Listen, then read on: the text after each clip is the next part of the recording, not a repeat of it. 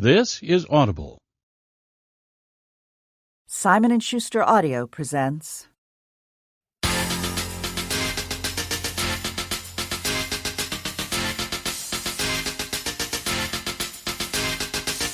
Unleash the Power Within, an exciting live audio seminar by Tony Robbins. Think of a change in your own life, or maybe someone you know, that was really hard for you to make. Like, really hard. You kept trying to change, never followed through, and finally one day, wham! You said, that's it, no more, never again, it's over! You're about to participate in a groundbreaking audio seminar by Tony Robbins, the world's leading expert on the psychology of peak performance and human potential.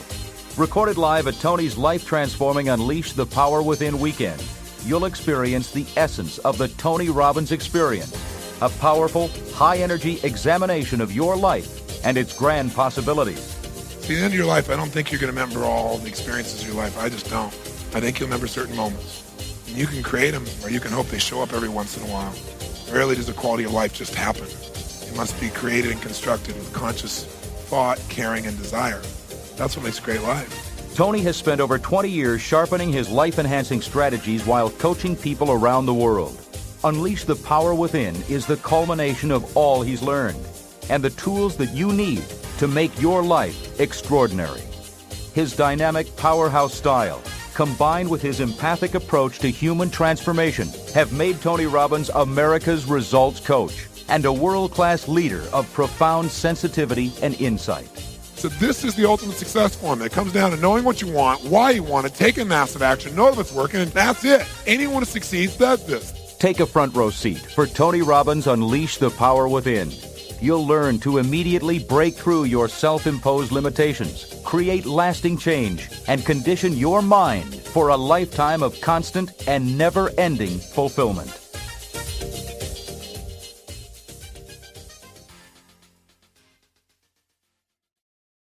There's so much in our lives that we can do. We could all be up at 6 a.m. with total passion for living.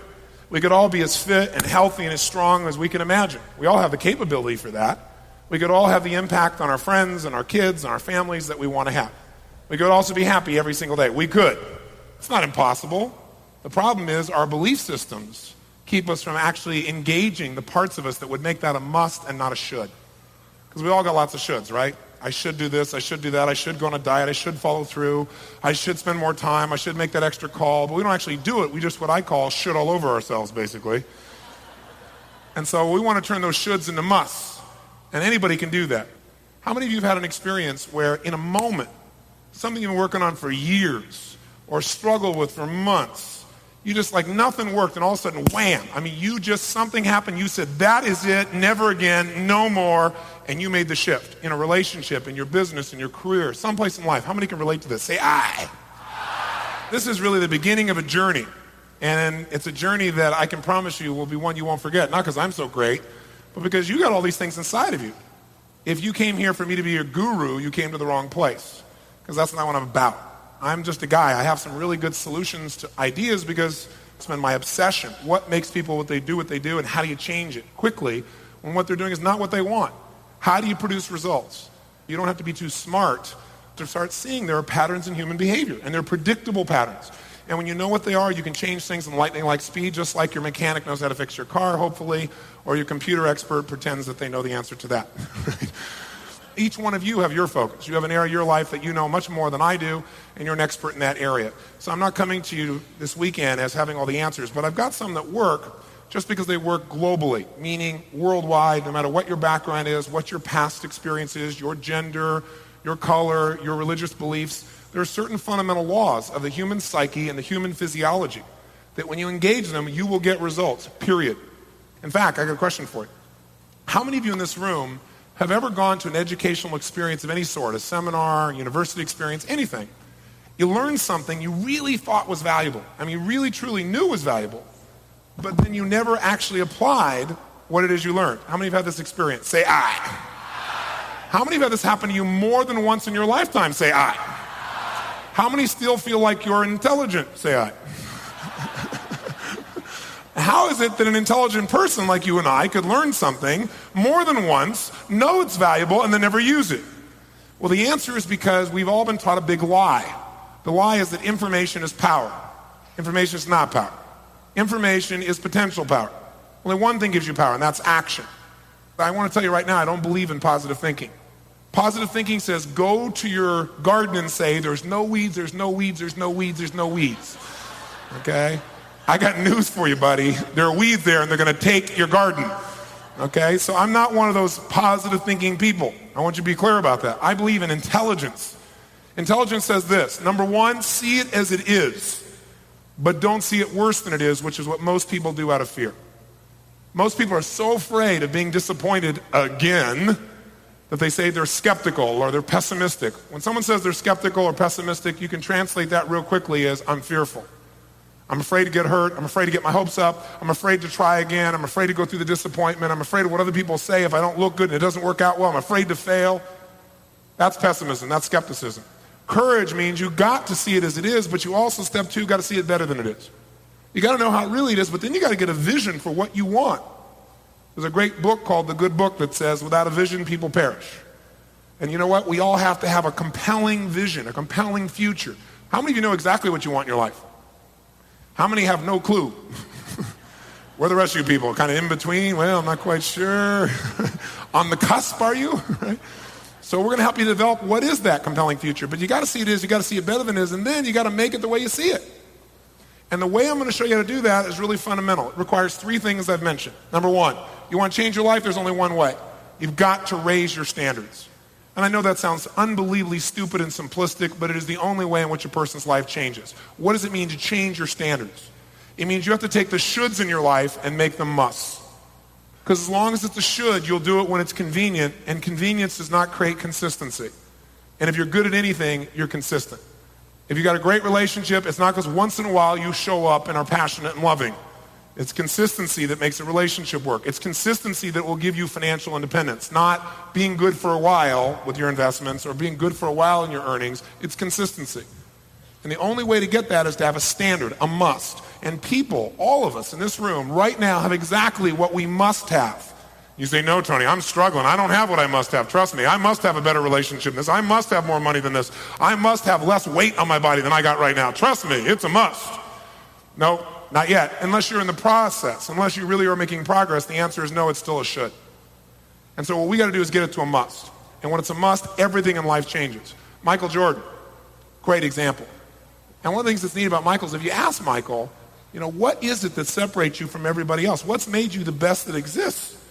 He's very humble, really warm. He's, thanks for the comment. And I say, you know, is it talent? Is it ability? Is it God-given gifts? I mean, what is it? And Michael will tell you, he said, Tony, no one has a higher demand on themselves than I have on me. He said, I don't compete with other people. I compete with what my best could possibly be. Because if I competed with other people, then I'm only going to push myself so hard. His standard is really simple. He modeled it from a man named Dr. J.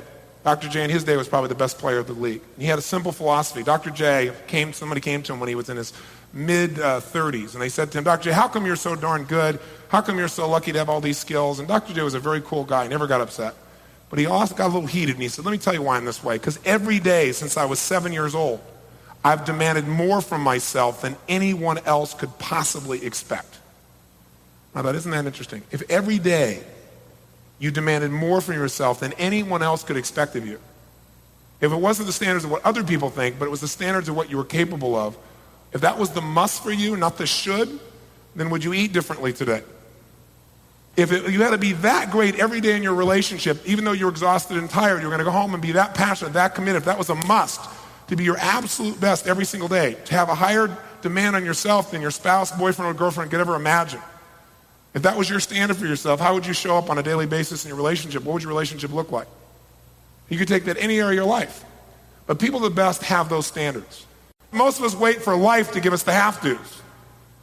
It's like if you don't push yourself, you don't stretch yourself, then God shows up and says, you need a little growth, and provides it to you in a way you probably won't find very pleasant. So I believe in raising my own standards, so hopefully God doesn't have to step in too many times with me. Right? Maybe God just gives me the opportunity and I can make some intelligent choices. Second thing that all people do who get what they really want, who expand and have a quality of life, is they change their limiting beliefs. Because the only thing keeping you from getting what you really want really is the belief that you can't have it, even though you say you think you can. The unconscious belief. The belief inside of you that says, oh yeah, I can do this. And this voice inside says, who are you kidding? We're going to give you a few skills on how to get your beliefs aligned. Have you ever been in a place where you were so focused, it was like you and the task at hand, and there was nothing else in the world but what you were committed to?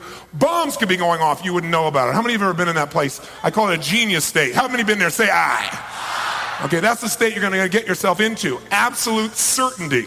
The bottom line is, what you're thinking about in this moment is controlled by your beliefs and your values, the way you've been raised, right?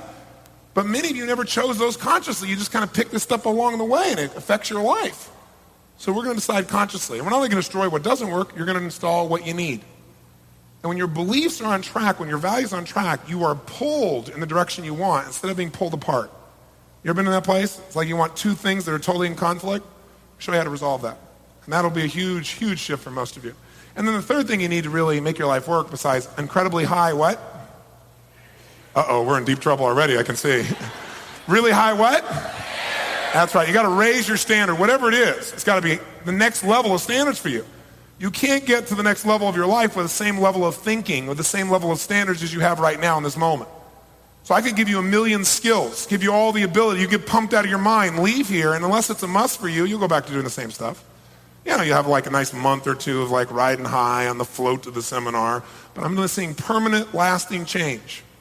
The only way you do that is get enough leverage on yourself that change is a must. And once you change it, it's so reinforcing, you stick with it. Not because you're so disciplined, but because it's so rewarding. Then the third thing you got to have is the right strategy. Because it's one thing to have a high standard, like you go, I'm going to go out and change the world. That's my must. And then your voice inside goes, who are you kidding? And you got a problem. But let's say you got the standard and the belief. And let's say your goal is to see a sunset, and your strategy is start running east looking for a sunset. I don't care how much you believe, you got a problem. You got to have the right strategies. Strategies for overcoming fear, strategies for taking action, strategies for attraction, causing attraction to happen to another person towards you and vice versa. Strategies for feeling love, strategies for making decisions, strategies for creating rapport, things that work. Why do they work? Why is it a strategy? It's proven. Because people of all directions, backgrounds, genders, all can do the same result. It's a strategy when anyone can do it, as long as they do it that way. It's like a recipe. Once you know it, you create the same result as often as you want. But you got to have the right strategy, or you can work real hard and be a really good person and be a real hard worker and still have nothing.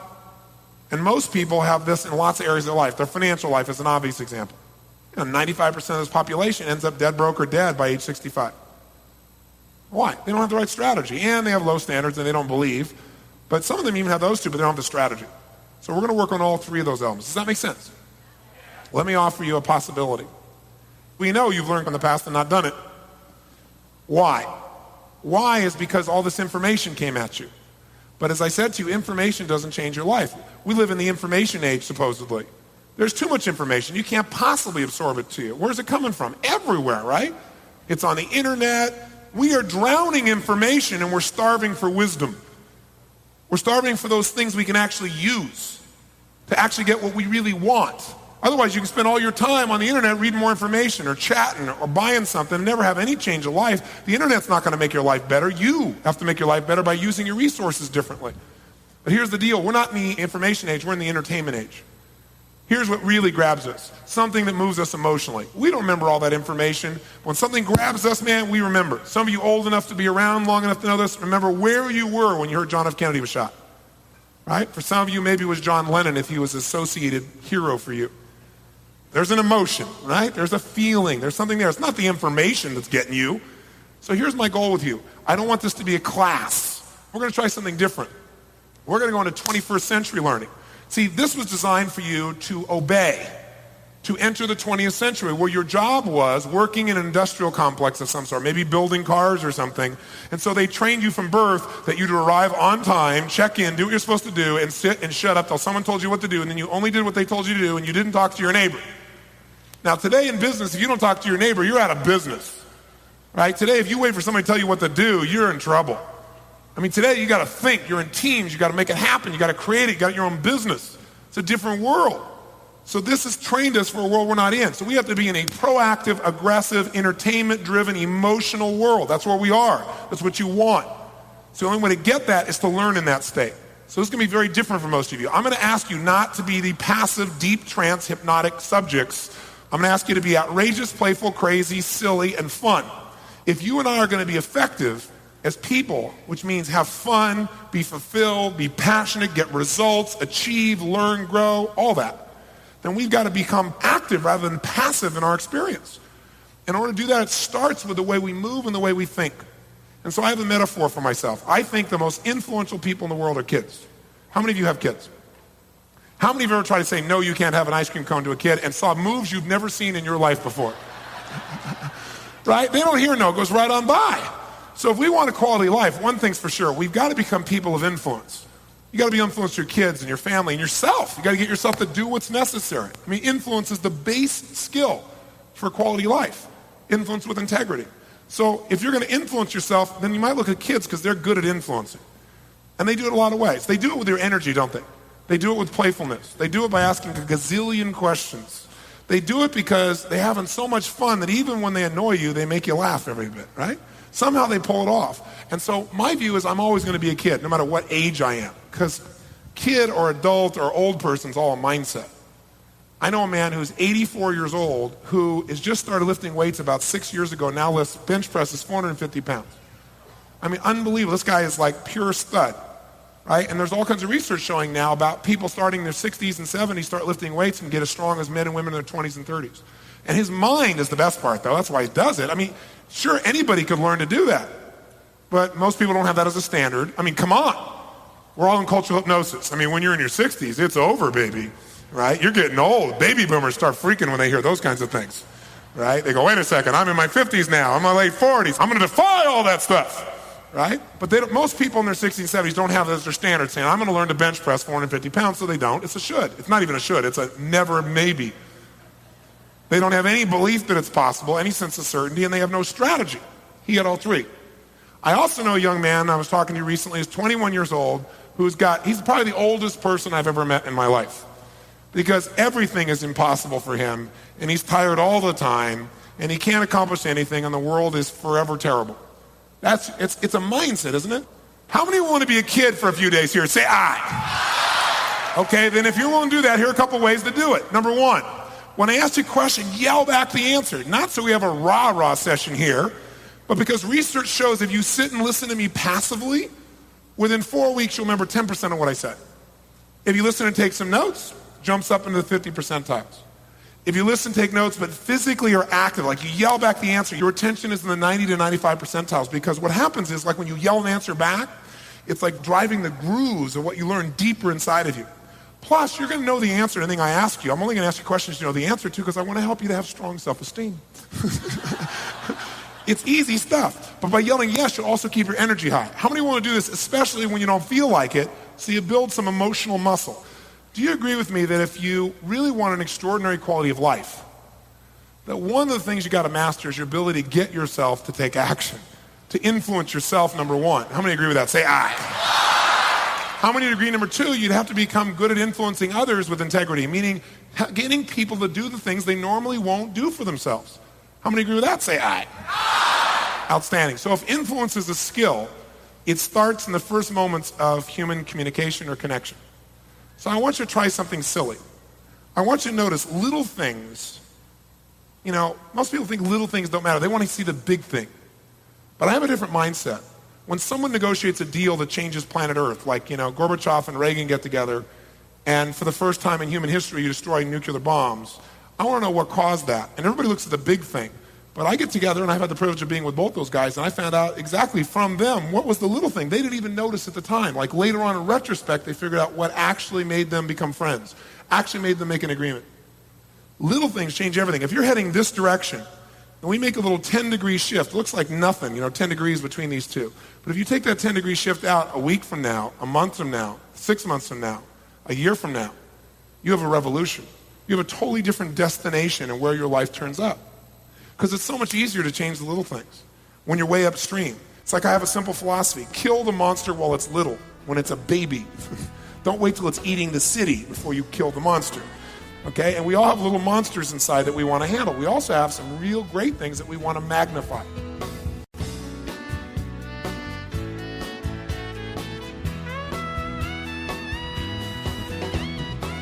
One of the things that changes your life is when you think you've hit your highest standard, what makes life never the same again is when you literally decide that there is a higher standard for you. When you decide there is more. And that's a conscious decision. You see it in an athlete when there's nothing physically left inside of them, it appears, and no one else expects it from them, and they reach down inside and they step up, right, to the challenge. And you can just see it. It's determination, right? It's will. It's faith. It's courage. It's passion. It's when you reach down and you find something more inside of you. And by the way, that's where all the juice is. That's what you all came here for, whether you tell me that or not. I know that's what you really want. You may have other ways of languaging what you want, but what you're hoping for are those core feelings. But those core feelings are things you can have in a heartbeat. You just must exert them. But it starts with even the way you move. So I want you to think about constantly raising the standard, because if you in life are in a position where you do a poor job at something, and that's your standard, like, on a regular basis, you don't even do a good job. You're pretty poor at it. In life, you do a poor job. What kind of rewards do you get for a poor job? Poor. That's what I used to think too. I used to think if you did a poor job, you got poor rewards. Seemed to make sense. That's not how life is rigged. You do a poor job, you get no rewards. You do a poor job, you get the door. Poor job too often, you're out of here. You get downsized, right-sized, outsourced. Isn't that true? You do a poor job in a relationship, that person's not going to stick around. You do a poor job with your kids, they end up in jail. Poor equals pain. Poor, there are no rewards for poor. It's not an equal deal. You do a poor job, you get a poor reward. Wrong. Let's say that standard's way down here. Now, the next level of standards would be a huge jump way up here to something called good. Now, when you do a good job at something, what kind of rewards do you get? Some of you say, good. No, I used to think that too. You do a good job, you get good rewards. Wrong. I'll tell you the most scary thing that happens to me every day in my life. I get stopped every single day by at least a dozen people, and they come up and they either tell me incredible stories about their life has changed. They'll say something like, Mr. Robbins, and they're really serious. And you can see there's some pain. They go, I watched you on TV and I thought, if I ever met you, I might ask you this question. They'll ask me a question something like, I'm really a good man. How come my wife left me? And it's heartbreaking. Or she'll say, I'm really a good wife. How come my husband left me? Or I care about my kids. How come they hate me? How come my kid's on cocaine? And it tears me up inside because I care so much about people, and you can't tell them what the truth is. The truth is you did a good job. And that's the problem. That's the problem. Because when you do a good job, what kind of rewards you get? Poor. So the bottom line is, most people here are really trying to do a good job, and most people are really good. They're really good. I was a good man, and I was fat, and I was overweight, and in the emotional sense, I was broke. Financially, I was broke. Spiritually, I was wiped out, and I was a good guy. And I was so frustrated because I said, I'm good. You got to know, good's not good enough. Now, I know none of you would settle for good. You wouldn't come here. You're all overachievers, right? So poor is not even in the realm of your possibility. Good, this big jump here, you go, that's for wusses. You guys here are ultimate achievers. You're way up here with a thing called excellence. Am I right? That's what I thought. How many here are committed to excellence? Say I. Outstanding. When you do an excellent job at something, what kind of rewards do you get? Good. And you know what? It really annoys you too, doesn't it? Because most people go, wait a second, you ever done this? You ever achieved a goal, man? You went for it, you achieved it, man, you made it happen, and then you went, is this all there is? How many been in that place? And it's kind of like a depressing moment, isn't it? Because you worked so hard for it, you achieved the goal, and you're still not happy. That's because you were really excellent. See, excellence is like you're like one of the best. Excellence is you really do, an excellent job. You're not just good, and you're certainly not poor. For God's sakes, you should have bigger rewards emotionally or financially or in your career or in your relationship for being excellent. Nope. You go, I don't have anything left. There's nothing left of me. I've given my all. Nope. You've not given your all. There's that little piece you haven't got to that if you get to it, you get all the rewards. Because if this is poor, huge jump to good, huge jump to excellence, here's the good news. All the rewards are at the next level. And they're disproportionate. They're like way beyond what you can imagine. And the good news is they're about this much higher than excellence. At a level right there, right? Right there. And that level, hallelujah. feels like a sermon at this point, right? That level right here that's just a few inches above is called outstanding. And when you are outstanding, when you stand out from all the rest, in your courage and your commitment and your persistence and your love and your dedication and your skill set and your whatever, you get all the rewards. And it's unfair, really, because you're only a little bit better than those people that are excellent, but your rewards are like a gazillion amount. It's just being outstanding on a consistent basis instead of being excellent. And that difference, by the way, is not usually really a large skill difference. It's a psychology difference. It's a standard difference. It's what you hold yourself to. I mean, did you watch the opening to the Olympics in Atlanta? When this guy walked out, I don't know if you remember, how many saw the opening to the Olympics? And this little guy walks out, he's 97 years old. He's the oldest living gold medalist. And he walks out into the field, and what happens? 100,000 people in the stadium stand up and clap. The president cried. I mean, why? They don't even know who this guy is. Because they know he was outstanding probably 40, 50, 60 years ago. Unbelievable. Think about it, 70 years ago. That's what we value outstanding in a culture. A good example is Carrie Strug. Now, this little girl, remember what happened? This little girl gets hurt, injured. It's like a movie, right? It's like a Rocky movie all encapsulated. Because you're watching, it's like the Americans finally look like for the first time they're going to be able to finally win, finally beat the Russians. And sure enough, all of a sudden this girl wrecks her leg. And as she does it, everybody's like, oh my God, it's over, it can't happen. There she goes, holds it in. And what happens? She goes away, everybody's there, and all of a sudden the monitor comes on and goes, my God, I can't believe it.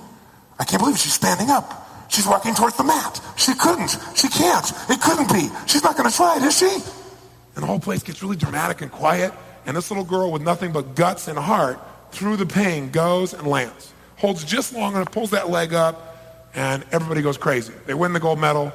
How many of you cried? Come on, you cried out there, come on. And you don't even know this girl. If you felt the emotion in that moment, if you cried or you felt celebratory, there's only one reason why.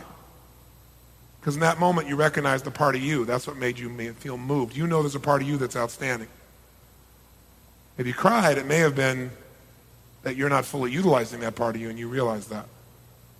If it felt celebratory, maybe you just for a moment remember what it would feel like if you engaged that part of you. But that only happens by a decision, because it wasn't skill that made her win, it was heart. And that's something you have total control of.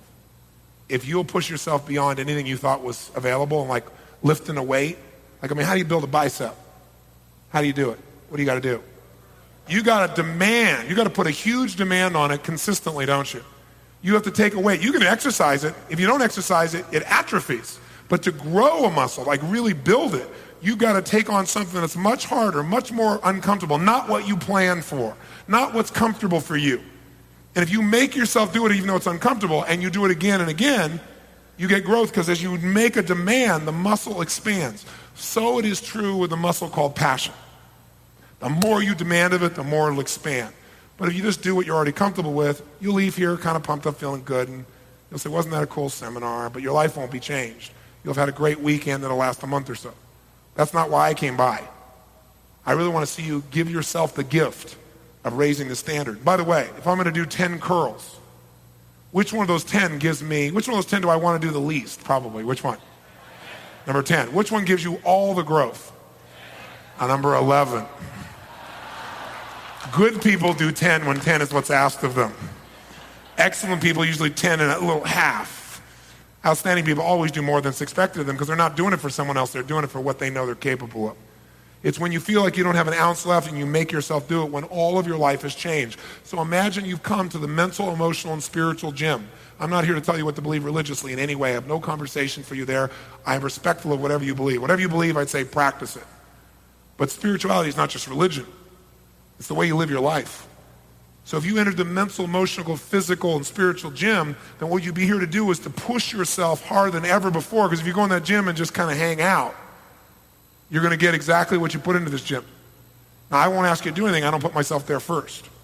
So I will be an example of what's possible in my own way, but you want to be your way.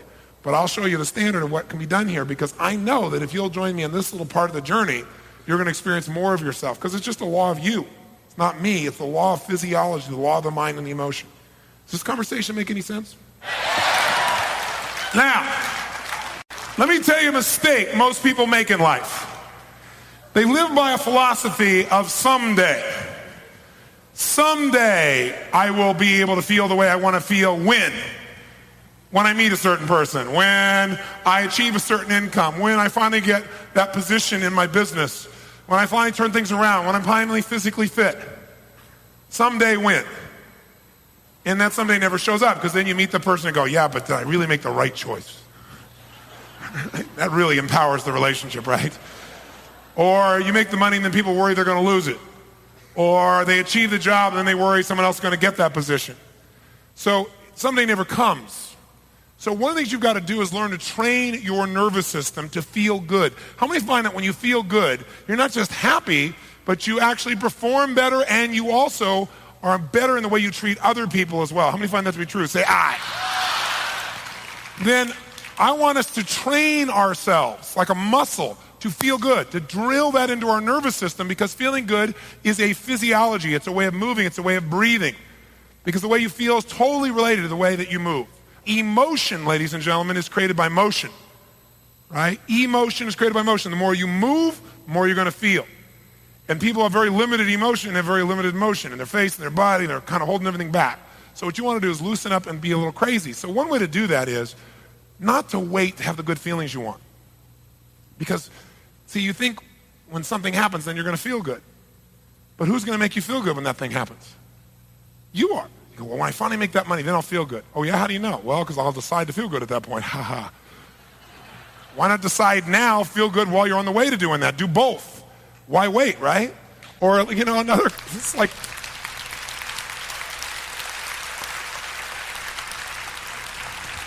people say all the time, they go through a tough situation. They go, someday we'll look back and laugh at this. Why wait? If you're going to do it someday, might as well look back right now and get it over with, right? Start laughing, have some fun with it.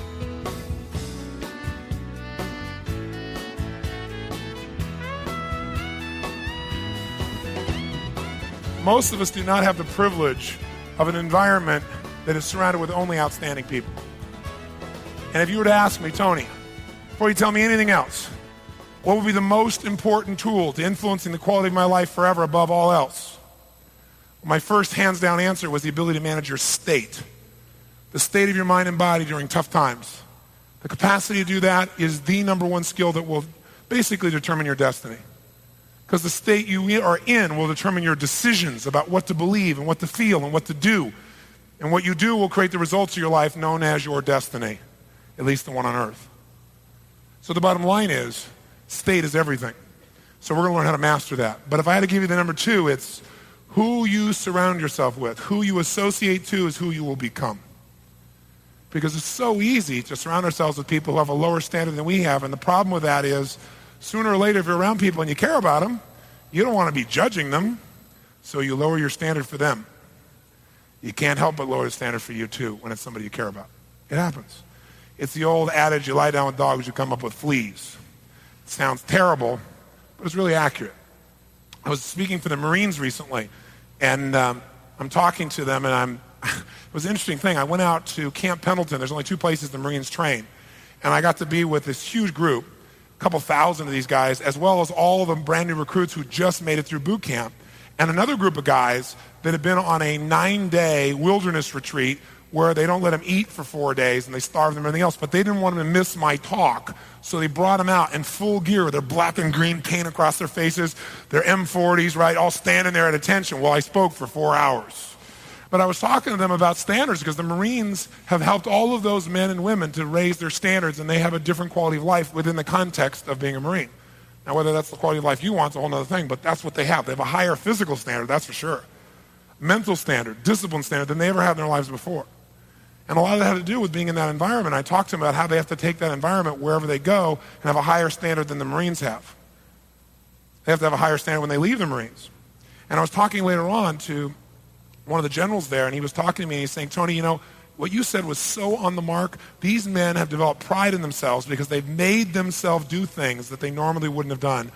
But he said, it's definitely been influenced by this environment. And many of them, when they leave this environment, this will have been the peak of their life in terms of how proud they were of themselves and what they accomplished in their life. Many of them will never do. They'll never translate this standard to their daily life when they leave here. And he said, why do you think that is? Do you think it's because people don't care, or people are basically lazy, or you have to supervise people, or, he went through all these things. And I said, no. I said, I really think it's that most people's lives are a direct reflection of the expectations of their peer group. What does that mean? Well, your peer group, first of all, is anybody around you that you respect and you give them emotional power, meaning what they think or what they feel affects you. They're your friend, you want them to like you. So at some level, whether you're aware of it consciously or not, it affects you. Maybe it's your family members. I don't know who your peer group is. Maybe it's people at work. But it's the people that you care what they think or feel. Even if you say you don't, we all care at some level, right? Who are those people for you? That's your peer group. And your life will be a direct reflection of the expectations of your peer group. And here's the challenge. What if you have a higher expectation for your life than the people you surround yourself with? Higher expectation for what you want from your life, in terms of your passion or joy or love. Higher expectation of what you want to accomplish. Higher expectation of what you want to feel or spirituality or whatever it is. Well, now you have a conflict. Because now what will happen is if you have a higher expectation than your peer group who really does care about you will pull you down. Not because they're trying to pull you down, because they don't want to lose you. So they'll say, hey, come on, don't be so serious. Don't be working at that all the time. Come on, relax. Geez, what's the matter with you? And they will find ways to undermine what's going on. Not because they don't love you, because they do love you. Because unconsciously they sense, oh my God, you might change, grow, or expand. What would that mean to me? I could get left behind. And most of us want love so much at an unconscious level, if not at a conscious level. We want acceptance so much that through time, gradually, over the years, we lose what our dreams are. We lose our expectations. And what we once thought was a must is kind of a, well, interesting. We don't even think about it anymore. It's not even a should. Or maybe it's a should someday if all comes together. And so I would say to you that you have an opportunity to get a fresh look at your life. This is a crash course in transforming every area of your life that you want to. The value is we're going to create an environmental standard here that's quite extraordinary. We're going to create it together. Mark my words. Whoever you spend time with, you will become. So you better choose real well. Am I saying get rid of your friends? No. Here's the other way you can do it. You can lead. You can have such a high standard that no matter how low the standard is above you or how nice it is, you can take it from good to excellent to outstanding for your friends if they have the desire and if they have enough caring to be with you. But you're going to have to make those choices. It's not the kind of conversation that you hear in a positive thinking kind of environment. I'm not saying go surround yourself with positive people. I'm saying you got to make sure that wherever you are, you at least have some core friends that have a standard that is so high that both of you will grow. It's like if you want to play tennis, you don't play against somebody who's worse than you are on a regular basis and expect to get better. It just doesn't happen. If you got the guts, you play somebody who's better than you are and you work like crazy so you can move up. And maybe you have some people that play at your level too, but you got to play at that game. Raise that standard. If I was going to say, like in 2 words, what this is all about, it's about stepping up, man. And you got to decide to step up or pull back. So you got to take a look and say, okay, what is it that I really want? And I got to make some really conscious choices. And if you make those, you can have more fun than you've ever had before. It's not like living a life that's totally disciplined, because discipline never lasts. Because discipline is as painful and you do it anyway. You got to do it anyway in the beginning, but after a while, it becomes natural for you because it's so rewarding to play at this level called outstanding. You won't want to go back. It won't be, I got to discipline myself. It'll be, this is who I am. And that's when things really shift.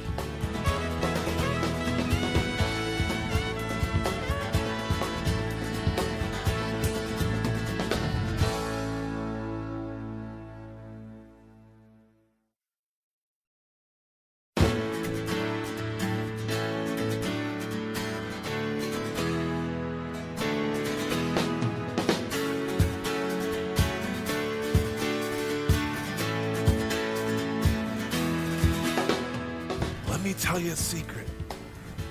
It's so easy to feel good. The only reason you're not is standards. You don't have a standard to feel good all the time because society says that feeling bad, that's natural shit. But feeling good all the time, you got a problem.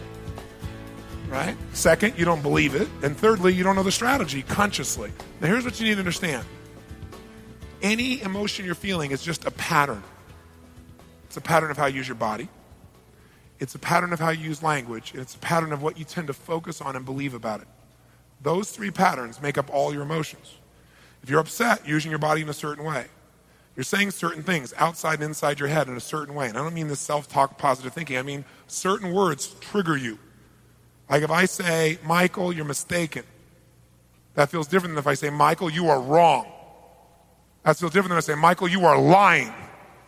Right? How many can feel the difference between those 3? If someone's saying to you, say I. So there are certain words, we're not like being positive, certain words that will fire off your emotion in different ways, different levels.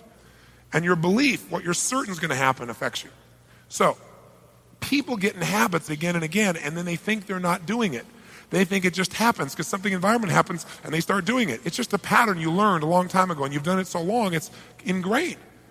So there are 3 patterns, I call it the triad, that everything that you feel are created out of, and whether you do something or not is based on how you feel. For example, faith, determination are triads. They are nothing but a big word, a generalization for 3 things you're doing when you're determined. Use your body in a certain way when you're determined.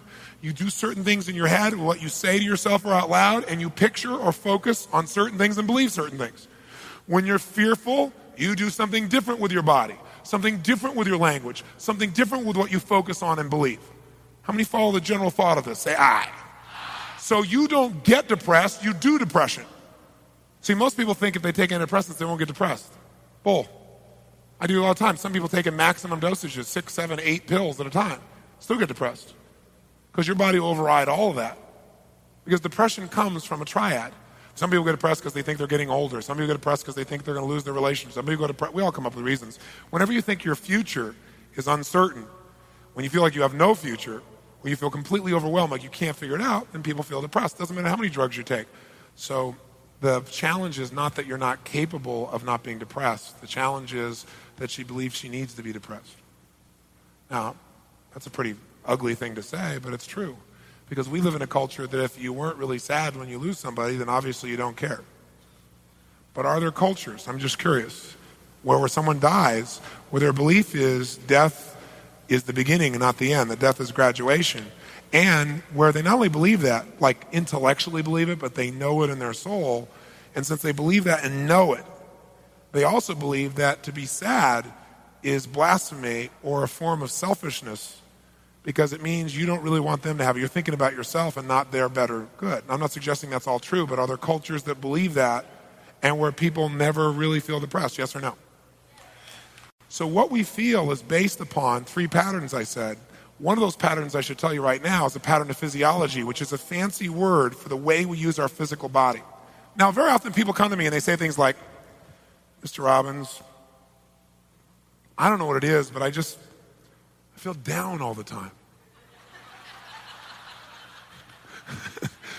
And other people, I don't know what it is, I feel so up. Why do you think I feel so up all the time? Right? Or some people come to me and say, Mr. Robbins, I don't know what it is, but I feel angry all the time. You think you could help me? So why don't we start with your face? Okay? I mean, think about it.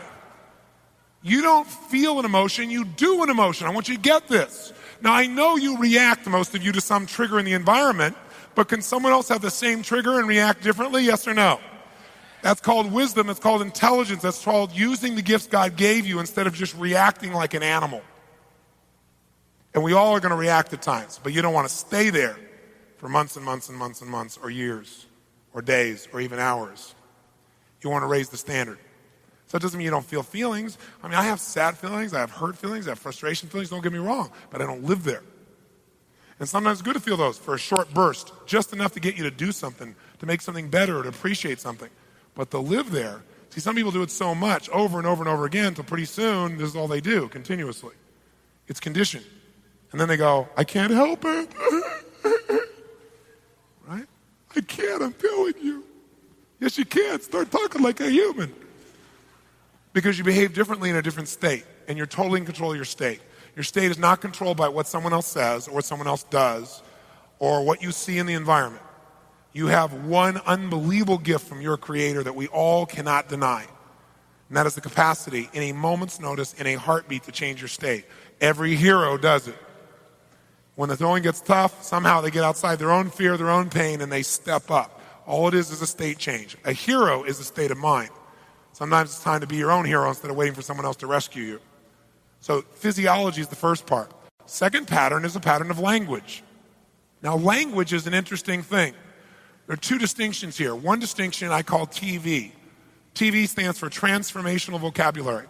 There are certain words, as I said earlier, that will magnify human emotion and certain words that will lower the intensity of human emotion. So you just got to notice which words. If you say to somebody something like, I really like you a lot, that gives a different experience than if you say, I love you. That's a very different experience than if you said something even more colorful. Transformational vocabulary means there are certain words that just changing a word, you change your states. Like, have you ever heard someone listen to a speaker that just listening to them moved you or inspired you, like maybe a Martin Luther King or a John F. Kennedy or somebody of that nature? How many remember somebody like that? Say I. Well, they moved you with just words, and words that have a vocal quality probably attached to it. But guess who's moving you every day with words? You are. But the problem is most of you aren't noticing the key words that either make you depressed or make you excited. Now, sometimes we put a group of words together and we start developing a belief system, but the way we develop it is we incant it. Most of the things you believe started as what I call incantations. What's an incantation? An incantation is like when you say something again and again and again with emotional intensities. It's not like an affirmation. You can go, I'm happy, I'm happy, I'm happy, I'm happy, I'm happy. Still not feel happy. That's an affirmation. What turns an affirmation into an incantation is when your entire physiology is involved. Because then what it does, it sends different signals to your nervous system that you mean it when you say something. Like you can say to somebody something like, I love you, or you can say, I love you, or you can say, I love you. And you're sending a different message, right, to the body by the way you incanted it. It's not just the word. So an incantation is when you say a phrase again and again with enough physiology, emotional intensity that it wires your brain. It's like, ever had this experience? Somebody says, hey, could you get me the salt? And you think to yourself, I don't know what the salt is, right? And so you say, I don't know what the salt is. And they say, well, it's just in the kitchen. You've been there. It's on the second shelf. I don't know where it is. Come on, just go get it. I don't know where the salt is. Come on, go get it yourself. I don't know where it is. Go get it. Fine, I don't know where the salt is. I don't know what the salt is. I can't find the salt. I can't find the salt. You open up, I can't find the salt. You look, I can't find the salt. It's not here. It's on the second shelf. Can't find the salt. Can't find the salt. Can't find it. I can't find the salt. They walk in, stand right next to you, reach right in front of your face and go, what is this? How many have had one of these experiences? Say I. Now, did your eyes see the salt? Yes. But your brain did not allow you to perceive the salt because you incanted 20 times. You couldn't find it, and your brain doesn't want to make you turn you into a liar. Okay? And we do this to ourselves all the time. Right? In psychology, there's a term for it. We call it a scotoma, a blind spot. Where you ever talk to somebody and you're using light, they can't even see it. It's like right there in their face, and it's an idea. It's because they've been incanting it forever. So people come to me, Mr. Robbins, I just can't figure out what I want for my life. I can't figure out what I want. I don't know what I want. I can't figure out what I want. Why do you think I can't figure out what I want? Maybe because you just said 12 times I can't figure it out with total emotional intensity. Maybe a clue. Okay? You have to be careful about your incantations. Okay? Now, so language, there's certain phrases we use, there's certain words we use that lock us into those states. They're like hypnosis. Like remember in the, you read mythology or the times of King Arthur and, Merlin the magician would come along and he would incant these phrases over and over again, right? And what happened? He'd turn a frog into a prince or a prince into a frog. Well, that's what we're doing to ourselves all the time. So we got to be smart and start noticing those triggers. And those phrases put you in those states. It's not what happened. It's what you're doing with your body, and it's what you're incanting or the words you're using. Then the third pattern that creates any emotion you're feeling is the pattern of what you focus on and what you believe about it. Focus/belief. What you focus on and what you believe about it. If you are in a position where you believe that nothing ever works for you, then that belief will begin to take over and you'll start to feel that way. Now, if you take somebody who's depressed and you give them a drug, will it work? Yes, because it changes the pattern of physiology for the moment. When you change someone's biochemistry, that changes the way they respond for the moment. But when that person takes that drug, but then they keep focusing on what they don't want or they don't have in their life, or what's missing, or they don't have a future, and they keep incanting it, even though they took the drug, these two will overpower this one. That's how someone could take a drug, an antidepressant, and still be depressed. And the person says, oh, we just got the wrong brand. Let's mix two of these together and overcome it. See, what that's called is trying to put a Band-Aid on something that's not going to heal because you haven't dealt with the source of it. And dealing with the source of it's really quite easy. We got to change the belief that makes us keep using that physiology. But very often, we don't have to do that. We just change the pattern of physiology. The belief goes away. The secret, though, is to condition it so it stays. Now, obviously, there's more to it than what I'm talking about, but this is the fundamental basis of making your life work. Because whatever you think your life working is will come down to some emotions. You want to feel love and joy and excitement and passion and peace and connection to God and your friends and all that stuff. And guess what? You're doing all of it or you're not doing all of it. And if you're not doing it, we just got to see, what are you doing? And let's change it. The only reason you don't is you don't believe it's possible. The only reason you don't is because you keep using the same physiology. You go, I don't know why I'm so scared. I don't know why. And then all of a sudden we change it and everything shifts. And then what we now do is condition it. So the question is this: what is it that stops you from getting what you want? And the answer is fear. That's it. Fear of failure, fear of success, fear of rejection, fear of the unknown, feeling of being disappointed, that fear of not looking good. It's just fear. Now, no achievers ever admit to being fearful. They're just stressed. You say, well, I'm really stressed because I'm not going to make the meeting. What you're really saying is, I'm afraid I'm not going to make the meeting. Well, what happens if you don't make the meeting? Then someone will be upset with me, or I won't be this, or I won't be perfect, or I won't be whatever, and I won't meet the rules, and then I won't feel good. It's fear. Next time you say you're stressed, just tell yourself the truth. You're afraid, right? Even if you're an achiever, yes, you do have fears. Having fears is called being human. The secret, though, is when you identify it, is to attack it and to change it. And the fastest way, by the way, of these three to change one state is the first quadrant of the triad, physiology. A radical change in physiology will change you faster than anything you can try and think yourself into. Because what you're doing is, it's like changing the plug. You know, you got a great computer, but you don't plug it in, it's not going to work too well. And when you change your physiology, it's like TV, it's like changing the channel. Now you go from a sad story to an adventure, just by making a change in the channel, the way you use your physiology in that moment. Okay? So think of it in those terms. Physiology, language, focus/belief. Anything you want to change will come down to changing those three things.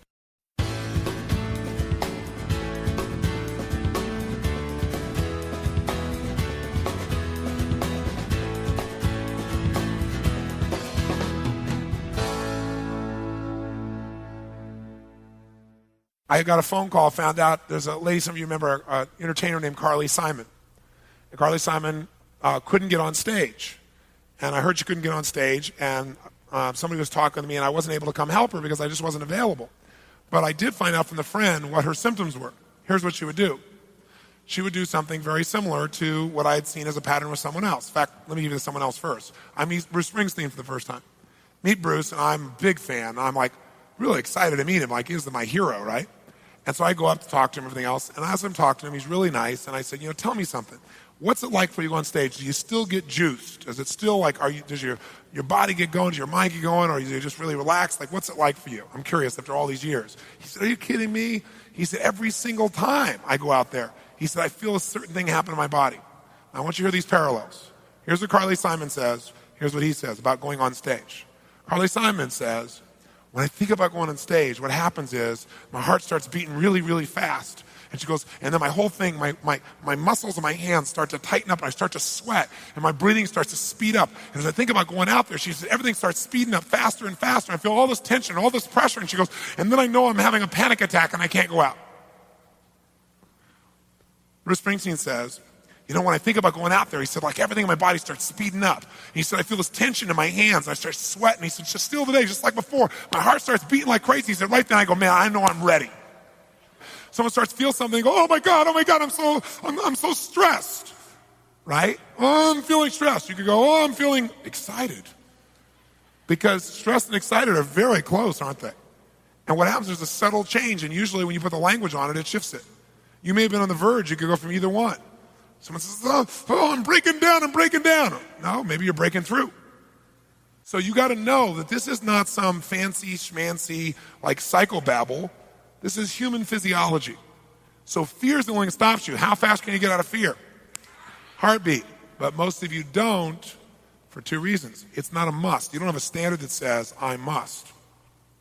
When you must, you do. Watch people in war.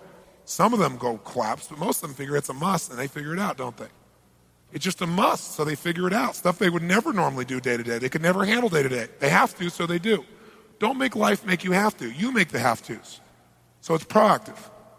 So fear is what stops us. What changes our whole life is action. Why don't we take action? Fear. What do we got to do to get ourselves to do it? We got to make sure that we push ourselves through it by making a decision. The point in which change happens is a decision. Every change in your life that you want will come from something simple, a decision. People go, what does it take to change? Decide. But you go, oh, God sounds so simple and so basic. It was that easy to already have done it, Mr. Robbins. No, it is that easy and you're still not doing it because you are not putting yourself in a state to decide. See, a real decision is not like a preference. It's not like where you say, I'll try it and see. That's not a decision. Decision comes from Latin. It means like incision, to cut off from. Decision is when you cut off any possibility except the thing you're committed to. It's like that is it. How many of you in this room have ever smoked cigarettes and then one day you finally decided no more, really decided, and you've never touched it again and you're not even tempted to? How many made that decision at one time? Say aye. You know what a real decision is. If I came to you today and I said, would you like a cigarette? Would you go, what brand is it? No, you'd probably say to me, no, I'm not I want you to hear that. You'd not only say, I don't smoke. You'd say, I'm not even that kind of person. You literally divorce yourself from even that kind of person. So it's no effort. When you really decide, it's not an effort. Once you've cut it off, it doesn't take effort. Deciding takes effort, but once you've decided, it's over. You don't think about it anymore. It's like it's easier to fast than it is to diet. Because when you're fasting, somebody offers you something, you don't even think about it. You go, no, I'm not eating.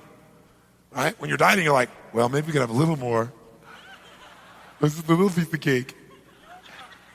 Not that many calories. Right? And pretty soon you're back to where you were again. So a real decision is what you got to make. When you make a real decision, life changes. But it's a real decision, you burn your bridges, you only move forward. Now, the way to get yourself there is to put yourself in state and condition it. Conditioning is this. Build the muscle. Do you do it one time? No. You do it a lot and you do beyond what you're comfortable with, and the muscle expands, and now what used to be hard to do as the muscle grows is easy. That's the same thing with every other kind of muscle. But I'll give you one example. They take monkeys. I don't approve of this research, but this is what they do. In UC Irvine, University of California, Irvine, they've done these studies where they take monkeys and they will take 4 of their fingers and tape them down. And then they take one finger and they bend it back and forth 10,000 times.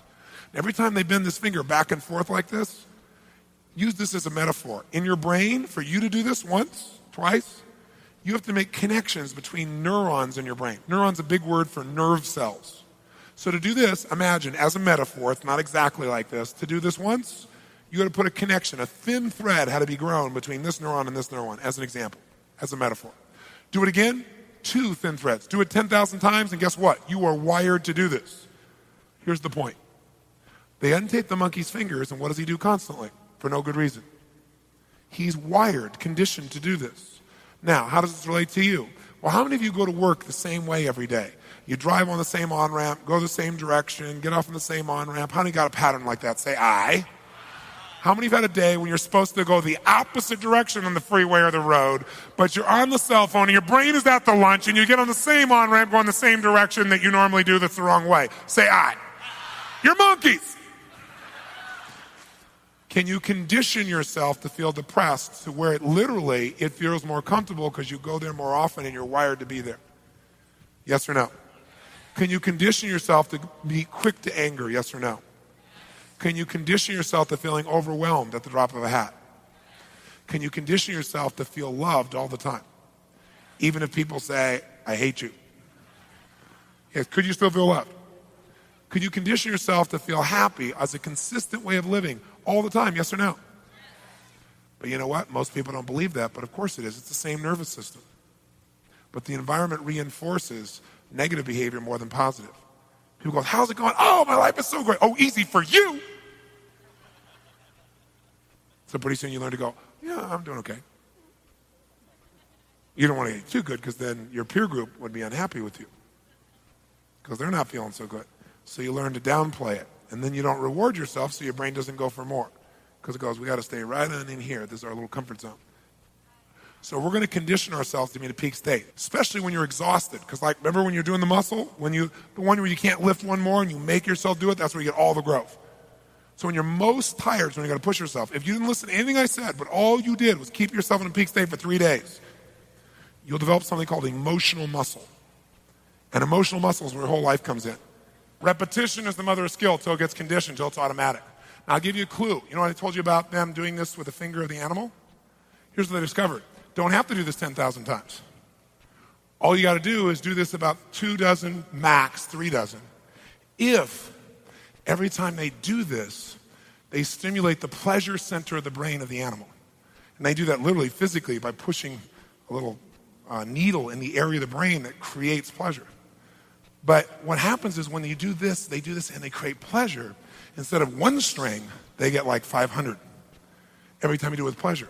So what happens is you can condition yourself with that pleasure, and you can get this done in a short time. It doesn't have to take you 5 years. So we want to purposely put ourselves in these peak states over and over again, not as a rah-rah session, but literally as a training tool for our human nervous system. How many follow this? Say aye. And the secret is when you don't feel like doing it, that's when you got to do it the most, because that's when you'll get the real conditioning. But don't just do it like, all right, yes, yes, yes, yes. Okay? You got to smile and make yourself feel good while you're doing it and make it better each time.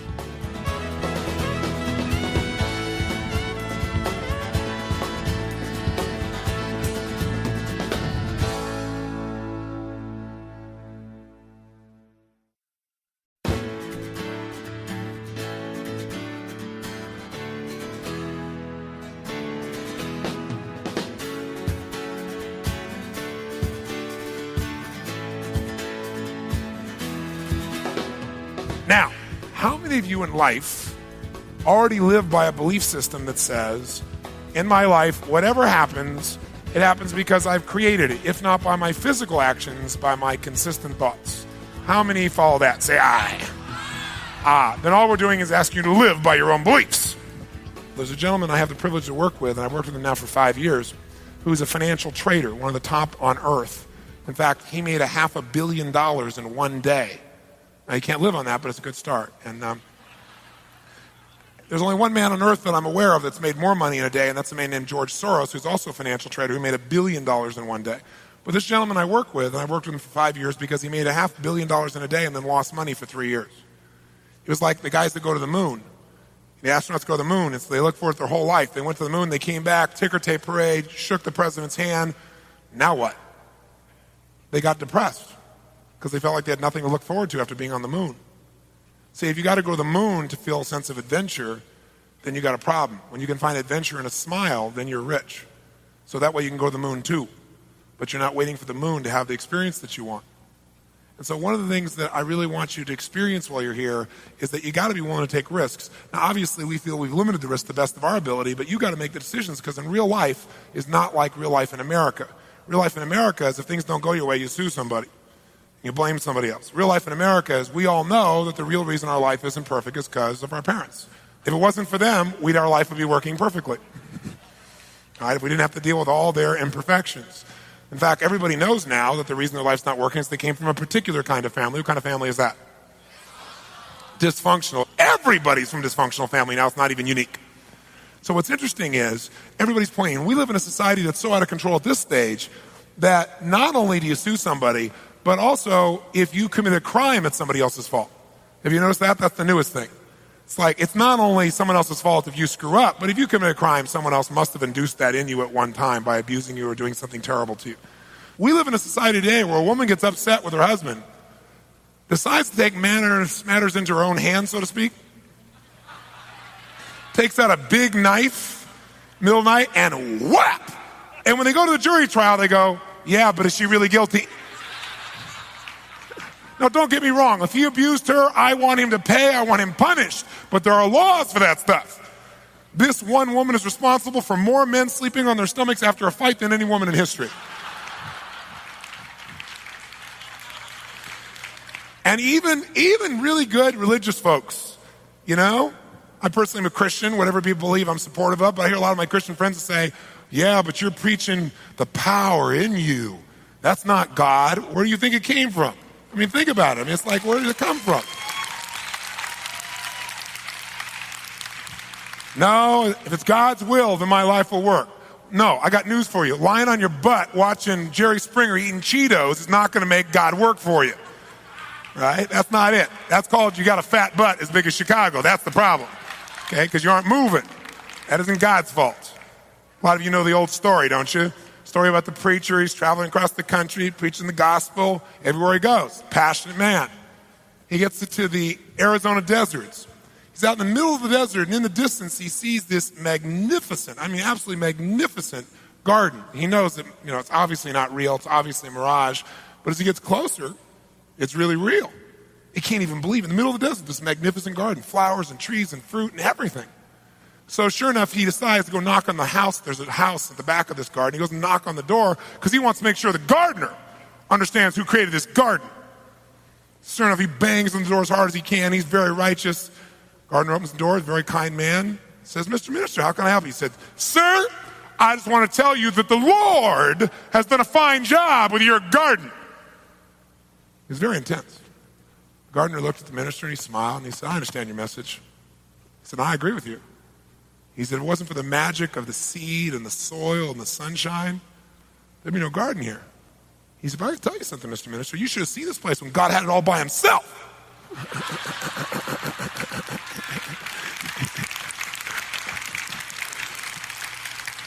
We got to do our part, right?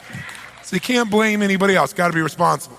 So tonight, while you want to be responsible, it's not just be responsible for the problem because you're going to have a great experience.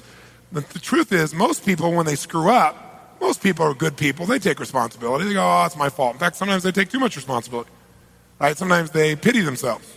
That's not the goal. The truth is you're going to have a great experience tonight. What you don't want to do at the end of the night is go, well, look what he did to me. Because I'm not going to do anything to you. What I will do is be a good coach for you. I'll help you steer your rudder a little bit to get you back into open seas because learning is remembering. Socrates said that. So maybe what we can do is remember what we already know. Maybe I can give you some words, maybe give you some tools so you can remember what's already inside you so you can use it. It's not a gift I'm going to give you, it's a gift that's inside of you. But you've got to take responsibility to give yourself the credit for it too. You want to make sure you understand you're the one doing it. And by working together, human beings can accomplish more than they do by themselves because we coach each other. That's the essence that we're talking about here. A lot of people think that their life would be great if, the weather would cooperate, if they had great weather. Does the weather determine how you feel, yes or no? I'm hearing some yeses and nos on that. Okay. Well, some people think their relationship determines how happy or sad they are in their life. Does your relationship determine the quality of your life? Okay.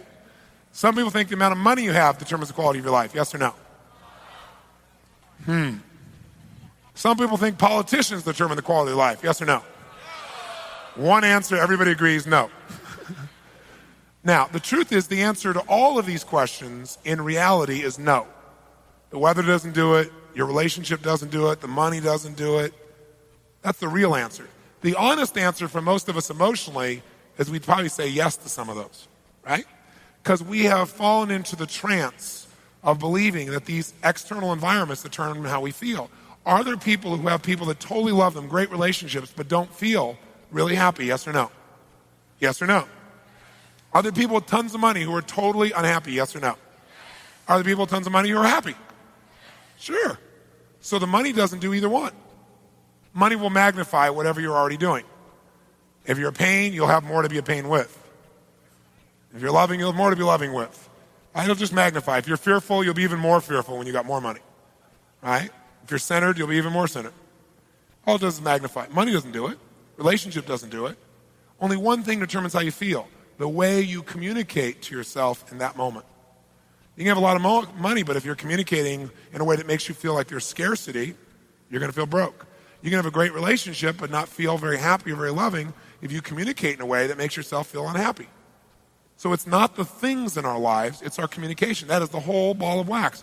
Are there people who have been through unbelievable physical, mental, emotional, spiritual, financial, sexual traumas even, or abuse, whose lives have turned out phenomenally well, yes or no? And then you find somebody who's been given all the love, all the education, all the background, all the family support, all the money, all the things they thought they want, and they're a drug addict. Explain the difference. The difference is that it's never the things of your life. It's always the way you communicate. It's the meaning you make up for it. And some people take all their abundance and say, I'm abused. Some people take all the abuse and say, boy, there's a gift in here somewhere, I'm going to find it. It's all communication. Your life has nothing to do, the quality of your life has nothing to do with your real life. It has everything to do with what you communicate here. So whether you're really happy today or sad today, whether you feel like your life is a success or a failure, is not whether it's really success or a failure, it's just what you communicate. And what you communicate with certainty, you believe. And since you believe it, you feel it. And whatever you feel, that's your life.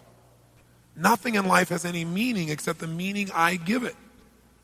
Nothing in life has any meaning except the meaning I give it. What does that mean? It means, well, one person has an experience and they say, what does this mean? They communicate to themselves, this means God hates me and my life is over. Because he's obviously punishing me. Someone else has the exact same experience and they go, what does this mean? And their brain says, what this means is God is challenging me to reach down deep and find out who I really am so I can do something even greater. What's the difference? The difference is one person is suicidal and the other person is driven and excited. What's the difference? Communication to oneself. There is not a single skill in your lifetime that will be more important for you to master. And there are few people, very few people that really master it. But anyone can. It's just not the primary focus because we're busy doing other stuff, thinking that if we do enough of this other stuff, we'll finally feel good. But we don't change the way we communicate, so now we reach for a drug to make ourselves feel good because we don't know any other way. Then we get smart and go, that's not going to work. So then a doctor who really cares and means well says, we'll help you feel better, we'll give you another drug. That seems like a natural transition from one drug to another, right? But for some reason, I'm still unhappy because I haven't changed the way I communicated myself 100%. A large amount, but not 100%. And because I haven't changed that, I still don't have the final change I'm after.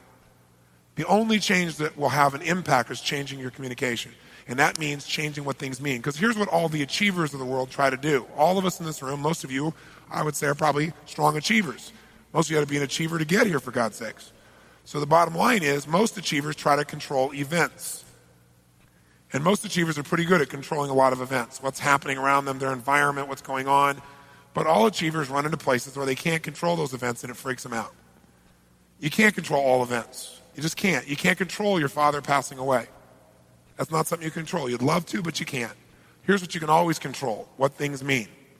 And when you control the meaning of something, you control the key and the secret to life itself, at least the quality of life that you want. But if you don't control this and you keep focusing on this, you got no future. Because there's going to be a lot of these you don't like. But you know what? Even ones you don't like, you can find an empowering meaning for. And that's when life works. That's all it takes. And that all comes down to communicating well with yourself. I mean, I'll give you an example. Look at a guy like John Belushi. This guy was beloved by millions and millions of people. And you know what? He achieved all his goals. He wanted to be funny as heck. He wanted to be a national television star. He wanted to appear and play on Broadway. He wanted to be in movies. He wanted to play music. He did all the above. He wanted everybody to love him. He got tons of people to love him. He wanted to have a great wife. He did that too. Now, was this guy successful, yes or no? No, he's dead. That's called failure. I'm not being negative towards his name. I thought he was a great guy, but you got to call a spade a spade. This guy was great at communicating to whom? Everyone but his. So he felt torn up inside, so he turned to drugs as a way to try and change the way he felt because he didn't change the way he communicated to himself. So now a great talent, a great spirit is gone.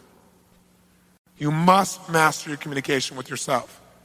Contrast him, for example, to a friend of mine who got shot down in Vietnam.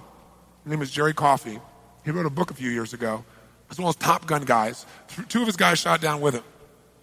He gets locked up for 7 years, beat every day, tied with shackles, in a cell that is not much wider than my body and 6 feet long. That's the width. With nothing to take care of his necessities except a little hole in the ground and a middle pan with some water in it. Beat on a regular basis, abused on a regular basis, isolated, 7 years. Now what's interesting is Jerry came out of that and said that's the most powerful experience of his life. He wouldn't trade those 7 years for anything else that could happen to him. You go, the guy's on drugs. No. What he did was become a master of his own communication with himself. Because here's what's interesting. What happened is every day he realized when he first got locked up, he said, you know what, I might be here a while. And he thought for himself, okay, what does this mean? He said, you know what, if I say this means my life's over, then it is. If I say, why'd you do this to me, God? He said, then I'm just going to be, living here in pain. So he said, okay, how can I use this? And that was his question. And by the way you change your communication with yourself is you ask a better quality of question. Questions shape our entire thinking process. In fact, thinking is nothing but the process of asking and answering questions. And the problem is most of us are asking questions of ourselves on a regular basis, but they're unconscious. We don't even notice it. We say things like, how come I always screw this up? We ask that a lot. Well, maybe you don't screw it up, but ask and you shall what? Ask a lousy question, what do you get? So if you say, why do I always screw this up? You don't, but your brain's going to come up with an answer. It says because you're a schmuck. Right? Ask a lousy question, get a lousy answer. So someone says, how come I can never lose weight? Because you're a pig. I mean, that's what your brain will tell you. You ask a lousy question. If you say, how do I lose weight? It says go on a diet. But then you go, I hate that. Diet equals pain, so I don't want to do that. But if you say, how can I lose weight now and enjoy the process? Wow, new question, new answer. You might say, wow, I might like to go horseback riding. Maybe I learn to play polo or do something fun. Wow, in the midst of doing that, I don't even think about losing weight, but I will. If you want a better answer, you got to ask a better question. And most of us have habitual questions that we don't even realize we ask that control our whole thinking. So instead of saying, why did you do this to me, God? He said, how can I use this? Good question. By asking that question, he got some new answers. And what he decided to do was to control his communication with himself. And so each day, he asked himself new questions. And the questions were, okay, let's pick a day out of my life. And he relived all the days of his life. He literally think the entire day through and see what he can learn from each experience of his past life. Because there's nothing to stimulate him there. Each day, he physically stimulated himself. Did hundreds of push-ups and sit-ups, even though he was getting bread and water most of the time. He came out of this thing stronger mentally, emotionally, spiritually. He said he came out closer to God than any other time in his life. He said there's no one else to talk to. So he had to create that. But what's interesting is he was shot down with two other people. One guy committed suicide in the prison. The other guy is still, to this day, in a psychotic ward here in the United States, a couple decades later. Now, what's the difference between my friend and his friends? Only one thing. The way he... With who? That's it. I don't know, it doesn't sound very sexy, but it's your whole life. And so maybe it's time to take control of it.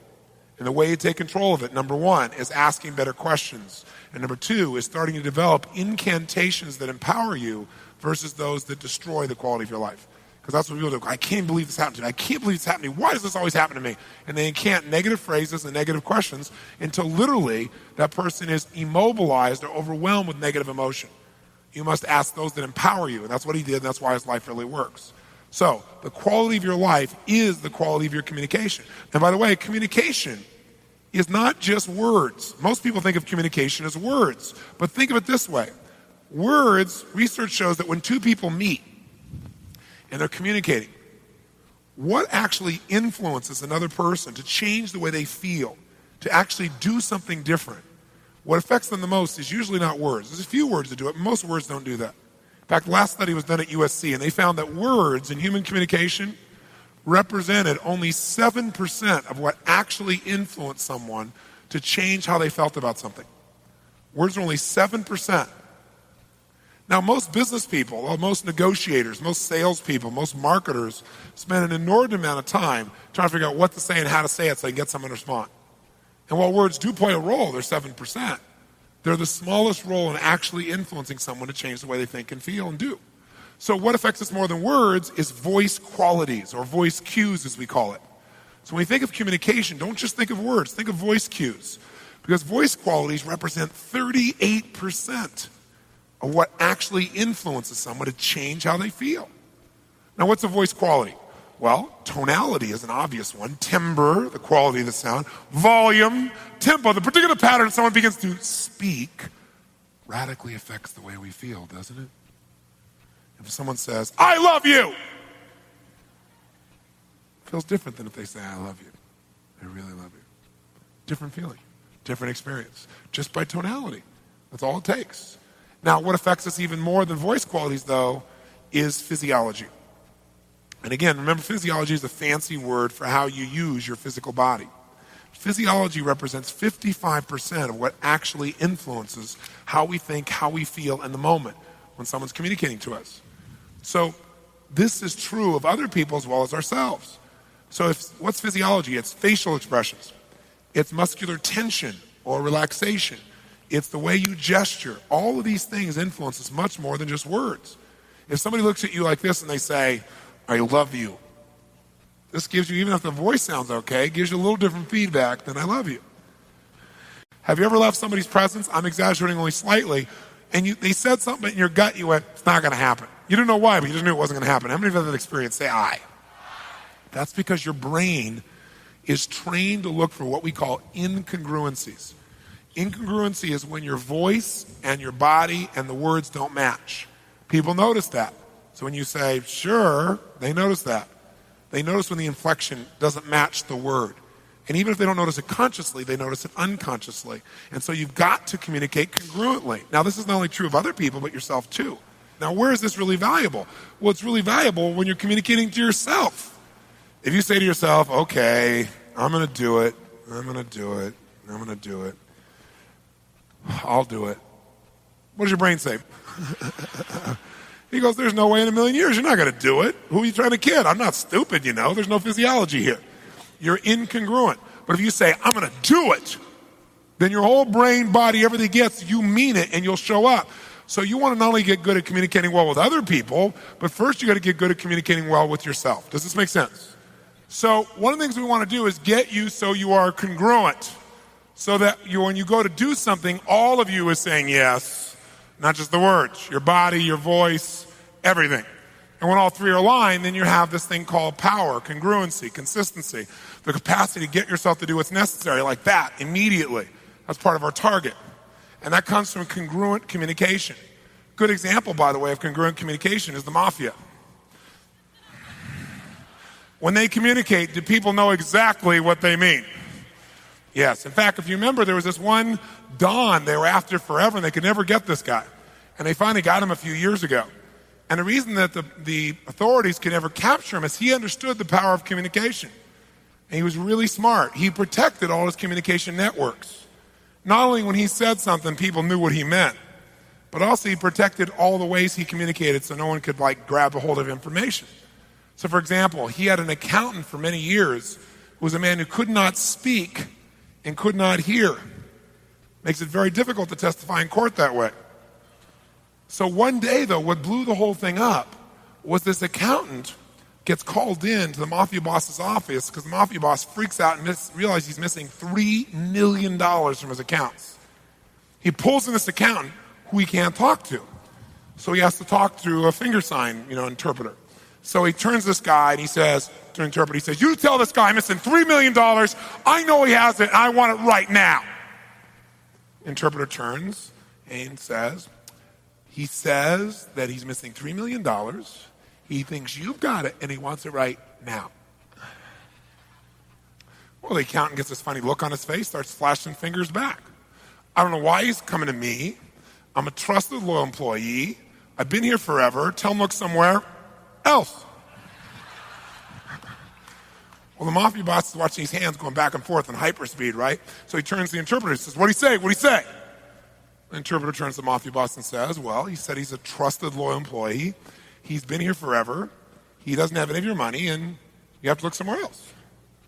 Well, the mafia boss didn't have much patience, so he pulled out a very big gun, put it direct at the head of the accountant, started screaming, you tell that accountant I want my money right now. I'm blowing his brains out. The interpreter turns, starts flashing signs. He says he's very upset. He knows you have the money. He wants it right now. He's going to blow your brains out. Right? All of a sudden, this accountant starts flashing signs very, very rapidly. He goes, stop him, stop him, stop him. I'll tell you where the money is. It's in my cabin by the lake under my bed. Well, the mafia boss is watching his hands going back and forth at incredible speed. He turns to the interpreter and says, what'd he say? What'd he say? And the interpreter turns to the mafia boss and says, he says he doesn't think you have enough guts to pull that trigger.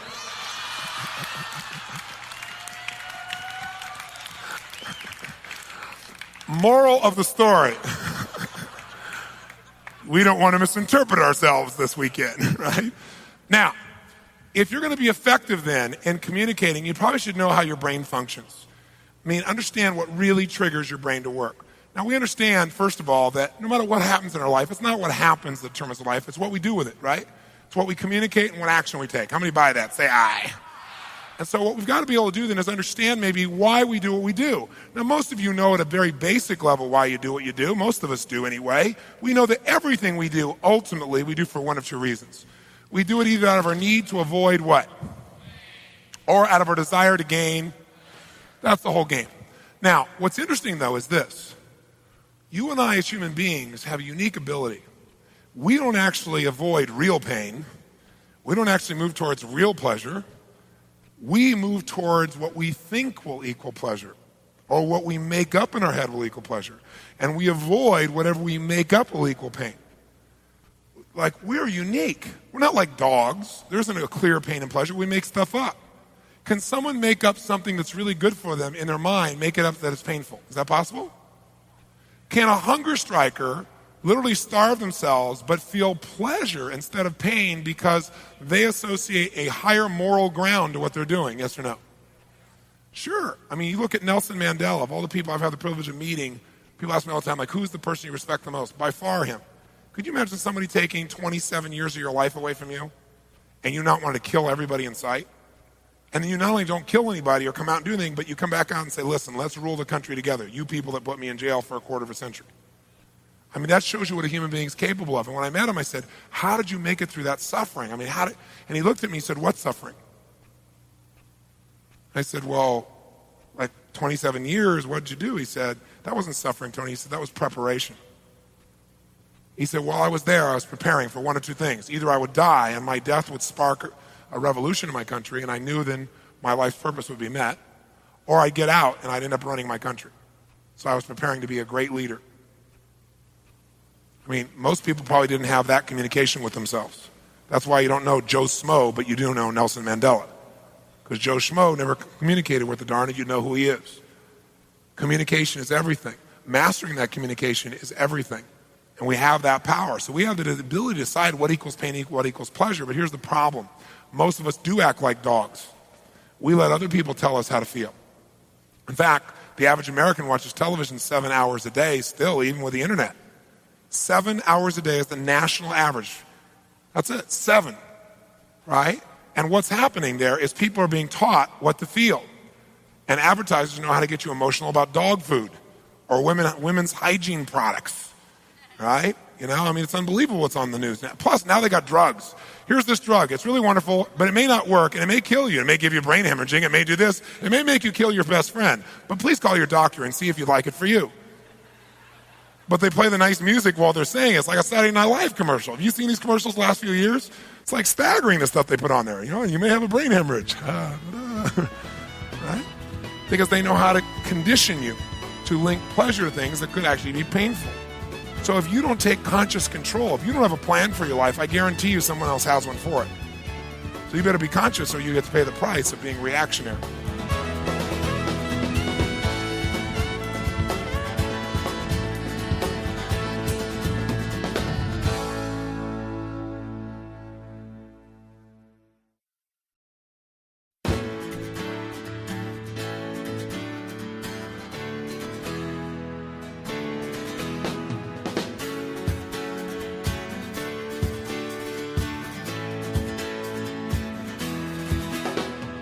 Ultimate success formula.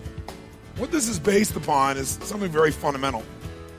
And that is that people succeed in any situation have a pattern of what they do to succeed. And it doesn't matter whether that person is succeeding in a business context or in a relationship context. It doesn't matter what the environment is. The fundamental lessons or laws for succeeding are very, very basic. So if we're looking for the ultimate success formula, the very first thing we'd have is you'd have to know what you want, which we call know your outcome. If you're going to succeed at anything, it's hard to succeed, hard to hit a target when you don't know what it is. And so it's going to be very, very difficult to achieve what you want when you haven't defined it. But this is going to become a question we're going to want you to ask yourself a lot. What is my outcome in this situation? I even have a time management system that I developed. It's really a life management system because you can come up with a question like, what should I do? And you're going to end up with a long list. But as you do all these things, what will happen is you can cross something off your list and still be unfulfilled, not really achieve anything that matters. So you'll say, what's my outcome first? Then you begin to decide what you need to do to get the outcome. So in this case, we want to say, what's your outcome? You want to make it a habit to ask this question a lot. You're in the middle of a conversation. Stop yourself if it seems to be going nowhere and say, what's my outcome here? Do I want to connect? Do I want to influence this person? Do I want to learn something? What's your outcome? If in the middle of that argument you were to ask yourself the question, what's my outcome here? I guarantee you your brain would say, well, my outcome is not to fight, my outcome is to resolve this. And as you get clear on what your real target is, your behavior will change automatically. So very, very few people know what they want. And the more clear you can get about what you want, the more you can really achieve. Clarity is power. The more clear you can become about what it is you really want, the more power you're going to have. Because your brain is like a servo mechanism in a bomb, as an example. When they send a missile out, it has a servo mechanism. It knows what the target is, and when the target moves, it follows it. Well, your brain is very similar. When you decide exactly what it is you want, you start picking up information that you never would have picked up before consciously. For example, have you ever bought a particular car maybe, or maybe a certain outfit, and then all of a sudden you see that car or outfit everywhere? How many have had that experience? Say aye. Well, was that car outfit already around you all the time? Yeah, but you didn't notice it because there's a portion of your brain that is responsible for one thing, and that is screening out 99% of what you see, hear, and feel in life. Because if you were to notice everything that's going on in this room right now, you go stark raving mad. But most of you don't. You pay attention to a small number of things. If you could right now, notice what? Millions of things. You could notice my voice. You could listen to what I'm saying. You could notice what's going on in the background, the screens. You could hear the air conditioning. You could smell your neighbor after all that jumping up and down and notice that. Right? You could feel maybe a little sweat trickling across your chest or whatever was going on after all that jumping up and down. You could feel the blood maybe vibrating or circulating through your left eardrum. But you don't think about those things until maybe I mention them or something triggers it. So this part of our brain that's responsible for deleting most of our thoughts and most of the things that are going on around us, that part of our brain, when it knows what you want, it makes you notice those things. You suddenly see that car because it's important. It's called the reticular activating system. For short, it's called RAS. The reticular activating system tells your brain what to pay attention to. So when you say, this is what I really want, now anything that relates to that you wouldn't have noticed before will start popping up into your focus. And a lot of times people say, it's amazing. I decided this and it was kind of, synchronicity. These things started popping up. Well, these things were probably around you before, but you never noticed them because you hadn't decided your outcome. Now, when you know your outcome, you're ahead of 95% of the population. But that's not enough. The second thing you got to know is a lot of times you know your outcome, but you lose your drive. You want something, but you forget the most important thing, which is know why you want it. Know why you want it. You got to know the purpose. Because any person successful, really successful, knows exactly what they want and they know why. The reason you got to know why is, remember I said yesterday, reasons come first, answers come second. If you get enough reasons, you can get a big enough why, you can figure out how to do about anything. But you got to have purpose because purpose provides drive. Now, if you know what you want and you know why, you're light years ahead of most of the population. But you got to go to the step that most people seem to avoid. And that is you got to take massive what? That's right. And the key word there is massive. Massive action can be a cure-all when you know what you're after and you know why you want it. Because when you know what you're after, when you take action, you won't just be expending energy. You'll be moving yourself in a direction towards something you really, really want. And what stops people from taking action? Primarily what? Fear. And the way you get over that fear is, what do you think is the number one fear most people have? Failure. And the reason is they feel if they fail, they won't be loved. They'll be rejected. They'll be hurt. They'll be judged. So what they really are afraid of is losing love. And they think that this rejection, or I should say this failure, will lead to that rejection or loss of love. The truth of the matter is you can't fail unless you don't try. If you try something that doesn't work, you just learn from it, and that'll make you better the next time you go about it. Now, if you know your outcome, know why you want it, and take massive action, you're now in the most small percentile of people on the planet. So what's the next step, though? Well, you can take a lot of action and get caught up in a pattern. Like become so determined that you became like tunnel vision, like, I know this is going to work. And so you keep running east looking for a sunset with total certainty and a lot of belief, high standards, still doesn't work. So what you have to be able to do to succeed so you don't get caught up in some old pattern is you got to know what you're getting. Know what you are. Know what you're getting. The word we use for this, as for short, is we call it sensory acuity. Sensory acuity is the idea that you want to become acutely sensitive to whether what you're doing is working or not. You don't want to just say, okay, I know what I want, I know why I want it, I'm just going to make it happen, this is how I'm going to do it. You keep hammering it and hammering it and hammering it, doing something that doesn't work. And people do this all the time, right? Do the same thing over and over again, expecting a different result. That's called insanity.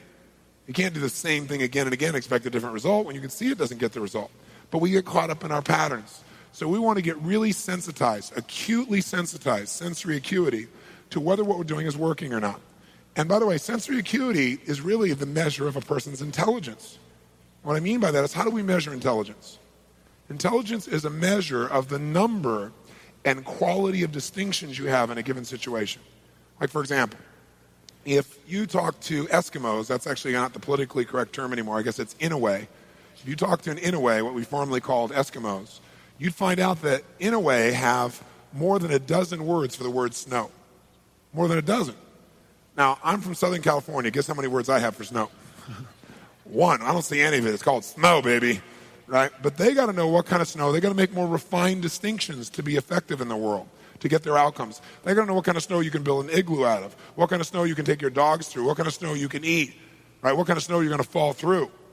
So who has more intelligence, who has more power in that snowy environment? The Eskimo or me? Which one? Eskimo, because they have more sensory acuity. They have more refined distinctions about what each of these elements mean versus I just see it as snow. Now, if you took that Eskimo and you stuck him in my car in Los Angeles, then we'd find out that maybe I have a little more intelligence because he might try to steer the thing using the rearview mirror, right? He just doesn't know. So since he doesn't have that acuity, he doesn't have those distinctions, he wouldn't do terribly well there. See, some people, I could hold this up and I could say, what is this? And they'd say, well, it's a cylinder. Other people say, no, that's a blue, white, and black cylinder. Someone else says, no, that's a blue color marker. A few people say, no, that's not just a blue color marker. That is a Pilot super color, bride and wide color marker, and if you get it in your clothes, it'll never come out. Now, which one of those people has more power? 1, 2, 3, or 4? 4, because they have the largest number of distinctions. The thing that can affect your life the most in terms of your ability to achieve your outcomes, the greatest resource on earth is other human beings. An example. Have you ever had somebody mistake your being polite for your actually being interested in what they were talking about? Or worse, how many of you have ever thought somebody was interested in what you're saying, found out later they were just being polite? How many of you in that place say aye? That's kind of an uncomfortable situation. When that happened to you, you were missing your sensory acuity that day. So now, if you know your outcome, you know why you want it, you got your purpose, you know the massive action, you're taking action, and you notice if it's working. What happens if you notice it's not working? You're taking action, but it's not getting you closer to your outcome. What's the obvious fifth step? The fifth step is change your approach. Change your approach. If what you're doing, your acuity says is not working, change it. Now, what if you change your approach and that's still not working? Then what would you do? What would you do? Come on, what would you do? What if that doesn't work? What do you do? And what if that doesn't work? What do you do? What if that doesn't work? What do you do? What if after all that it still doesn't work? What do you do? And what if you try that and it doesn't work? How many times?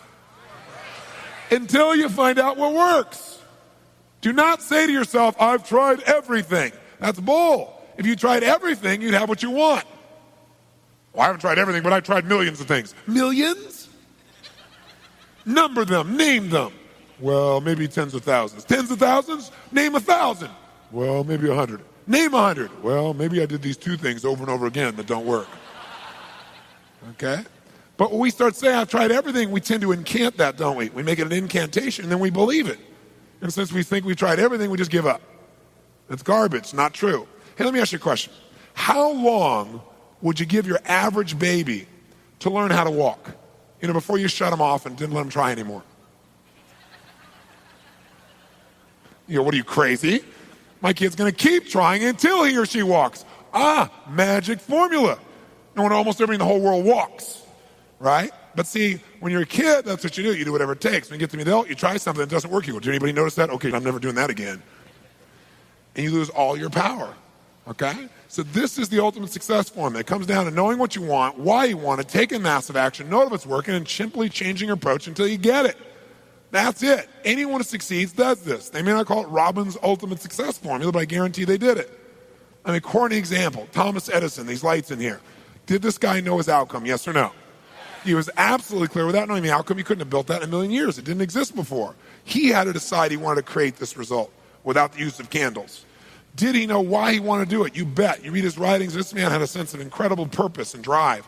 Did he take massive action, yes or no? Oh, yes. Tens of thousands of experiments. Did he notice when it wasn't working and learn from it, yes or no? And did he keep changing his approach? That's why right now in this room we don't smell candlelight, right? Now, if you know the old story of him, written about him in his early days. He says he's got his best friend with him. He's doing this experiment, and as he's doing it, he creates a small explosion, which shakes the room, scares both of them very, very severely. And then at the end of that, he gets up, and his friend is totally shaken, freaked out. He pulls out his journal, and he starts writing. And it's his 9,999th experiment. And his buddy says to him, "What's the matter with you? Insane? You almost killed us. So you're going to wait till you have 10,000 failures before you give this stupid idea up?" And Edison's response to him was, "I didn't have a failure there." He goes, "That's your 9,999th failure." He said, "No, it's not." He said, "I discovered the 9,999th way not to invent the electric light bulb. But I did discover how to create a small explosion, which may be useful in the future somewhere else." Interesting, right? Because he understood what this process was. Hey, did Bruce Springsteen use this? Do you think he just went out and used his gravelly voice and said, "Hey, baby, born to USA," and everybody went, "Yeah, you're it, man. You're the boss. You're it." Is that what happened? No. What really happened, if you know his story, was that all the agents and people who went to try and book with said, "Just play the guitar and keep your mouth shut. Your voice is gross sounding. It's gravelly. It's irritating. No one is going to like the stuff. Keep your mouth shut and play the guitar." But he knew what he wanted. He had all the drive you can imagine, knew why he wanted, took massive action, kept changing his approach until he got what he wanted. How about Sly Stallone, Sylvester Stallone, Rocky? Rocky's story is this even, right? But Sly's is too. Sly's a good friend of mine. And when I first met him years ago, he's listening to my tapes and stuff, and he invited me over for dinner. We started talking. And I said, I've heard your story from other people, but I really love to hear it from the horse's mouth. I don't know how much is mythology, urban myth, and how much is true. So he told me his whole story. He said the essence of it, though, was he said he knew his whole life what he wanted to do since he was very, very young. He wanted to be in the movie business, period. I mean, not just TV, movies.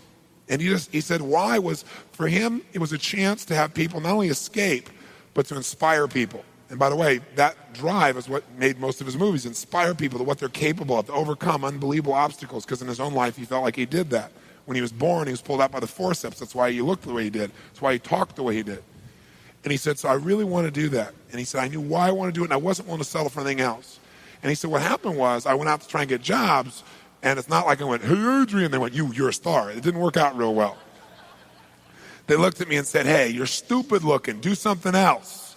What is it talking like this? There's no place for you in that stuff. You're never going to be a star in the movies. You're insane. No one's going to want to listen to somebody who looks dopey and talks out of the side of their mouth, right? And he got no after no after no after no. He said, I was thrown out more than 1,500 times of agents' offices in New York. I said, there aren't 1,500 agents in New York. He said, I know. I've been to them 5, 6, 7, 8, 9 times. He said, remember one guy, I went in there, and I got in there at 4 o'clock, and he wouldn't see me, so I stayed there, and I would not leave. And I stayed overnight. They came back the next morning. I was still sitting there. He said, that's how I got my first job. The guy said, fine, come in here. And he sat down, and he went through this, and he gave me my first movie. I said, oh, really? I thought Rocky was your first movie. He said, no, this other movie, I'd never heard of it. I said, well, what character did you play? He said, well, I was in it for about 20 seconds. I was a thug that somebody beat up. He said, because they made me feel like, people hate your guts. You getting beat up will be a good thing. And he did like 3 movies like that. Never got anything. Kept going out. Rejection, rejection, rejection. So finally he realized it wasn't working. So he changed his approach. He said, I was starving, by the way. He said, I couldn't pay for even to have heat in my apartment. My wife was screaming at me every day to go get a job. I said, well, why didn't you? He said, because I knew that if I got a job, he said, I'd get seduced back and I'd lose my hunger. He said, I knew that the only way I could do this is if it was the only choice, if I burned all other bridges. Because if I did a normal job, pretty soon I'd be caught up in that rhythm and that stuff, and I'd feel okay about my life, and I feel like my dream would just gradually disappear. And he said, I wanted to keep that hunger. That hunger was the only thing I thought was my advantage. He said, my wife didn't understand that at all. He said, we'd have these vicious fights, and he said it was freezing. So I was broke, we had no money, and he said, so I finally went to the public library one day because it was warm. So I didn't want to read anything. He says, I went in, New York Public Library. He said, I was hanging out there, and I sat down in this chair, and somebody left a book there. And he said, I looked down at this book, and it was the poems of Edgar Allan, stories of Edgar Allan Poe. And he said, so I started reading it, and he said, I got totally into Edgar Allan Poe. And he said, I know everything about it. He goes on for another 20 minutes telling me about Edgar Allan Poe. He knows everything, how he died, what it was about, what really happened. And I said, well, what did Poe do for you? He said, Poe got me out of myself. He got me to think about how I could touch other people and not worry about myself so much. And he said, it made me decide to become a writer. I said, just imagine Rocky the writer, right? And he said, so I tried to write a bunch of screenplays. Nothing worked. I was totally broke. He said, I didn't even have $50. And he said, and finally, he said, I sold a script. And it was called Paradise Alley. He said, it's a movie I made many years later, but I sold it. And he said, I sold it for $100. He said, but $100 was a ton of money, man. I was so thrilled. I thought, I'm on my way. But it never led to anything. And he said, so finally, he said, I kept going and going and going. He said, finally, we were so broke. He said, I hawked my wife's jewelry. He said, Tony, there's some things in life you should never do. He said, that was basically the end of our relationship. She hated my guts so much. He said, now we were so broke, we had nothing, no food, no money. And he said, the one thing I loved most in the world was my dog. He said, I love my dog because he gave me unconditional love, unlike my wife. And he said, so what happened was, though, we were so broke that to survive, I couldn't even feed my dog. So I went to a liquor store. He said, it was the lowest day of my life. And I stood outside the liquor store trying to sell my dog to strangers. He said, I tried to sell my dog for $50. And he said, finally this one guy negotiated with me and bought my dog for me, my best friend on earth, for $25. He said, I walked away from there and I cried. He said, it was the worst thing that ever happened in my life. He said, 2 weeks later, I'm watching a fight between Muhammad Ali and Wepner, this white guy that's getting bludgeoned but just keeps on coming. And he said, I got an idea. He said, as soon as the fight ended, I started writing. He said, I wrote for 20 straight hours. I did not sleep. I wrote the entire movie in 20 hours straight. Right then. Saw the fight, wrote the movie. Whole thing, done. He said, I was shaking at the end. I was so excited. He said, I really knew, man. I knew what I wanted. I knew why I wanted it. He said, just like you teach that formula. He said, but I said, man, I took the action. Now it's time to deliver. And so he said, I went out and started trying to sell it to agents. And they all would read it and they'd say, this is predictable. This is stupid. This is sappy. He said, I wrote down all the things they said and I read them the night of the Oscars when we won. Right? He said, it was really good, right? The greatest revenge is massive success. And he said, so what happened was, he said, I kept going, trying to sell it, nobody going, I'm broke, I'm starving. He said, finally, I meet these guys, they read it, and they believe in the script, and they love it. And they offer me $125,000 for my script. I said, oh my God, you must have been out of your mind. He said, I was. I said, just one thing though, guys, you got a deal based on one thing. And they said, what's that? He said, I got a star in it. They went, pfft. What are you talking about? You're a writer. I said, no, I'm an actor. I said, no, you're a writer. I said, no, I'm an actor. That is my story, and I'm Rocky. He said, I got to play it. I got to be the head person. I got to be the starring role. And they said, there's no way. We're not going to pay you $125,000, take some no name and stick you in that and throw our money away. We need a star, And they want to have Ryan O'Neal play Rocky, to give you a picture. Can you imagine? That's who they'd picked, right? And so he said, no way, Ryan O'Neal isn't Rocky. I'm Rocky. Went through this whole thing, right? They said, well, take it or leave it. He said, I left the room. I said, if that's what you believe, you don't get my script. And he left. Here's a man with no money, none, totally broke, offered $125,000 more money he'd seen in his lifetime. And he walked away because he knew his real what? Knew his real what? And why he wanted it. He was committed to it. So he said they called him a few weeks later and they came and brought him back. And they offered him $250,000 not to star in his own movie.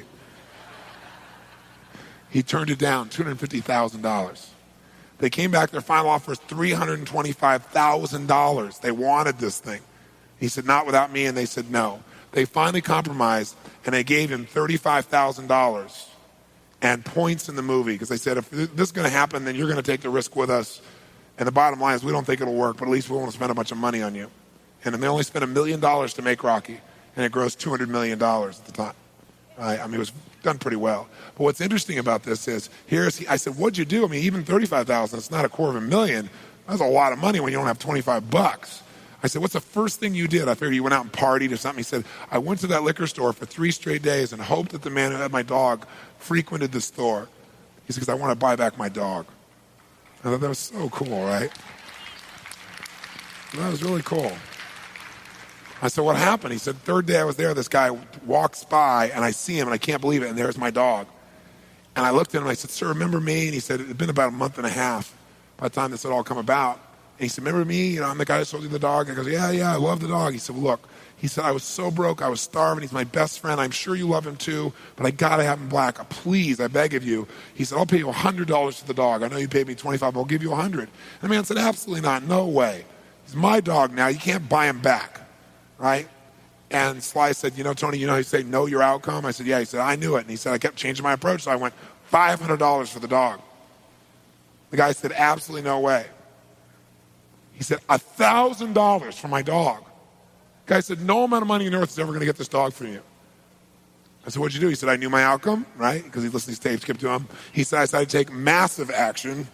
He said, I got my dog. I just kept changing my approach, so I got it. I said, what'd it cost you? $15,000 and a part in Rocky. The guy's in Rocky.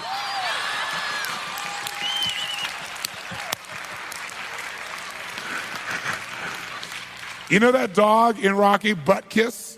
That's Sly's real dog, right? That's the dog. He bought him back. So he put his dog in the movie, and he put the guy in the movie and paid $15,000 while he had $35,000. Isn't that pretty cool? Pretty awesome.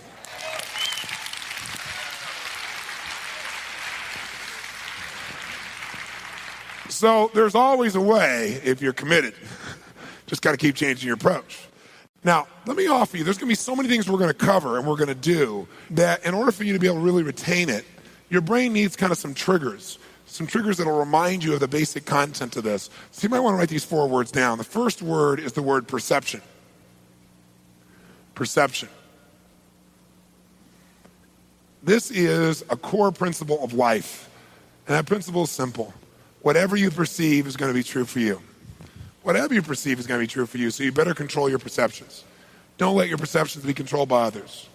And we're going to learn lots of ways to change our perceptions and therefore immediately change the way we feel, the way we behave, the way we think. You know, if somebody perceives that the witch doctor has pointed at them and put a hex on them and they're going to die of a heart attack, when a person believes that with certainty, they give an unquestioned command to their body and their heart stops. Happens in all the cultures of the world. That's the power of perception. Perception can make you feel euphoric or it can make you feel depressed about the same thing. It just has to do with how you structure perception. Most of us are running around allowing our perceptions to be shaped by others or shaped by old scripts, old dialogues, old belief structures that we never really consciously designed, and we're paying the price for them. So one of the things we're going to do is show you a variety of ways of changing perception. Another key word for your file cabinet is going to be the word physiology. And when you change your physiology, it changes your perception. So this is huge leverage. It is the great gift your Creator has given you. Most of us have not consciously used our physiology effectively. We want to do that. And you might want to notice right now because you have a lot of old habits. Old habits are you sit in a chair with a notebook and you go into a deep trance. Now one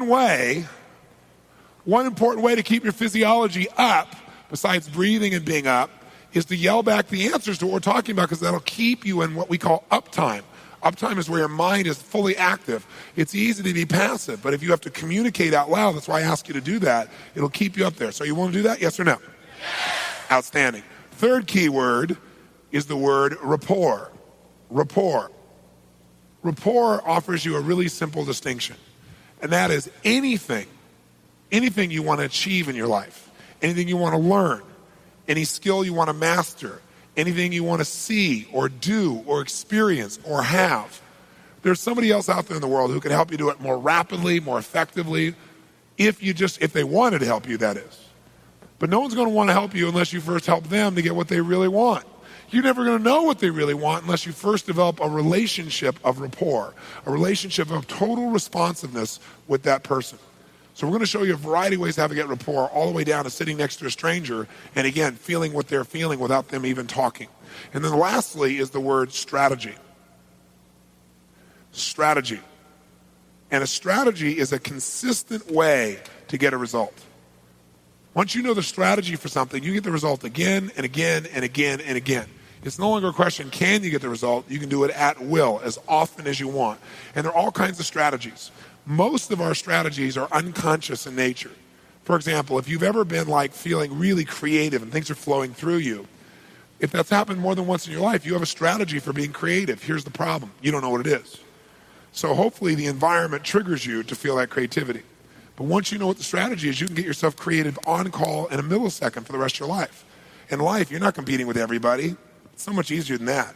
So few people even know that have not even decided that they're going to win the game. And if you don't have enough reasons to follow through on it, nothing else is going to help you. And so this is a good metaphor because games are a reflection of life. The way you play a game very often is how you play life. Not absolutely, but very often what most of you do is you get in the game and you don't decide on what the outcome is and you start playing. Or you get in the game, you know the outcome, but you don't decide to win. Well, it's not that important. Maybe life is. Maybe giving your all is what the important thing is, not whether you win or not. If you decide to win, you're going to have to give your all. Decide just to play, you don't have to. There's a strategy for most things in life. There's a way to really win in your relationships. There's a way to really win financially every time, long term. There's a way to win in any area if you know what the strategy is.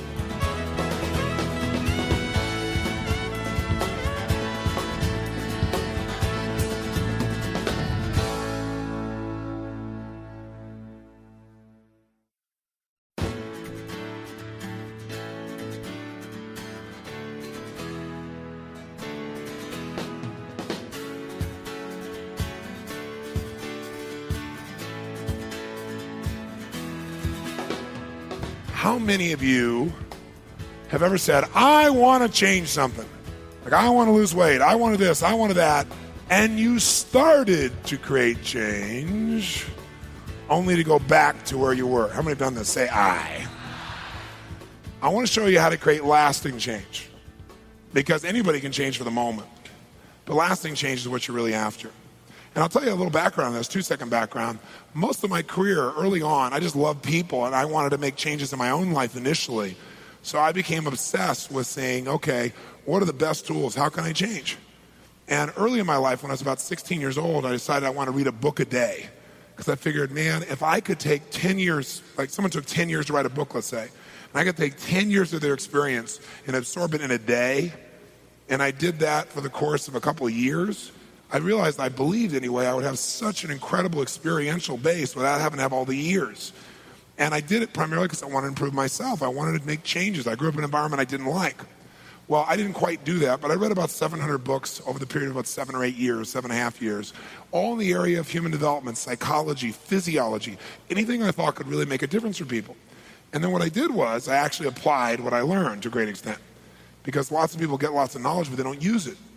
So I kept trying to use it, and as I made changes in myself, it became natural as I got excited and saw results, and my friends saw results in me, start helping my friends. And then I got addicted to that. I got addicted to having the solutions and being able to help people I really cared about. And pretty soon by the time I was in high school, I was known as Mr. Solution. You had a problem, you saw me. Especially if you were a girl and had a problem with your boyfriend, I would be happy to change those problems, right? But the point of the matter is, I really did. I mean, I was obsessed by it. And then as I developed this as my career, I developed more and more skills. And then gradually, by the time I was 20 years old, 19, 20 years old, I became exposed to a series of what at that time were the cutting edge tools in creating change, like really rapid fire change. Not lying on your back, freely associating and analyzing what's wrong with your life, but really making the change happen now. And in those days, the tools were things like neuro-linguistic programming, which you probably have heard of by now, which I wouldn't honestly say is cutting edge anymore, but there's some great tools in there that I still use, some of which I'll share with you this weekend. They're just great, fundamental tools. And Gestalt, which is really antiquated now, but there's still some useful tools in it, or Ericksonian patterns. And I went out and I learned this stuff, and I learned how you could like wipe out a person's lifetime phobia in 10, 20, 30, 40 minutes as opposed to 4, 5, 6, or 7 years. And my advantage was I didn't know what I couldn't do because I didn't have years of being a therapist and having to spend years with a customer or a client trying to help them turn around. And so when I went to these classes, I convinced the owner to let me, or I should say the founder of these technologies, and at least in NLP, his name was John Grinder, to let me in these classes. Because in those days, it was always marriage and family counselors, psychologists, and psychiatrists. I had no such degrees. But that was my advantage. And I talked my way in these classes just by pure persistence. And I sat in the classes, and after 3 or 4 days, we'd learn like how to wipe out a phobia in a short period of time. And I remember turning to these, it was a 6-month course, and I turned to these other therapists in the class, and I said, hey guys, let's go find some phobics and cure them. And they all looked at me like, you're crazy, you're insane, it's obvious you're not an educated man. I said, what do you mean? They go, well, this is a 6-month training program. You gotta go through all 6 months.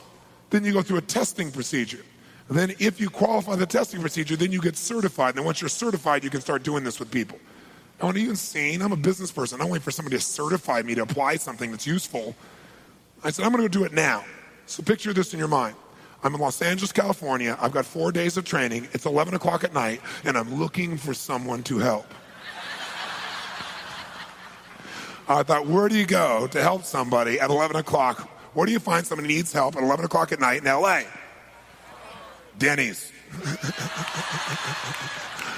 I figure anybody at Denny's at 11 o'clock at night needs help. Right? So I walk in, true story. I walk into this Denny's 24-hour place. It was right near the hotel where I was learning my tools. And I walk in, and this guy's standing behind the counter there, sitting behind the counter with his meal. And I walk in and I go, "Excuse me, sir, my name is Tony Robbins. Tell me any problem you have, I'm going to handle it right now." And gradually I began to realize this was not the best approach. And so I launched my career starting in Canada, and I did it by challenging traditional psychiatrists and psychologists by saying, "Tell me your worst patient, I don't care who they are, I'm going to handle it right here, right now." Because what happens when I first went on the air, I'd say I could cure anything. I don't care what it is. I don't care if you're phobic, whatever. And then what would happen is people call up and I'd say yes, and I give them a money-back guarantee to get results. But the psychiatrists in the early day would attack me, say I was a liar and a charlatan, it was impossible. So all I would do is say, "Great, give me your worst patient. Give me somebody you've never been able to cure." I said, "I'm sure you have plenty of those." I'd work with them, right? And after about, not even 3 months of doing that, my reputation got aligned. No one ever attacked me anymore. And as the years went by, I got a little bit more mature. The truth was I didn't have a degree, and I was sensitized, so I didn't have the degree, and I was defensive about it. And then if someone attacked me, obviously I attacked back as hard as I could. Fortunately, I had some skills to attack back with where I could get results instead of just attacking. But as the years went by, I got more mature, and I said, I know who I am. I don't need to prove it to anybody else. And now that I've got a couple million people that I've trained, I also have about 15,000 psychiatrists and psychologists. So as a result, things changed. But what really became my trademark was this challenge format where I would go out and I'd say, "I don't care what your problem is, stand up here, I'm going to handle it now." And I'd do these in those days in free guest events to build my reputation so that people would see my work was real, and then they'd sign up to come to my seminars. And when you do that a lot, pretty soon your whole life becomes, "What's your problem? Boom. What's your problem? Boom. What's your problem? Boom." And I got so wired by that, and I was just doing whatever it took to create change within people. But then I had an experience, and I was really proud of myself. The years went by, I was very successful in what I was doing, loved what I did. And then I had a really neat learning experience that helped me to understand lasting change even more powerfully. And the experience was a man came to one of my seminars, and during one of the breaks, he walked up to me and said, "Do you recognize me?" He was very intense. And I said, "I don't remember your name, but I do recognize you." I said, "I meet about 10,000 people a month, but I recognize your face. I never forget a face." I said, "Let me think for a second." I said, "I don't know your name, but you're from New York." Right, which is probably a good guess by his intensity anyway, right? Right? But seriously, I did remember he's from New York. He said, "Yeah." I said, "I did a smoking therapy on you 5, 6, 7 years ago." He said, "That's right." I said, "How you doing?" He reaches in his pocket, he pulls out a pack of cigarettes, Camels, sticks in my face, he goes, "You failed!" And I felt myself get a little angry. I said, "Don't get angry, learn. Stay centered, learn." So I said, "Wow." I said, "So you're smoking?" He said, "Yeah." I said, "Well, what happened? I worked with you back then for an hour. How long have you been smoking at that time?" He said, 16 years. I said, "How many packs a day were you smoking?" He said, 3 packs, sometimes 4. I said, "Okay, so 16 years. And I said, "So I came work for you about an hour, right?" I said, "What happened?" He said, "I stopped smoking." I said, "For how long?" He said, "For 4 years. And I'm looking at him, right? I said, "You'd smoked for 16 years, 3 or 4 packs a day. Right? I work with you for an hour. You don't smoke another cigarette for 4 years. Now you're smoking, and I screwed up?" He said, "That's right, because you didn't program me properly, or I wouldn't have gone back to it." And when he said that, I went, something to think about. I went, wow, neurolinguistic programming, which was what I was teaching in those days, gives you this illusion that someone else is going to program you, and then everything will be fine. But see, my life doesn't work because I programmed myself 20 years ago and everything's perfect. My life works because I've conditioned myself. There's a difference.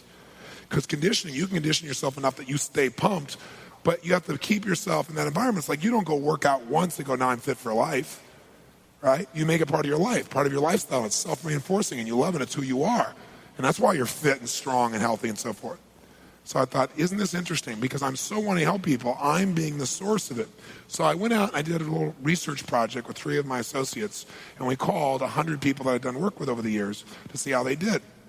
Of those 100 people, roughly 97% of them had lasting change. There was 3 of them that didn't. In all 3 cases, they had the exact same pattern. I hadn't programmed them, some language like that. So what I began to realize, and I continue to follow up over the next few years, is that really there are 3 beliefs you have to have first to have lasting change, and then there are 3 steps you have to take. So first let's do the 3 beliefs, okay? The first belief you must have to have lasting change is that change is a must and not a should. So you have to believe that something must change. not that something should change. If someone says, I really should go on a diet, I go, ain't gonna happen. Because I know should never happens. Should you do when it's convenient. Should is not consistent. Musts are the things we find a way to do because we go, it is a must. We take it to a different level of consequence in our bodies and our minds and our emotions and our spirits. So if there's something you haven't changed and you keep thinking about it but still hasn't changed, I guarantee you one of these or more of these three beliefs is missing. First one that's probably likely is you really think you should change, but it's not a total absolute must in your gut. Now some people really is. They think, well, this weight must come off, but then I'm going to run to Jenny Craig or someone else to do it for me. Now, there's nothing wrong with Jenny Craig. She's great as a coach. But if Jenny Craig's the one doing it for you or Tony Robbins the one doing it for you, then I get the muscle and you don't. So I'll be stronger and healthier and you'll be okay for a while until you get off on some uncomfortable thing. Then you can blame me or Jenny Craig or someone else why it didn't work. But if you know you're the source, then there's only one place to look, which is in the mirror. So it cannot be based on someone else. It's got to be, it must change and I must change it. Now, some people believe, okay, this weight must come off, and I know I must be the one to do it, right? But, this environment, something's got to be done, and I know I must do something, but they have a third belief that keeps them from doing it. And that third belief you got to have to do it is, I can change it. I can change it. Why is this one important? Why do you got to believe it's not only change, it's a must, but also, secondly, believe I must change it, and most importantly, I can.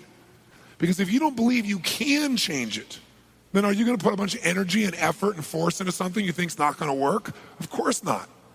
For you to really get the result that you want, you've got to believe you can. So very often people go, yeah, this weight must come off. I know I must do it, but I can't. Why? They'll say, I tried everything, right? I've tried millions of things. I've tried it all. You've not tried it all. You've not tried everything, or you would have got results. But we start telling ourselves these stories, and we start believing those incantations. Now, one of the reasons they believe they can't do it is because they never have before. So I want to give you a core belief to write down that's really, really important. And that is this: the past does not equal the future.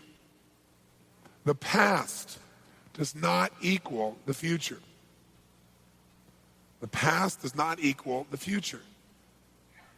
See, so often people say, I can't do this. Well, it's because they haven't done it before, or they've never done it, or they think they've tried everything. Well, you haven't tried everything. And if you try to drive in the future using a rear view mirror to guide yourself, I got news for you, you're going to crash. You have to be able to look forward and create what you want, even if you've never been able to do it before. If you just tried it and it didn't work, this moment is new. Something about you is new. You made a new distinction, something you may be unaware of. Maybe the environment's changed. Maybe you just need to change your approach. But you got to believe that you can, because the only reason to say you can't is you think you've tried everything, which is a lie, or you believe that it just has never worked before. The past does not equal the future unless you live there. If you live in the past, then I guarantee your future will be the same way. Now, these are just beliefs, but beliefs control our actions. You might want to write down another phrase, and that is all beliefs carry with them consequences. All beliefs carry with them consequences. Human behavior is belief-driven. Okay? All beliefs carry with them consequences, and human behavior is belief-driven. What does that mean? It simply means that if somebody does something, they got a reason. Even if it may seem insane to you, even if they may not know what the reason is consciously, they got a reason. It's based on something they believe, that by doing this, it'll give them something they need or want unconsciously, some set of feelings they need. That's why people do what they do. So we all need to understand what a belief is, because people make a belief into a thing, and all a belief is a feeling. A belief is a feeling. That's all it is, right? A belief is a feeling of certainty. That's all a belief is. A belief is a feeling of certainty about what something means. So when you say, I believe this, you're saying, I'm certain about this. If you say, Tony, I believe I'm an intelligent person, what you're saying is, Tony, I feel what? I feel what? Certain that I'm an intelligent person, okay? That's all a belief is. Now let me give you a metaphor. What's the difference between an idea and a belief? Well, you can have an idea that the world is flat, but not believe it, not feel certain that the world is flat. Or you can have a belief that the world is round and be certain the world is round. Let me give you a metaphor for it. Here's the difference between an idea and a belief. An idea is like a tabletop with no legs. Now, what's the problem with the tabletop with no legs? If you push against it, what's it going to do? Fall down. There's nothing to hold it up. There's nothing to make it solid or certain. What a belief is a tabletop with legs underneath it to support it. So let me give you an example. I want you to think about something for a moment. How many of you have references? I'm not saying you believe this, but you have experiences. Now, by the way, references can be things you've experienced, things you've read about, things people have told you, or even things you've imagined. Can you imagine enough things that you're certain how things are? Like make up something in your head and then find out later you were dead wrong? How many have ever done this? Say aye. Okay, so references are not just experiences from the past. There are things you can make up, read about, etc. How many of you have some beliefs that intellectually you know better, but emotionally they still control you? How many have some beliefs like this? Say aye. Okay, so the only reason you develop a belief is so you can feel certain and make decisions quickly about how to get pleasure or how to avoid pain. So the only way you get rid of a belief is you destroy it by sweeping the legs, like questioning these references. Like in a martial arts competition, you take out somebody's legs, their fight disappears. Same thing is true with a belief. The other way you can get rid of it is by linking a massive amount of what to the old belief that doesn't serve you? A massive amount of what? Pain. If you link enough to it, your brain will avoid it, and now you have a chance to create an alternative, okay? So now, let's talk about what are the 3 steps. These are the 3 beliefs. It must change, I must change it, I can change it. What are the actual 3 steps to creating change? Here's the first step. You want to create lasting change in yourself or someone else. This is always step 1. If you tried and failed to create change, this is the thing you didn't have enough of, and it's called leverage. Leverage. What is leverage? Well, leverage is when a person in their mind, in their body, in their emotion, in their nervous system, when they link up, that not changing, like failing to change right now, will mean unbearable, immediate, devastating levels of pain. I guarantee you they'll find a way to change. Like what if you said, I'm really depressed, and I put a gun to your head and said, get happy quicker, I'm going to blow your brains out. How many think you might be able to find a way to get happy rapidly? Let me see your hands. Whereas for years you were sitting on a therapist couch and you couldn't handle it. The only difference is I brought more what to the table? Leverage, greater consequence. The reason we don't change is, on the one hand, we want to change because we're not thoroughly happy. But on the other hand, we're afraid changing itself might be painful, or we might go through that whole process and it still might not work, and then we'd be disappointed and that feel even worse. So the reason we don't change is we think change equals pain. The reason we do change is when we see not changing is more painful than anything else. So to get leverage, you want to accomplish 2 things. You want to get the person you're wanting to change, whether it be yourself or someone else, to associate. Associate means not just intellectualize. It's like intellectually you may know chocolate's not good for you, but that's not going to change your behavior until you mix it with tuna casserole in your nervous system. When it's in your gut, now your body will respond. When it's in your head, it's intellectual. So when I say associate, think about association means something you feel in your nervous system rather than something you understand intellectually. How many follow that? Say aye. So to get leverage, you want someone to associate, feel in their gut that not changing equals massive, here's the other key word, immediate, unbearable levels of pain. So to get someone to change, if you've tried everything and it doesn't work, you need more leverage. Get yourself or that person you're working with, whoever you're trying to create change with, to associate that if I don't change, it's going to mean massive, immediate, unbearable levels of pain. Some key words there, massive. Another key word, immediate. You might say, you know what, if I keep smoking, I'll probably get cancer. You know what the problem with that is? It's not immediate. It's way off in the future, in the distance. So when you put it further away, it almost didn't have much effect, did it? Well, when something is thought of as to be way off in the future, even if it's bad, it doesn't give us enough leverage to change. When it's immediate, that's when it gets us to change. Now, people don't want to change just for painful reasons, so the other form of leverage is this. You want to get this person to associate, which means in their gut, not in their intellect, that changing now to change now equals massive, extraordinary, and immediate levels of what, guys? Pleasure. See, when you link up in your brain, changing is pleasurable and not changing is ultimate pain, the person will find the way. Write this in your notes somewhere. Change is never a matter of ability. Change is never a matter of ability. It's always a matter of motivation. Another word for that is leverage. When someone has enough reasons, they will flat change, period. But you got to get enough leverage. And I'll tell you how we keep ourselves from getting leverage. We use words that soften what we're doing. Like we say, well, I'm a bit overweight, or I'm a little bit, robust, or, I'm round, in big places and stuff. No, you're fat is what you are, okay? Okay? And you got to call a spade. Because as long as you say, well, I'm kind of, a little smidge overweight, you're never going to do it. Now, don't get me wrong. I don't care if you're overweight. I don't judge you. I care about you. I don't want your heart to be working 20 times harder than it needs to be and have you die a young death. I don't care about how you look. That's your business. But if you're overweight, the reason you're overweight is you don't give yourself enough pain for it. You do softeners because you don't want to feel bad about yourself because you think you've tried everything. So I've tried everything, nothing's worked, so I just got to adjust to this. So I want you to get it. You got to tell yourself the truth. I'm telling you this as a friend. I'm not telling you this from judgment. And by the way, do we all do this at different levels, yes or no? And by the way, this isn't just fat. We do this with finances, right? We do this with drugs. We do this with the relationships that don't serve us. You got to finally tell yourself the truth. And that's painful, but that pain will serve you because it will move you. It's like Stallone. If he'd gone off and made himself feel good, he would have lost his hunger and drive. So that's why he didn't take on another job. He stayed there in the pain so he'd have to be driven forward. How many follow that? Say aye. But you know what most of us do? The minute we get a little pain, we want to immediately get rid of it. So we drink something, we eat something, we smoke something, we watch something to take away the pain of the moment. But when you take away the pain, you take away the drive to change. And so now change is not a must, it's a should. And so you keep on feeling bad about yourself, never getting what you really deserve. Whether it be the mind, the body, the spirit, the emotion that you deserve. So you got to be honest with yourself. How many follow this? Say aye.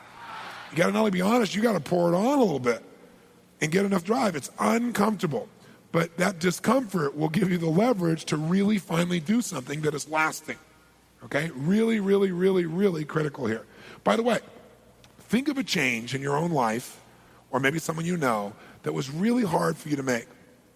Like, really hard. You kept trying to change, never followed through. And finally, one day, wham, you said, that's it, no more, never again, it's over. How many have had one of those experiences where you finally got so mad, you got so much pain, you finally changed forever? How many have had one of those? Say aye. That's the day you got enough leverage. Now, you don't want to wait for life to have to do that to you. You want to be conscious about it. You want to be direct about it so you get what you deserve. That's what you really have to do. How many have ever done this in a relationship? You're in a relationship, it's a terrible relationship, but you keep rationalizing it. Well, it used to be good, it'll be good again. Because see, if the present is painful, you can always escape to the past.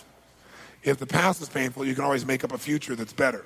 Because no one really knows about the future, so you can make stuff up. And as you make it up, it's a reference that makes you more certain it'll be okay, and you kind of stay where you are. How many of you got in a relationship at one point where you finally said, I've had it, it was painful in the past, it's painful in the present, it's going to be painful in the future, I am out of here. And you got enough leverage. How many have done this? Say aye. But until you're honest with yourself that way, you hung out in numbness. See, most people live in a world that I call no man's land. They're in a place where they're not really happy, but they're not unhappy enough to do anything about it. And that's the worst possible place you can be. That's being in a rut. So we got to get leverage.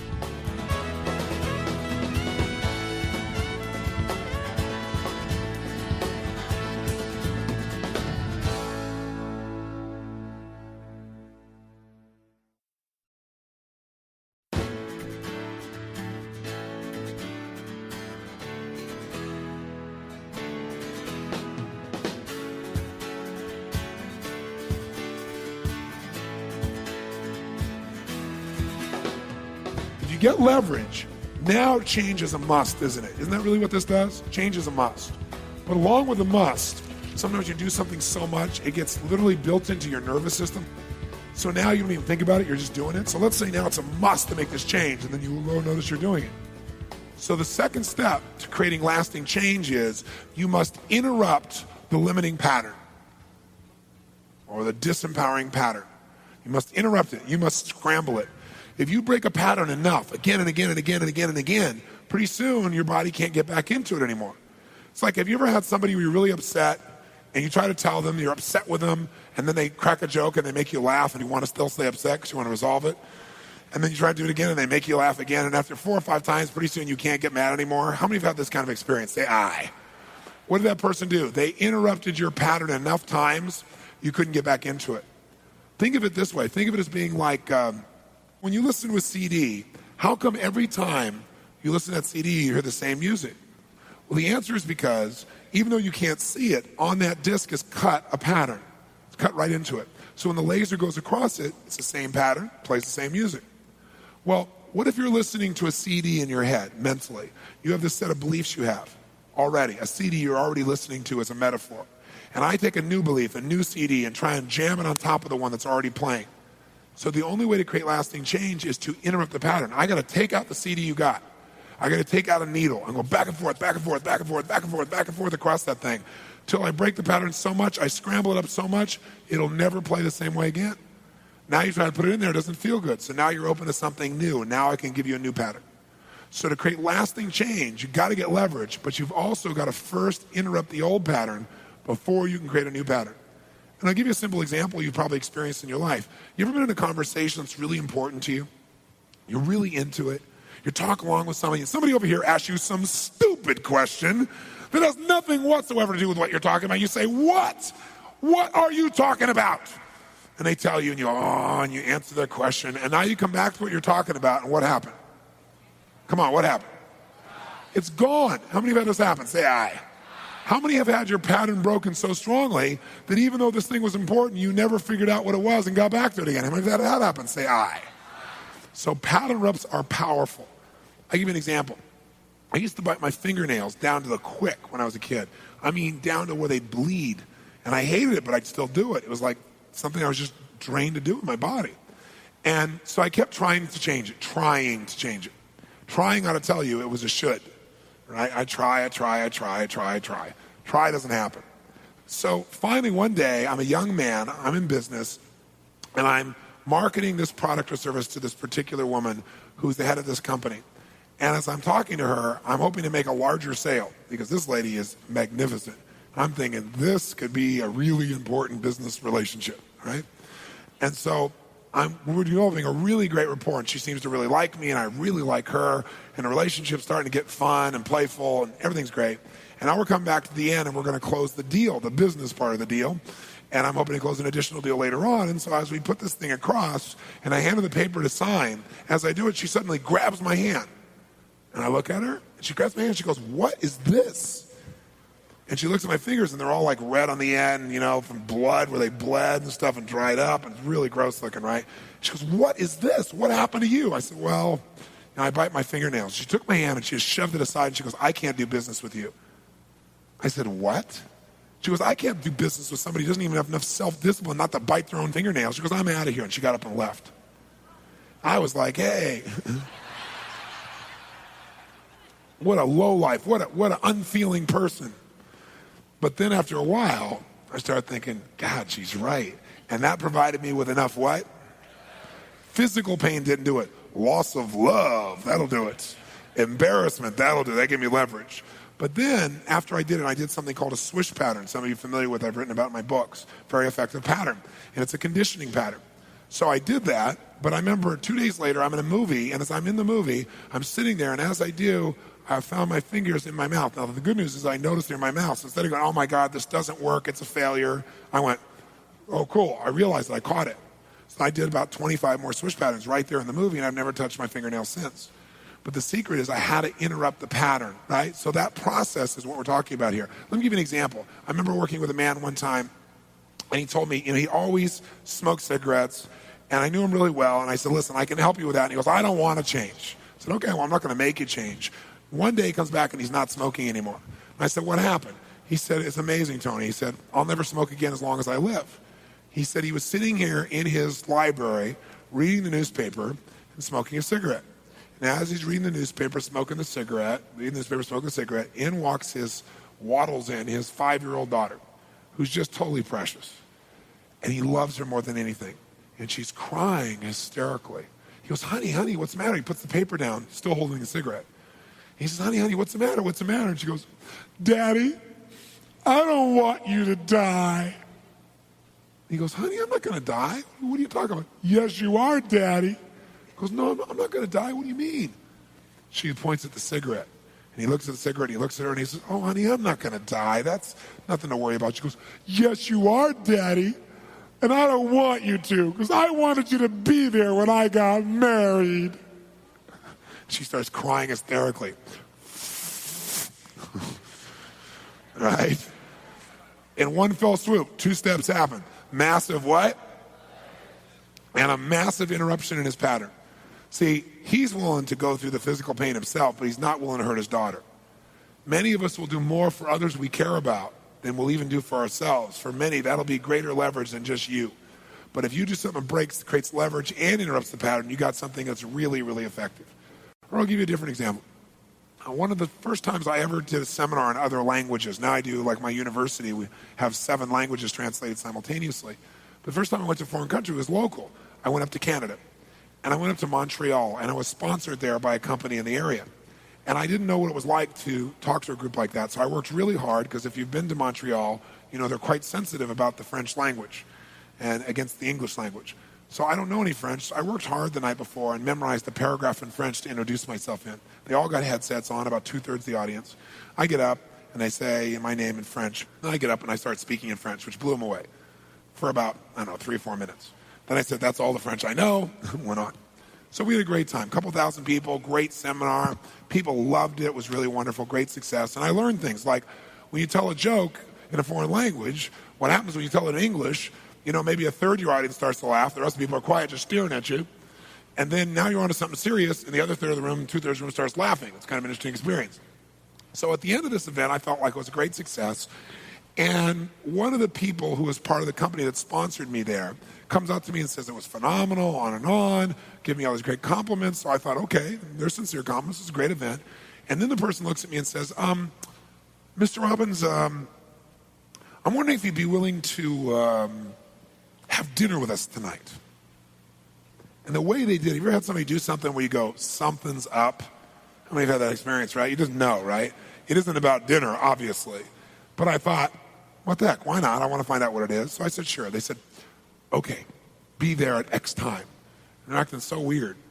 So that night I get to the restaurant, and there's a private room where this company has taken over the room, and they sit me down in this like horseshoe set of tables, and at the very head is the chairman of the board, who's a very, very famous man in Montreal and very, very wealthy man. And next to him is his wife, and they put me on the other side of him, and then all the rest of the members of the company. He owns many companies, including the company that sponsored me. And so the conversation, dinner's not yet served. They're just, bringing drinks out and so forth. Things are going fine. People are being very warm and very nice. And then all of a sudden, this guy, the chairman of the board, turns across the table to this other man across the table and starts screaming at him 4-letter words and yelling at him and just dressing him down in front of everybody. And I couldn't even believe it. And so finally, I inside of me, I thought, man, this is really, really uncool. I really want to make a change in this man's physiology because it was really abusive. But I thought, it's not your company, it's not your place, that's not why you're here. I mean, they got to deal with their own situation here. And basically, he used the leverage of his money to be abusive to other people. It became very obvious. It really annoyed me. So I kind of blew it off. We continued to have dinner. And then not 10 minutes later, he turns to his wife in front of everybody, starts screaming at her, calling her every kind of 4-letter word you can imagine in front of everybody. I couldn't even believe it. Now, my pot is boiling, right? And I'm thinking, this guy needs a major change in physiology, right?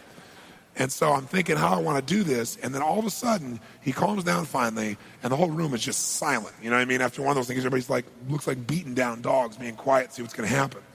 And there's one voice in the back, way towards the back part of the table, probably the furthest part of the table is why he probably said it. One of the other executives said this man's name, the chairman, was Jean. He says, Jean, how are you doing on that anger stuff with your therapist? Right? And Jean goes, well, we've been working on it for years, as you know, and I think we've made some progress, but I'm just that kind of person. And you could see that he had pride in the fact that he could be abusive, because it gave him a sense that he was powerful, that he was significant.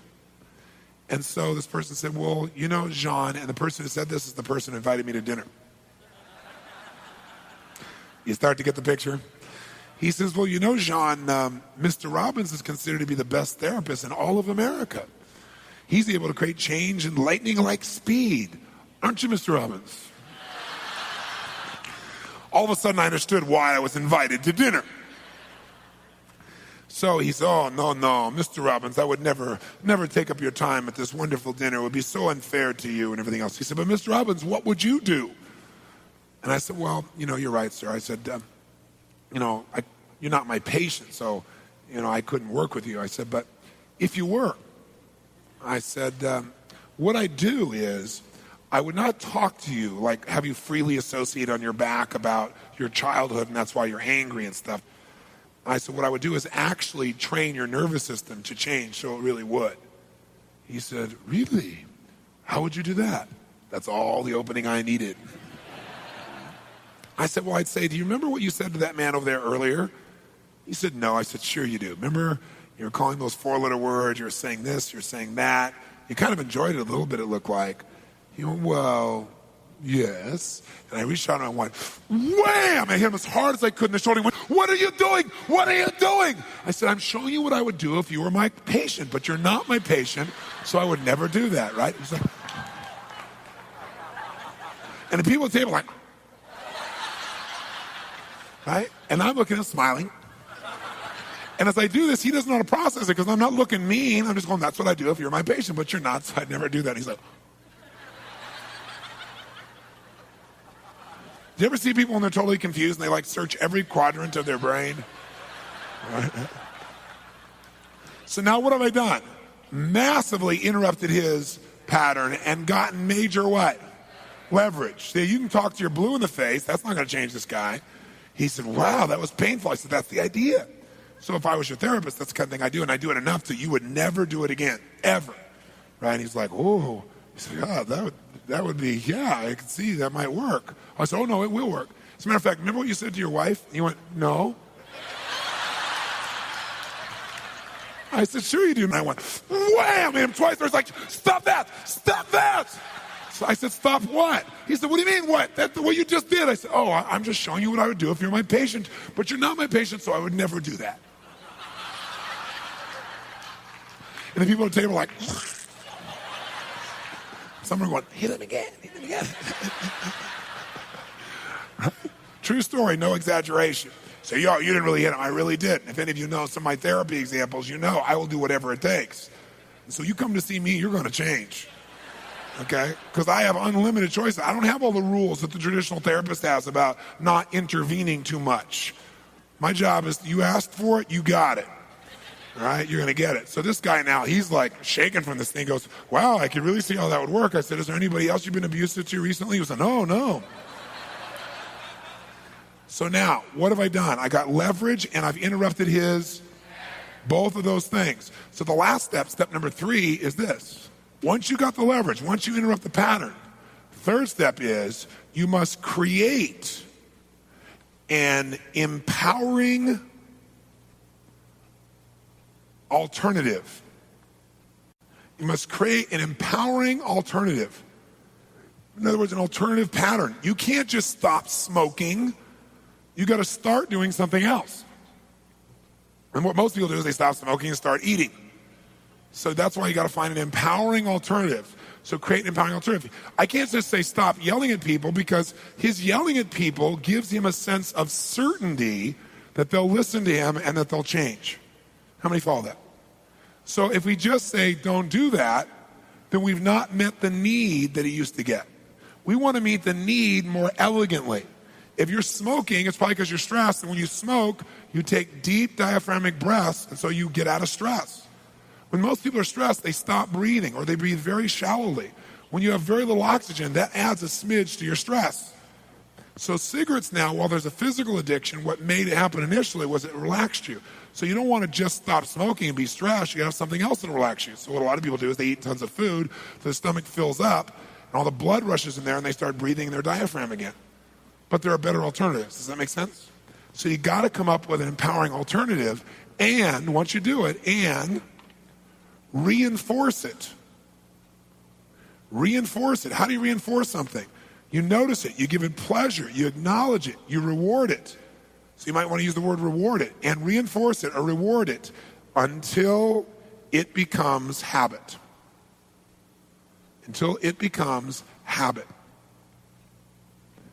So you got to create an empowering alternative and you got to reinforce it until it becomes habit. Once it's a habit, you're set. But how do you do this? Well, the secret to reinforcing something is give it pleasure, give it rewards. So you'll start changing to avoid pain. But after a while, you just go back to it. Even though it's painful, I'll adjust to it. But see, what will last, what creates lasting change is when you do something and you're rewarded for it. When you give yourself rewards, you feel happy, you feel proud of yourself, you feel a sense of excitement or freedom or more love. When you get that reinforcement on a regular basis, pretty soon it just becomes who you are. And that's what we want to do. And so that's what I did with him. So a year later, so I had him come up with these alternatives to how to communicate. And throughout the night, when he started communicating with somebody who did something right, I caught him doing it right. And I'd say, now, John, I want to say something to you. Do you see Bob's face over here? The way you just interact with him? So you can try and force him to do something or make him fear you, and he'll do a little bit. But people only do so much out of fear. They do the minimum out of fear. But when they love you, when they care about you, when they feel respected by you, they'll do anything for you. And this guy really would do anything for you. Look at his face right now. Doesn't that feel better? And I'd make him stop and notice so he wasn't unconscious. And he'd say, honestly, it really does. And he said, Bob, I really do care about you. And these great anchors happened that night where I kept reinforcing him. So he had plenty of alternatives, and he saw it gave him more of what he wanted than the old behavior. So now I come back a year and a half maybe later, and I do the seminar, things go great, and the same guy afterwards says, Mr. Robbins, would you like to come to dinner? And I look at him, and I can't tell if he's, got something or not. So I said, sure. Same restaurant, same room, same everything. Sit down, you table. I'm sitting next to Jean. Jean's great to have you back. Everything's warm. Everything's wonderful. He seems really happy. Everybody's great. I'm thinking, wow, this is cool. It all worked, right? And then maybe 15 minutes into sitting there, all of a sudden John comes across and starts screaming at this person against the table. And I can just feel every part of my body going, obviously didn't break the pattern strong enough. I'm going to do it this time. And I just feel my face and body tighten up. And all of a sudden he turns over and goes, gotcha. And everybody, the whole place started laughing. It was a setup. And they all went around the table and they acknowledged me and they acknowledged Jean and talked about he's never been the same since. His life has never been the same. He's such an incredibly warm and loving man now from that process, just from that piece. Now, whether you're trying to change someone from being mean to nice or whether you're trying to get rid of addiction, it's the same steps. So, for example, when I first built my career, I'd get on radio and television in Canada, and I launched my career saying, I don't care what your problem is, I'll handle it. So I got all kinds of things. But one of my first therapies ever was a smoking therapy. Now, bear in mind, I'm staying at the Westin Hotel in a place called Vancouver, British Columbia, Canada. Anybody been there? It's a magnificent place. You've not been there. It's as pretty as any city in the world, I think. And so I'm there, and I'm staying in this hotel, and it's beautiful, and it's wonderful. And I'm waiting in my room for my first real major therapy. And it's a smoking therapy. And I look at my watch, and the guy doesn't show up. And I look, he doesn't show up, look, doesn't show up. So then I think, well, no one knew my face in those days or even knew my name. So maybe he forgot my name, and he's at the hotel. So I figure I'll go downstairs to see if he's in the lobby. So as I go out to exit my door of my room, right outside the door is this guy sitting puffing like crazy. So I said, are you Bob? He said, yeah. I said, Bob, what are you doing out here? He goes, I'm having my last cigarette. Now, what does that tell me? That tells me he links pain to stopping smoking, not pain to smoking. As long as he thinks stopping smoking is going to be painful, it's not going to work. We have to change that, what we call neuroassociation. It's a big word. It means what he associates in his nervous system, in his gut, right? Not what he has in his head. In his head, he knows better. But in his gut, his neuroassociations are rigged that stopping smoking is painful. That's why he's never done it before. So he wants me to do this painful thing to him. That won't work. So I think in a moment's notice, I come up with an idea. And I said, come with me. And we don't go to my room. We start walking down the hall. He goes, where are we going? I said, downstairs. He goes, I want to do this in private. I said, we will. Follow me. We get on the elevator, go downstairs, and I haven't been there in about 2 or 3 years. But even 2 or 3 years ago, in this day and age where very few people seem to smoke in public, at the Westin Hotel, they still have a tobacco shop there. And so we go down to this tobacco shop, and as you go in, the smells are everywhere, right? So when people smell the smells, they go into state, right? So this guy's in state, right? He's got his cigarettes back. He's one happy camper. So I said, what brand do you smoke? So he tells me. I said, great. Give me 12 cartons. And the guy looks at me and goes, 12 cartons? I said, yeah, 12 cartons. The guy goes, looks at him, 12 cartons? I said, yeah, pay the man. He's like, pay the man. So he pays him. So now I said, pick him up. So he's got 6 cartons here, 6 cartons here. We're walking down the hall. I'll never forget his face. We get on the elevator. The door closes. He's holding all these cartons of cigarettes. He looks at me and says, you're not going to make me smoke these, are you? I said, now we're making progress. Now he's linking pain to smoking already. How many follow this? Say aye. So we go sit in the room. And a lot of times when you're trying to change, helping someone make a change, the problem is you're changing a part of them that doesn't need to change, like the part of them that's really great. You need to get them in their smoking state and change that part of them. So I said, go ahead and open all the cartons, pull out all the cigarettes, and unwrap every one and pull one cigarette so it's accessible so you can just grab it real easily. And while you're doing that, tell me why you started smoking. And so he goes, okay, he starts undoing the cartons. As he does, he kind of gets in state. He smells the cigarettes and starts undoing it, and he goes into state, right? And he starts telling me, well, when I started out, I really didn't want to smoke, but all my friends did, and it was like the cool thing to do, and he's going into state, right? And so I said, okay, well, light one up. He looked at me and he went, what do you mean light one up? I came here to stop. I said, I know, but you really want one, so light one up. He went, well, no, I don't want one. I want to stop. I said, light one up right now. And I started acting crazy. Right now, you understand me? He's like, now he's smoking like this. And he's freaked out. Now imagine, these are the feelings. Tuna casserole mixing with smoking. You get the idea? Right?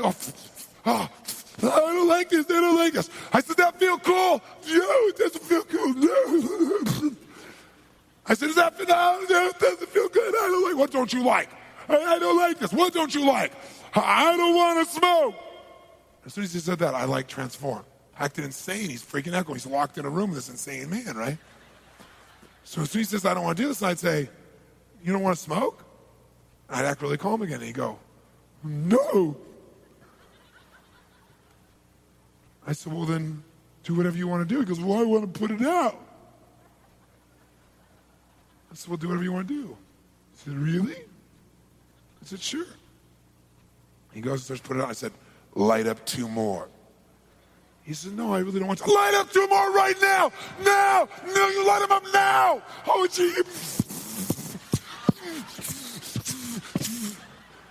And he's freaking out of his mind. And he's screaming, is that cool? Does that feel cool? No. Finally, eventually, he'd go like, I don't like this, I don't like it. You don't like what? I don't want to smoke.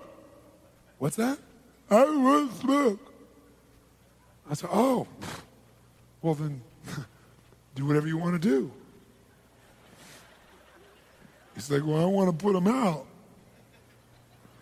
I said, go ahead. Really? Sure. He puts them out. You can just see he's afraid, right? Puts them out. I said, light up 6 more.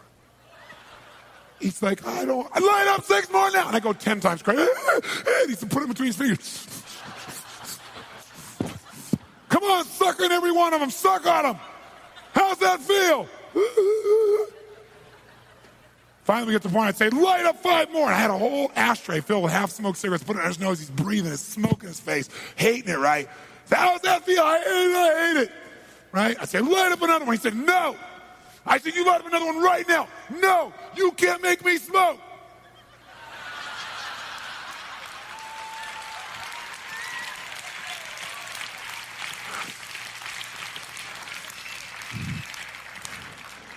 Now we broke the pattern. So then when you get an alternative. And so he went outside, he dumped his cigarettes over the side down into the ocean. I wouldn't do that now, but he did it. And he blew his nose, and all this black soot came out, right? Just all over the place in his handkerchief, right? Kept blowing his nose, you know. And I did too, because I was in the room taking it all in also. It's a terrible way to do it and stuff. It's one of the reasons I stopped doing them eventually. I came up with a different technique, right? Because I was going to have cancer doing all these therapies on these people, right? And so he goes out there, now he's breathing fresh air, and the fresh air feels so good. And then he comes up with the alternative and condition it. It works.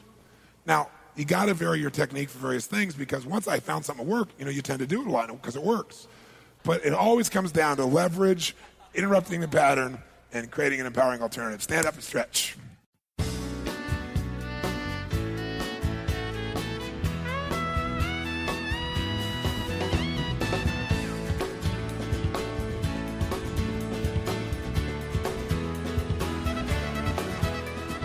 The next thing we're going to talk about is momentum.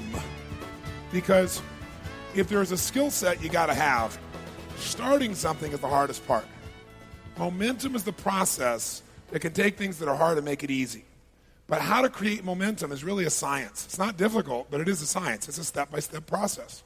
And when you understand how to do it, you can create momentum anytime you want. Momentum in your business, momentum in your emotions, momentum in your career, momentum in your relationships. Doesn't matter what area of your life. What's the source of power within you or your organization that can turn around virtually anything in a matter of moments? And the answer to that, of course, is momentum. Now, when you think about what does it take to succeed, there's so many things you can talk about what it takes to succeed in any situation. But one thing that is universal to succeeding in any situation is you must take the first step. And that's the one that most people don't do. They study it, they think about it, they fret about it, they complain about it, but rarely do they take the first step. In order to do that, I want to make sure that if you never heard another word I said for the rest of your life, and you want to improve anything, you'd know what to do first. Because if you do the first thing, you'll likely come up with the second, third, and fourth thing. It's just a natural part of momentum. Will help to create that happening. So what is that first step? Well, for me, if I'm going to work with an athlete or a business person or a financial trader or a politician, doesn't matter what the context is, their game is not where they want it to be, or their game's going well and they want to make it better. There's one place I go first always, and that is I put them in a peak what? The reason is because until you put somebody in a peak state, everything you're going to get is going to be less than who they are and what they're capable of. So I want to get them that peak state. So for example, when I met Andre Agassi for the first time years ago, he was like 50th in the world or something like that. And what happened was Andre has a certain mindset, and he came in and he had kind of an attitude with me. And I said, look, Andre, I said, the bottom line is, you give me 15 minutes of your total attention. If in those 15 minutes you do what I ask you to do, you don't feel an immediate radical change, then blow me off and let's move on. Let's not waste any time. So what I did basically was I gave him examples from videos that I'd seen of him, and I'd say, okay, here's where you won Wimbledon.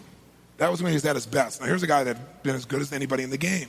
And you watch him, right? And I show him, and this guy's walking out on the court, and it's before he cut his hair, and he walks out like this, right? And he looks across the court like this at the guy on the other side of the court. And I said, what were you thinking at that moment? He said, I remember what I was thinking. I said, what were you thinking? He said, I was thinking of this guy. Why did you even show up? Right? Now, is that a certain state? Now, in that state, you don't think about, okay, is my backhand going to be okay? Right? Because what happens is when you're in your best, you don't think about how to do it. You just do it, don't you? It just flows. That's a peak state. So I said, okay, here's the French Open. He walks out like Don Knotts. He looks over at the other guy and says, look in his face. What are you thinking then? He said, I remember the last time he beat me. So what I do is I change the state, anchored it, showed him a couple ways to trigger it. It was very fundamental. And in less than 6 months, he was number one in the world. Now, Andre's gone back down and up again.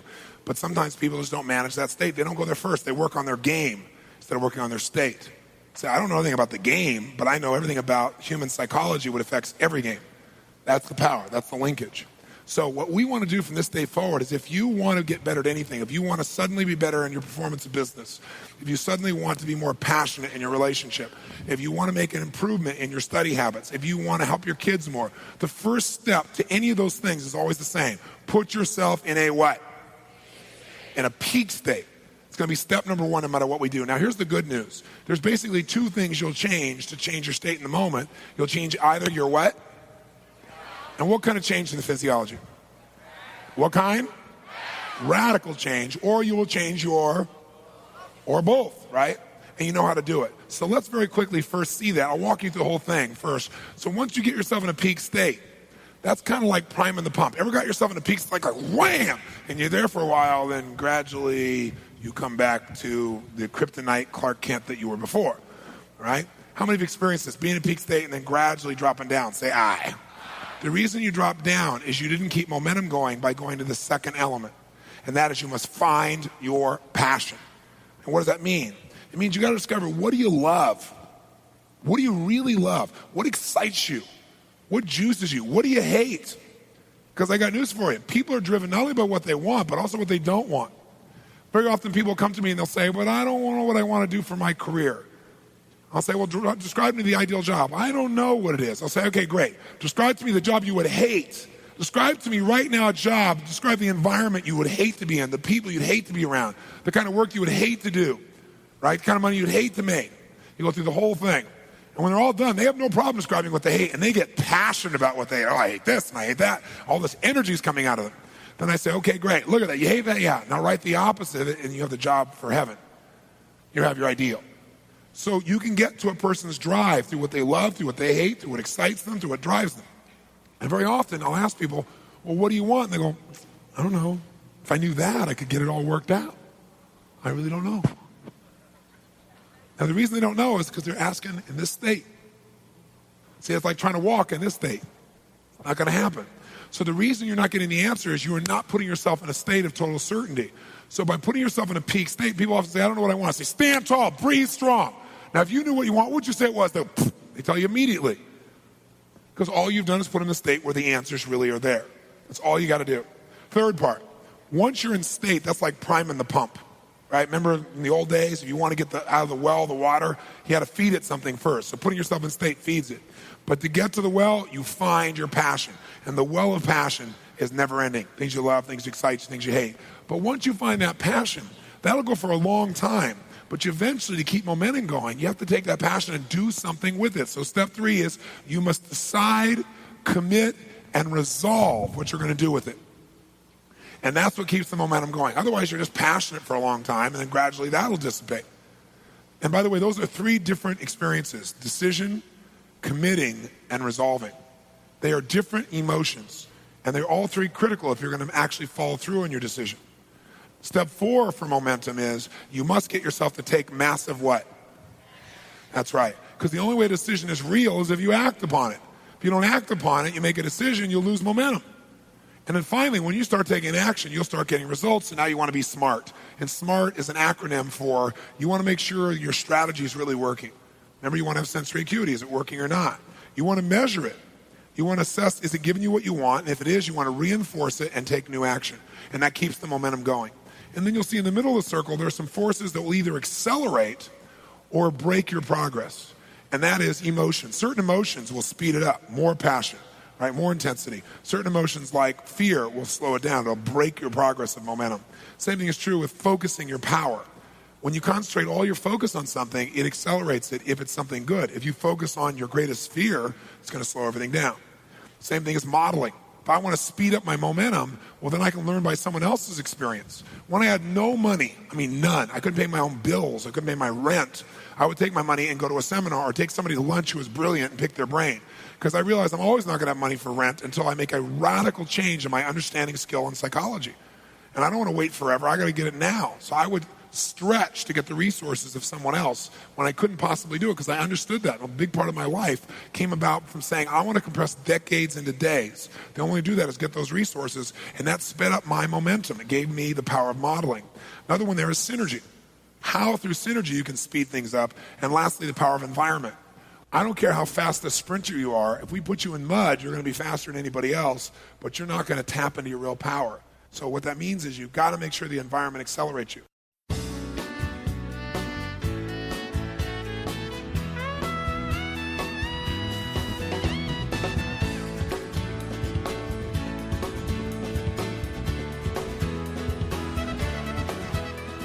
So in order to have momentum, we know what step 1 always is. Put yourself in a peak. Step 2 is define your, which is what do you love? What do you hate? What excites you? What drives you? What do you really want? What are you committed to? Now, once you've got those emotions brewing, it's a lot easier to do what all change comes from, which is to make a real what? Decision. Because if you look at your life and you want to see why your life is the way it is, the parts of your life you love and maybe the parts of your life you're not as thrilled with, you can really define why your life is there if you really look at your life by your decisions. You say, no, that's the way God made it. Well, that may be true, but God has made lots of people have the same experience, but what you took out of that experience was your conscious choice or unconscious choice. You decided. And so if you look at your life, I bet you could look at the last 10 years of your life, for example, maybe last 15. I'd be willing to bet there are places along the way that if you would have made a different decision, your life would be radically different than it is right now. Better or worse, I don't know, but you probably do. But it'd certainly be different. How many would agree with that? Say aye. And a lot of times those decisions we don't think much about. Sometimes the decisions like what are we going to do for a living, or where we're going to live, or who we're going to spend time with, or who we're going to marry, or whether we're going to have children, right? What we're going to believe. Those choices have shaped who you are. And so if you want to transform the quality of your life, there is only one power, and it's decision. But most people have not made a decision so long, like a real decision, a tough one where it's hard and you make yourself do it. They kind of like express preferences and kind of see if it works out. They put it in a should mode. A decision made from a should is not a real decision because you don't act on it. You do it for a little while. You never really not only decide, but to commit and really resolve that no matter what, you're going to make it happen. That's different than just deciding in the moment, right? That's not a real decision.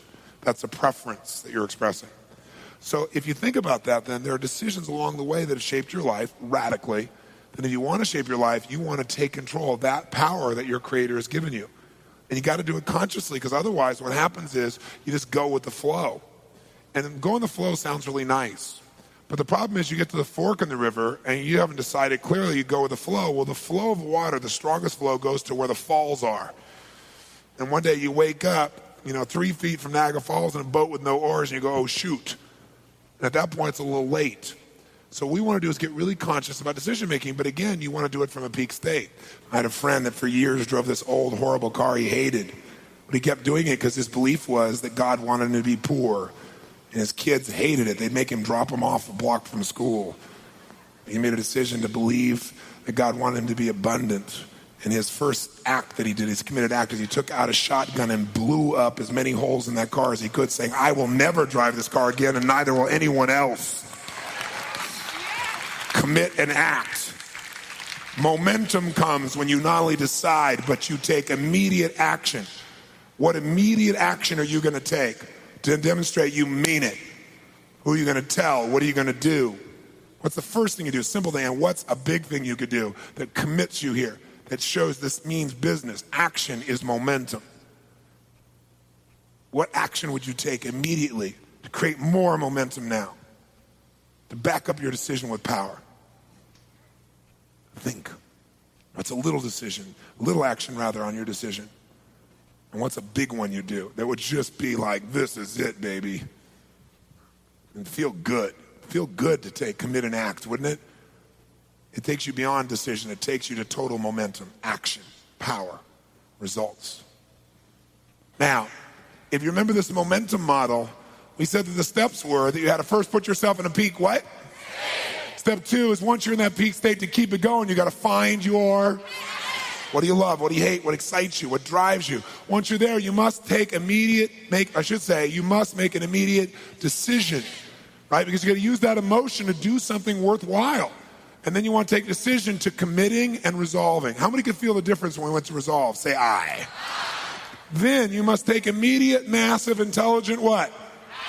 That's right. Then all you got to do is be smart, which is notice your strategy if it's working or not. If it's working, reinforce it. It'll keep your momentum. If it's not, change your approach. What if that doesn't work? What do you do? If that doesn't work, what do you do? Whole time using your sensory acuity. Keep changing till you get what you want, period. But the way that you can speed all this up is by magnifying either the accelerators or brakes. You can slow it down or speed it up. And the number one thing that will accelerate or break you is emotion. So if you put yourself in a state of fear or worry or envy, that'll slow your momentum down. But if you put yourself in a state of passion, commitment, joy, love, courage, those types of emotions will speed up the momentum you've already created.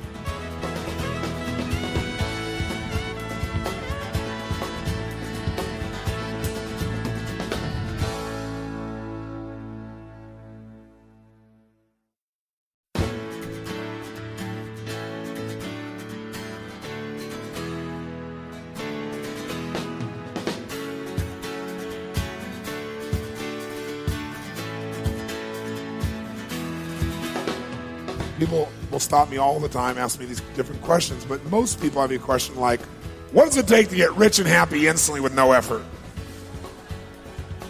Some version of that question. And I'll usually look at them and say, do you really want to know, or are you just asking? But I really want to tell you what I really believe it takes to be rich and happy. Now, most people think rich is just money.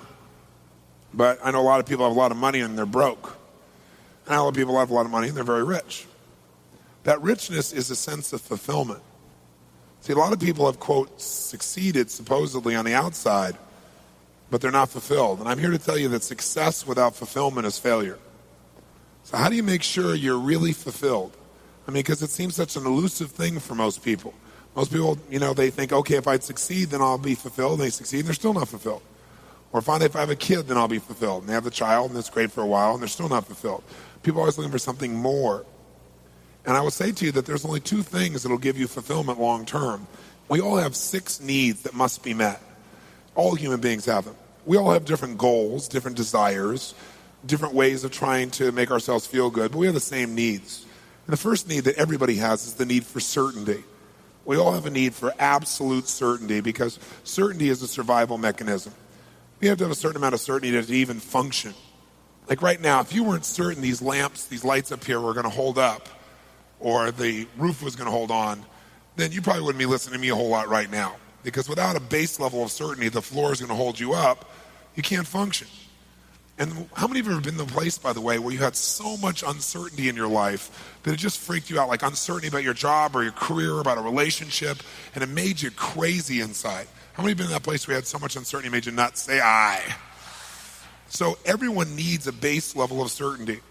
Now, we all try to get that certainty in different ways. So we have the same need worldwide. It doesn't matter who you go to, what country, what culture, what language a person speaks, what their socioeconomic background is. Everybody needs certainty. It is a human need, not a desire, a need. It's built into the human nervous system. But we all go about getting it differently. Like some people try to get certainty by having a routine that's the same every day so then they can be certain how it's going to be. Some people try to get certainty by, surrounding themselves with people that they're smarter than. So they feel like they're always in control of the situation, or by trying to control everyone. Some people get certainty by faith. There's no certainty, so they get it by having trust that they're guided. Everyone has different ways. Some people get certainty that they can be comfortable. That's the basic level of certainty, is that you can avoid pain and you can have some pleasure. Base certainty is just that certainty you can be comfortable. Most people get that by smoking or drinking or something like that. So everyone's going to find a way to meet their need. You've already found ways to get a certain amount of certainty in your life, or you wouldn't be listening to me right now. But the question is the way you're doing it, the way you're getting the need met, is it empowering you or disempowering you, or is it kind of neutral? If you're using drugs or alcohol to get certainty you can be comfortable, it obviously has many, many negative side effects. If you're using faith, it's a different one. If you're using your sense of identity, like, boy, I'm certain, not because everything around me is perfect, but I'm certain because I've always found a way. So my identity is I find a way, and that gives me certainty. So some ways will empower you. So now here's the interesting thing, though. When you get absolutely, totally certain about something, you know what's going to happen, when it's going to happen, how it's going to happen. Let's say in a relationship. You know what's going to happen, what they're going to say, when they're going to say it, how they're going to say it, what's going to occur. When you finally have this ultimate goal of certainty, this need, where you really feel like you're satiating it, you're fully meeting it, then what happens? You feel what? Bored. Right? So all of a sudden this thing you wanted so bad, this is funny because people go out and they work so hard to get what they want, then they get it and they're unhappy because now they're bored. It's like most people think the secret to life is make enough money so you'll never have to work again. And the truth of the matter is, if you spend any time with people who have achieved that, you'll find that they're miserable. And they usually start another business or do something else because that is not the secret to life. Because they get bored out of their mind and want to pull their hair out. Because everyone needs to grow and to be stimulated. So while we want certainty, when we get absolute certainty, we go nuts. And that's because God has a sense of humor and gave us a second need, the need for uncertainty, just to really screw you up a good. Right? Just to see if you were paying attention. We have a need for certainty, but we simultaneously have a need for uncertainty. We have a need for variety. We have a need for surprise. We have a need to have things that we're not expecting happening. It creates excitement for us. That's what adventure is. If you know what's going to happen, when it's going to happen, how it's going to happen, it feels good for a while, then you're bored. You got to have surprises in your life. You got to have those things that make you grow. When you know what it is, it doesn't require growth. You can predict it. But when you're not sure, now you have to grow to deal with the uncertainty. And that growth is what makes us feel happy as human beings inside. Now, you can get variety by doing drugs also. Change your state. You can get variety by going to a movie. Why do people go to movies? Because it gives them certainty and uncertainty. They're certain they're not going to die, even if the guy in the movie does. Right? And yet they have variety. They can vicariously experience all this adventure and surprise and so forth inside that film. How many of you have ever rented a video of a movie you've already seen? How many have ever done this? Say aye. Now, why would you rent a movie you've already seen? Answer, because you're certain it's good and you're hoping you forgot enough that there'll be some variety. Right? So these two are a paradox, aren't they? They seem to be antithesis of one another, and yet, as a human being, we need to have both of them to really feel good. The third and fourth human needs that all people have are number 3 is the need for significance. Need for a feeling like your life is significant, it's important, it's unique in some way, it's special, that your life has some kind of purpose. So we all have the need to feel significant, unique, to feel like our life has some kind of meaning. And what's interesting is, how do you go about it? You can go about it by tearing everybody else down. I'm great because you're horrible. There's 2 ways to have the tallest building in town. One is tear down everybody else's building. Right? That's what some people do. Other is work harder and build a better building. Right? Work like crazy. When everyone else takes lunch, you go for it. So what a lot of people do is to feel significant is they tear other people down.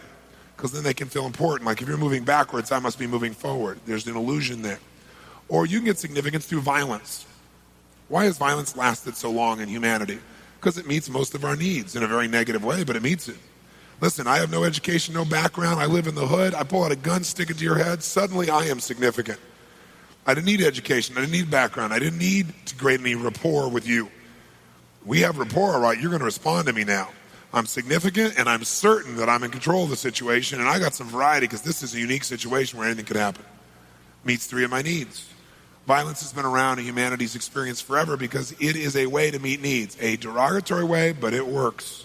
And since it works and doesn't require much effort, especially now with the tools of violence, where if you and I had a fight before and I had to punch it out with you, there was some consequence. But now with a high-powered rifle or something that can shoot off 100 shots in about a minute from a distance, I can be a coward and I can still feel significant. I can do whatever I want. There's no consequence to me. You can also do it in neutral ways. You can do it by, dressing really uniquely, right? Like you have a unique style that makes you feel unique and significant. You could do it by skill sets. Having skill that no one else has or is very unique. You could do it by buying more toys. You have nicer cars or homes or something like that. You could do it by getting more PhDs, more degrees, more results that you have that thing next to your name so you're significant. Every one of us finds a way, right? Because we have to feel significant. Everybody needs this. The only question is how. Some people do it by saying, I am a Christian or I am a Jew or I'm a whatever, and I'm more unique than you. And then religions fight about who really knows the name of God and kill each other in the name of God. It's an interesting process that sometimes happens. It's happened in most major religions of the world. Because people are basically fighting over who's more significant to the Creator. Interesting thought process human beings have. Now, the interesting thing is to be significant, you can do it in neutral ways, positive ways. You can do it by having more compassion and giving more than anybody else. And if you give so much, sure enough, if you know you're willing to give more and you're more honest and more real, that makes you feel unique, makes you feel special, and that doesn't have any downside, it only has upside. So you got to figure out, you're going to find a way to be unique. The question is, do you through cars and homes? Do you do it through achieving? Do you do it by the kind of love that you share? Do you do it by, doing something with people that makes them feel like you're superior? What do you do? But you do something. You do many things to feel significant. But the problem is to feel significant, to feel unique, you have to be different than everyone, and that, of course, violates the fourth human need because God does have a sense of humor. And the fourth human need is the need for connection and love. So while you're busy trying to be unique, and I have so many clients, super achievers in the culture, actors, actresses, business people at the top, athletes, who their whole life they wanted to be unique, and then they got this total uniqueness, and now they have no connection because they feel like everybody's trying to get something from them now. They don't really feel the love and connection they wanted, which is the fourth need. Because to be unique and different, I have to be apart from you. This happens in people's intimate relationships all the time as well. Someone says, oh my God, I really want to be at one with this person. And then they start feeling at one with a person, and they love it for a while, and they go, oh, wait a second. I feel like totally loved and connected, but who am I? How am I unique in this world? I'm losing my identity. And then they freak out and pull back from the relationship. Because what they're trying to do is meet two needs simultaneously. You can get connection by being sick, and then everyone will come and pay attention to you. You can do it by creating problems. If you don't give a kid attention for doing something good, they'll do something bad to feel that you really care and you love them, to get your attention. And by the way, all adults are big kids. They do the same thing. Same thing as a child does. Sometimes a little bit more dramatic, sometimes a bit more painful, but the same things that kids do. Because basically most people are still 5 years old emotionally. So we respond the same way. Most of us are not directing. We have this great facade, but inside we're this little kid. So now here you are in this situation where you want connection. What else can you do? Well, you can have connection by just loving people. You can have connection by way of being in nature, or connection to God through prayer. Or you can have connection by looking at a piece of art and feeling this sense of inspiration. You can have it through meditation. You can have it by making love, and you feel this total connection. You can have it through a pet. There's so many ways to get it. You're going to find a way. The only question is, on a scale from 0 to 10, where 0 is none and 10 is totally fulfilled, where are you? Most people find ways that really don't fulfill them totally to bring them up to a 4 or 5. So they're in no man's land. They're not really happy, but they're not unhappy enough to do anything to change it or make it better. And then if you meet these first 4, if you meet the need for certainty and uncertainty, called variety, and significance, and connection, you'll find a way to meet those. Those are called the fundamental needs. But you will not be rich, happy, fulfilled, really fulfilled, unless you meet the last 2, and very few people meet the last 2. These are the 2 that are the real secret. And that is, number 5 is you must grow. You must grow. And number 6 is you must contribute beyond yourself in a meaningful way.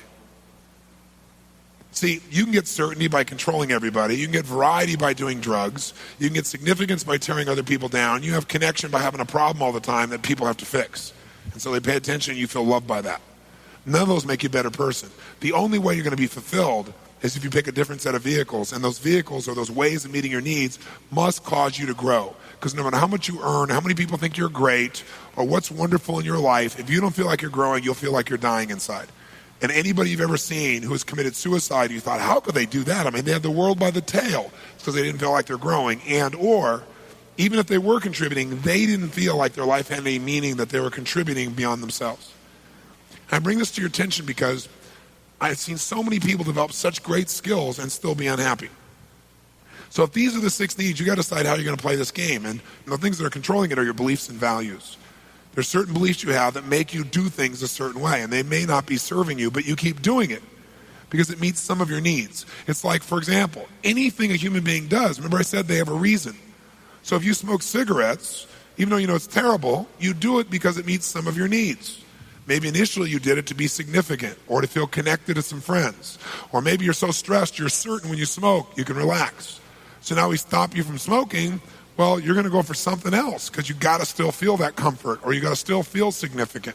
So unless we understand what our brain is doing, most of us in life have no idea how to win the game of life. We don't know what the target of the game is. We don't know the goal. And so it's pretty hard to win a game when you don't know what the goal is. I'm here to tell you, having been with a couple million people from 65 countries and having heard every story you can imagine.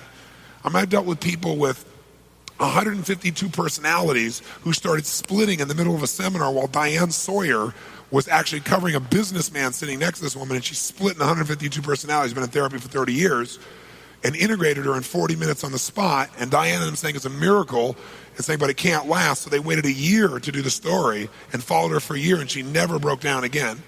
So I've dealt with that, to people with 152 personalities, to people with like no personality who have a bigger problem, right? Okay, much bigger problem, right? I mean, I've seen it all. And there's nothing I haven't seen. I've seen people physically abused, emotionally abused. I've seen everything you can imagine to see. You don't have to be bright to see there are patterns. And all these patterns are just trying to meet these same 6 needs. And most people don't know what they're after, so it's kind of hard to get your outcome. You don't know what it is. So what I want to talk to you about for a few minutes here is those last 2 called growth and contribution. Because those are the ticket to freedom. But I want you to think about your philosophy of life. Because while it's great to have these tools, you need both philosophy and skill to make your life work. If you've got great skill and no guiding philosophy, no guiding set of belief structures, then you are a person that has wonderful mechanics, but you're not really going to be fulfilled and you're not going to make a difference in the world. If you got this wonderful philosophy and you got no skills, no muscle, then you're going to live and be able to philosophize forever, and you know it's right, but you don't do anything. It's a merger of these 2, or a melding of these 2, that really creates a quality life from my perception. So let's talk about the philosophy of what creates that fulfillment. I remember somebody came to me one time and said, so what does it take to be rich and happy? And I remember I looked back to him and I said, it's really simple. Be a team player. I remember the person looking at me like, what does that mean? But let me tell you, that's the secret to wealth and happiness. Become a team player. What does that mean? A team player means you got to understand something. Human beings are really unique. Here's what's unique about us. We're driven to achieve a certain amount in our lives, whatever that may be, to meet our 6 needs. For some people it feels significant, they got to make $10 billion. For some people it's significant, they have to have a child and have that child grow up and be a nice person. There's no right or wrong. It's just different beliefs in our head about what has to happen, right? But here's what's interesting. Most of us don't need to have a lot happen to meet our needs. We don't. So it's different for every person. So let's say for you to meet your needs of identity, you have to do a certain amount of business. Well, once you do that much business, you don't have any more drive. It's like, okay, that feels good, right? Or you have a certain amount of need for acknowledgement. But once you get a certain amount of acknowledgement, people tell you a million times how great you are, you always appreciate hearing it, but you don't really need it because you know. So you're grateful and it's wonderful, but it's not like desperation. You know what I'm saying here? And so a certain amount of money, certain amount of respect, certain amount of accomplishment, certain amount of something, and then we kind of lose our drive because we enter our comfort zone. So once you're in your comfort zone, you're not driven anymore. Here's the problem. When you get in your comfort zone and you're not driven, you no longer grow. When you're not growing, you start to die inside. When you're no longer growing and dying inside, you stop contributing in a meaningful way. And as you do both of those, your whole world falls apart emotionally. See, I've seen this happen. I've got about 6 or 7 friends, probably 7 to be accurate, who are considered by most people in the world to be like the best on earth at what they do and have been for a quarter of a century. Like one guy's in the movie business, been the head of several studios, made an unbelievable number of pictures, Academy Awards. Another guy is an NBA coach, the most winningest coach of all time in NBA history. I mean, each of these guys are my friends, and they're in their mid-50s. And what all of them do when we get together and talk is we talk about life and where we're going, what we're doing. And I've watched many of them, the business ones anyway, cash out at one point in their career, where they sold their companies and made $500 million. One guy, $2.5 billion. And he thought that was going to make him happy. And I remember for the first 3 or 4 months, he was really happy. He partied, it was fun, it was great. But then all of a sudden he got more and more crazy. And then all of a sudden he started overeating and drinking. And all those things are as a symptom for the fact that you're not fulfilled. So now you're going for the cheap quickie to try and make yourself feel good because you really aren't growing, you're not contributing. And every one of them has gone back into some venture that made them have to grow, because when they had their business, they had to take on the challenges, they had to take on the effort, they had to grow, and they felt like they were contributing something meaningful. And that's when they're happiest. So having said that, if we all can get comfortable at a certain spot, then what's the secret to make sure we're always growing and contributing? And the answer is become a team player, which means this. People will do more for others they care about than they'll ever do for themselves. And that's a critical distinction to have about human beings. People will do much more for others they care about than they'll ever do for themselves. Now, for some people, that's God. For some people, that's their kids. For some people, that's their friends. But we'll all do more for something people we really care about than anyone else, than ourselves. And so if you really want to be happy, you got to grow and got to contribute. How many buy that? Say I. So if you buy that, you got to have a reason to constantly grow, because you're going to get comfortable pretty easily. The only way to do that is to have these people you care so much for that you feel compelled to constantly contribute more and to grow in order to be able to do that. And fortunately in my life, I figured this out at a very early age, and so it drove me to this point. It's why I'm here now. And I'm here now because I get to have this sense of I have to grow to do this, I have to contribute, and I get the joy and the fulfillment of that process. I don't have to do any of this anymore, fortunately. I can sit and do nothing for the rest of my life economically, but I couldn't sit and do nothing and be happy. So that's where we got to vest ourselves. But I have found what that is for me, which is certain people I care about, an environment of people I care about, people like yourself who really want to make their life more, no matter how great it is. But you got to find what that is, because that's what will drive you. So I want to give you a couple of assignments that if you use them will get you more connected to your team. And they're very fundamental and they're very basic. But I think if you'll do them, you'll find them to be quite useful. And the first one is really simple. If you're going to be a team player and you're going to feel that sense of connection, then what you got to be able to do is you got to be able to connect when it's not easy to connect. What I mean by that is, if you're in a position where how many of you have somebody in your life from your past where maybe you were good friends at one point, or lovers, or business associates, but you're really close with this person, And then one day something happened. And when that happened, it changed your life forever in your relationship, and maybe you've never spoken to them again since that day.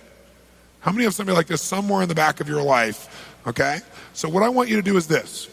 I want you to develop team building muscles. Because when you have that sense of connection, you can do anything. But anybody can be loving and friendly to someone who's totally loving and friendly to you. If you're really going to get that sense of connection, that sense of real joy, the real passion, you got to be able to connect with somebody who has hurt you or been unfair to you.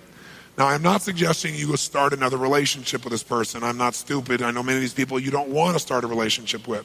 But I do want you to learn how to communicate with absolute caring and love and make yourself do that even though you've been hurt. Because that's how you build an ultimate muscle. What I'm going to ask you to do is you are going to take this person, maybe you've not talked to them in years, and you are going to call them. Now, answering machines don't count. Okay? But you're going to communicate with them. And what I want you to do is three things. I want you to call them. I want you to acknowledge yourself, who you are. Don't pretend you're someone else. And answer the phone, and as you hear their voice, you'll say, "Hi, this is me. Remember me? I certainly remember you." Then the second step, you're going to acknowledge how the relationship ended. So you're going to say to this person, "Listen, I know the last time we talked was not a very pretty sight. I know that we yelled or we did this or we did that. I know that I knew I was right and you knew you were right, and it didn't end in a very attractive way." So acknowledge what happened so it's clear that you're not an idiot calling back. And then you go to the third step. You say, "I'm just calling for one reason. It's been 6 months, it's been a year, it's been 10 years. I just want to call you to tell you that while that was incredibly painful and I was mad as heck, and I still don't necessarily agree or disagree with you, I do want you to know that before that happened, we had an amazing business relationship, friendship, love affair, whatever it was. And while I'm not trying to start a new one, I just want to tell you how grateful I am for that time I had with you prior to that event. Because it was a great, great time in my life. And you were an important part of my life and my team, and I want to thank you for that. And you don't have to say anything. I'm not calling to have you say anything or give me anything. I just wanted to thank you for that time. I hope you have a great life. Thanks. Bye." Click. What would this do to their brain? Better yet, what would it do to your brain to actually sincerely make this call and put aside those events and associate to the good things? Again, I'm not saying start a new relationship with them. I'm not saying that. I'm saying just call and acknowledge that there was great goodness and do it from your heart and reconnect to that feeling. How many think this would be a major stretch? Let me see your hands. Say aye. Good. So then if you can't do it, you what? You what? How many are going to do it? Raise your hand. Say aye. That's what I call courage in action. See, there's two types of emotions in humanity. Those that are virtually around the world honored, respected, because no matter what culture you come from, we all know that those emotions are virtuous. Those emotions like forgiveness and love and faith and determination and passion and caring, those are universally, no matter what culture you go to, are those respected, yes or no? Doesn't matter what the culture is, even though we have varied cultures in the world. Then there are vices, those emotions that we indulge in when we're fearful, and those are the ones that destroy our life. Those are like fear and envy and anger and stubbornness and things like that. And sometimes we go into those emotions so often, we're more comfortable with vices than with virtues. And the only way to have your virtues take over your life, which is when you really are happy because it means you're growing, the only way to do that is to exert the muscle even though it's weak. Even though the vice muscle has got more pull, you're going to have to push with the virtue muscle. By the way, do you like movies? Every good movie, every good story is really at its base a story of going from slavery to freedom. And what happens is a person is enslaved to a fear or an anger or an upset or a limitation. They have these desires, but they're missing the core need of, let's say, the virtue of strength or caring or determination or love or honesty or warmth. And the reason it makes you emotional when you think about it is you see that in the movie, and in good movies, the main character finally, they do all these battles and they try to do it the easy way and it doesn't work, and finally they step up. And when they do, they have an epiphany. They have a change in their heart and soul. They put themselves on the line, they do what they don't want to do, and they win. And you see, and you know when the movie ends that their life will never be the same again, because now they have the courage and they're exercising it. They have the faith. They have the love. What's the virtue you need to decide to strengthen right now?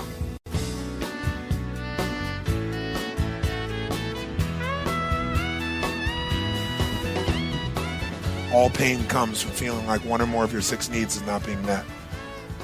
I'll give you a clue in a relationship. When a person feels like they're less important than anything else, the relationship has challenges. More important, if work's more important than that person, it's going to have challenges. If another human being seems more important, then you got some real challenges. Because human beings totally understand that you can love more than one person at one time, right? So we human beings, out of our need for significance, want that oneness, and if something starts to affect that, then we feel an amazing sense of pain and loss. Well, let me tell you a little story for a second. I have a good friend, and he decided he was going to move his mom and dad, who had been living in the same home for 50 years, as a surprise. They'd been on vacation, and while on vacation, he bought them a home and decided he and his sister were going to move them as a surprise. Okay? It's coming from a very loving place, right? So he didn't realize how much you can collect in 50 years. And he rented a huge U-Haul truck. And when he took that U-Haul truck, he went out, and he and his sister started filling it up, and it took them almost a day, and by the end of the day, a snowstorm came into Washington, D.C. while they're loading it up. So now he's freaking. The roads are going to be slick. He's driving a giant U-Haul. Worse, the U-Haul, as big as it was, wouldn't take everything. So he and his sister had to go get a connector, you know, those trailers that connects to a U-Haul on top of it. And it's snowing, and they're loading all the stuff up, and their parents don't even know they're moving, right? And so now he's freaked out. He's wondering if they're going to be upset about moving. This was a great idea, but now everything's loaded up, and it's time to go. And he's worried about the wedding. He's worried about so many things. So he says to his sister, he's already stressed. He's in a stress state. Listen, go back to the back of the trailer. I'm going to go over here. I'm going to push on the brakes. Make sure the extension trailer, because that's what people will see, that those lights show I'm braking. Because can you imagine? If the big trailer lights come on, but the extension trailer doesn't, someone will slam right in the back of him. So he said, okay. She says, okay. She goes back there. He goes, okay, I'm pushing. She says, it's working. It's working. It's working. He said, great. He goes, okay, now I'm going to do the turn signals. She says, it's working. Oh, now it's not. Oh, it's working. Now it's not. It's working. Now it's not. He comes back to her and says, what is the matter with you? That's the turn signal. That's how you know when it's working, when it's not. When it goes on and off, that's how you know it's working.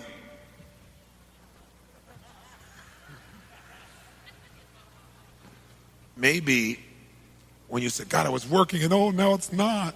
Maybe when you say now it's not, is it's working because you're aware of what you're doing, and now you can change it. See, if you think it's working as it's always perfect, then what you have is a brake light. But what you really want is a life. And a life has many seasons. And you know, a life that's all summer you'd burn out on. All winter you'd freeze to death. I mean, God is really cool. He figured out after winter to put spring. I mean, wouldn't you put it there? I mean, yeah. He figures after night, daytime, cool dude. That's a really cool deal, right? And after pain is always a new opportunity. And you can count on it. Just like the day will follow the night. The night is not forever. And no problem is eternal. Only your soul is. So maybe you need to remember that part when you start thinking something's there, right?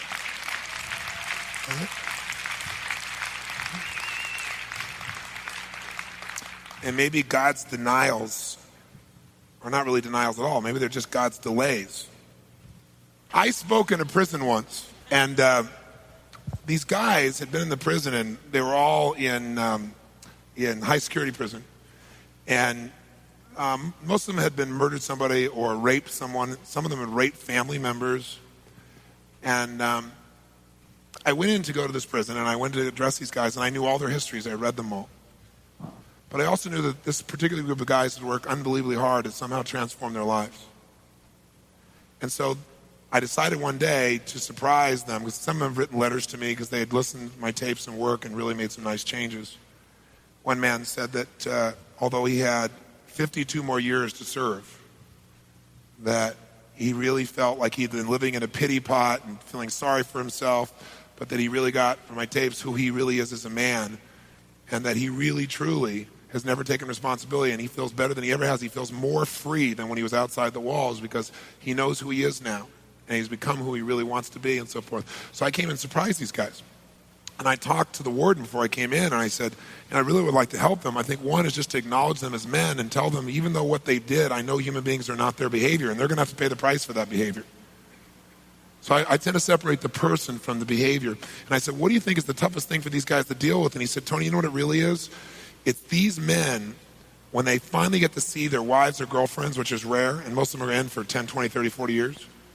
He said the humiliation they go through because they're strip searched and cavity searched, without going through any details there, I think you get the picture, before they get to go in to see their families and again coming out.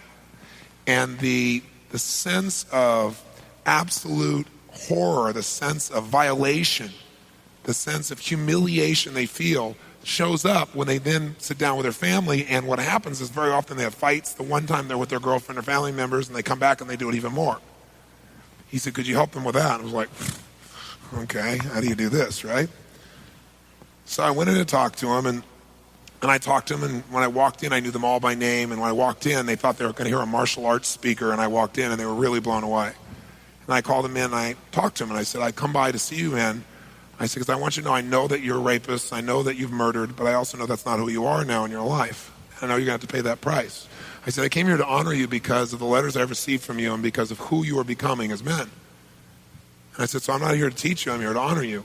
And just in some small way, let you know I really care about you. No one had ever done that for most of them in their entire life. That's one of the reasons they did the things they did. Because they never ever felt honored or loved or respected by anyone. So they tried to demand that honor and respect by just doing anything they could to feel significant. And most of them picked a really bad way. And so I said, and while I'm here, I thought maybe I could help you with a few things. I said, some of you right now are more free than people outside here, because I know people, what you guys deal with is so intense. I know people, man, they freak out when, they go to Jack in the Box and they forget their damn pickles on the thing. They just think their life is really a mess. And I said, I know you have bigger challenges when you go to see your sisters and brothers and kids and wives. And the whole room tightened up. And I said, I know many of you feel humiliated and you feel all these feelings. And I said, you know what, though? I said, if I were you, I wouldn't feel that. I mean, you know what you really got to do? You got to feel bad for the guy that's got to search the cavity. You should go, yeah, bud, check it out. And I got them laughing hysterically. I went on for this about 20 minutes full tilt, right? And I said, you're not the one who has to. Can you imagine somebody asked that guard what he does for a living? What does he got to say? I mean, I'm sure he doesn't tell anybody what he really does. I said, you're humiliated. Think about him. And I got him laughing and laughing and laughing. I said, so next time, make the guard miserable. So that was the next stage to go from being able to handle it. So now they're thinking they're going to have fun with it. But then the next final stage for those people that keep raising their standards and move to their virtues instead of their vices, is I said, now look around, some of the guards in the room. And they kind of laughed when I was talking about it, and some were there. And they were, so look at these guys. I said, people just like you. I don't think they look forward to that. I said, maybe the next time you can do is maybe feel bad for them. Maybe care about how they feel. And you watch this shift happen. Most people live in hypnosis. I'm a de-hypnotist. Most people are hypnotized into thinking that life is one way. They've locked it in their mind. You tell them a story, people go into a trance as they listen to the story, and their brain begins to make new associations. So that's how you get the shift to occur. So how many are going to make this call? Say aye. Here's the second call I want you to make. The second call is not painful. You'll want to make this call. How many of you out there have had an experience where there was somebody who you're really close to, somebody you really appreciated, really enjoyed, really loved, and you didn't have an argument, you didn't have something negative happen, you just got so busy, and they got so busy, and you're in different places, and you didn't call for a while, and the more you didn't call, the weirder it felt not to call. And then, since you didn't call for so long, it really felt weird not to call, and now you haven't called forever, and you kind of, like the commercial says, kind of drifted away. And it wasn't because you're upset with them at all. How many of you have someone like that somewhere in your life? Raise your hand, say aye. That's your second call. What are you going to do? Call them up, acknowledge who you are, do the same thing, acknowledge what happened. Tell them the truth. Say, listen, I'm calling. I'm sure you don't have any time to talk right now. We don't need to. I'm just calling to tell you one thing. And that is that I think about you a lot. That, I haven't talked to you in so long that after a while, I'm telling the truth. I didn't call for a while. You didn't call. I was busy. You were busy. and then felt weird to call. So the reason I'm calling is so it doesn't feel weird to call in the future. Right? I'm just calling to tell you I love you, and I'm so thrilled that you're part of my team. And even if we don't talk for 2 years, I always care about you. And if you ever want to talk, I'm always here. I know you probably don't have any time, so I just want to say thanks. Have a nice night. No, that person, I guarantee, will stop you. They'll say, oh, no, I'm so glad you called. And what it'll do is it'll take a part of your life, like one thing you can finally put behind you, this thing you can put back in front of you, and reconnect with it. And I think you're going to find that it'll have a really wonderful processional effect. Like, when you drop the rock in the water, it doesn't stop there when it hits the water. It has this neat little wave effect on your life. Same thing happens when you reconnect with someone you really consider to be a friend. It has an impact on things that you normally wouldn't measure in that area. How many want to make this call also? Say aye. And here's the third assignment. The third assignment in team building is I want you to make a list of all the key team members of your life. And what I mean by that is anyone you consider to be part of your team. Team can be intimate loved ones. It can be family or friends. Team can be those people you work with who you really, really care about. But I'm talking about your close inner team of people. The people that you care about. The people who have their feelings about you as influence over you. The people that you would be driven to give to and to serve. And therefore would need to grow and contribute in some way. And what I'm going to ask you to do is I want you to write next to each person's name some unique way you're going to let them know you care about them in the next 30 to 45 days. Some unique way. Because what we all assume is that everybody knows we love them, but we don't. People don't. They forget. Or if they haven't experienced it in a certain way, they don't know. So I want you to do it unique way.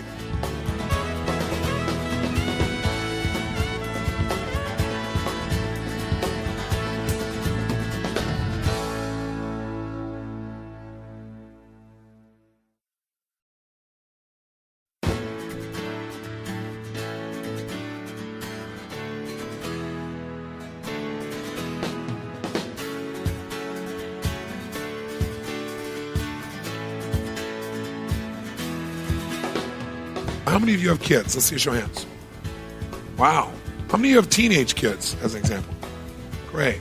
Another breed, aren't they? So now, here's what I want you to do. I want you to come up with a unique way to make them feel totally loved. Now, let me tell you what's great about this. Number one, you'll increase your connection and sense of team.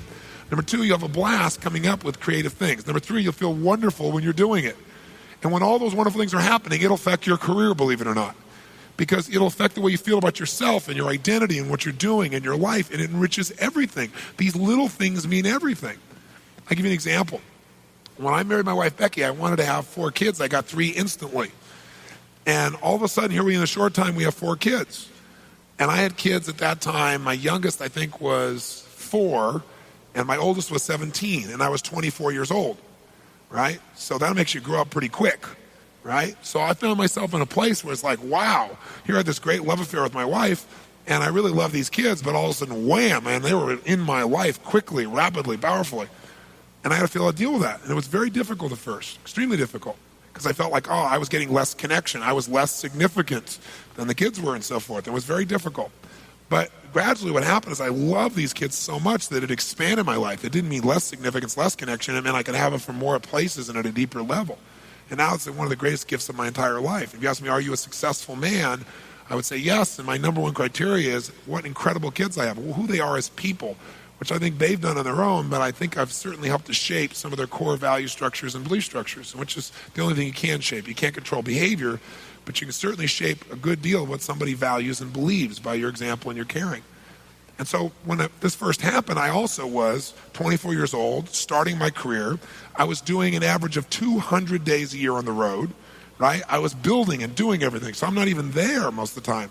And so these kids are in my life, and I'm thinking, my God, how do I connect with these kids? How do they know I love them when I'm not there? And the only solution I could come up with was, okay, I got to be there, number one, and number two, I got to really be there when I'm there. I had 4 fathers myself. And the one who I consider to be my real father is not my birth father. He's not my father genetically. But the one I mentioned who passed away was the one I was closest to. And I had the least amount of time with him. But I really had what I call magic moments with him.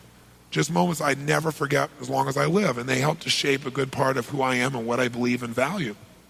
And so I thought, that's what I got to do. I got to create magic moments with these kids. But I decided to do it the way I'm asking you to do it, strategically. Not like just, okay, I'll figure a way, to really put focus into it. And so I looked at each kid, because each kid has different needs to know they're loved. So as I looked at that, I was able to do it, and I thought about, I don't want to just do this with my kids. I want to do this with the whole world. So I'll give you an example. I've been on the road, and I've been going forever, and I came home, and I was really exhausted. I want to be with my family. And in California, I have these restaurants called the Chart House. So we go to the Chart House that night, and when we get there, and my kids are there, I'm excited to be with everybody. And that night, we usually get great service at the Chart House, but that night, I get the most extraordinary service you could possibly imagine. I mean, have you ever had a waiter or waitress that is so happy, so alive, so loving, so wonderful that, like, you can't wait for them to come back to the table to get another hit off of them? How many have ever been there? Say aye. So if you remember what that felt like, this kid comes over and he is just a total joy to be around. I'm thinking, this is wonderful. And he takes care of my kids so well, and he's so happy. And I'm thinking, wow, I got to tip this kid really well. And I thought, well, I could tip him, and I will, and that'll make him feel good for the moment. But boy, I'd love to do something that would be a moment he wouldn't forget on top of that.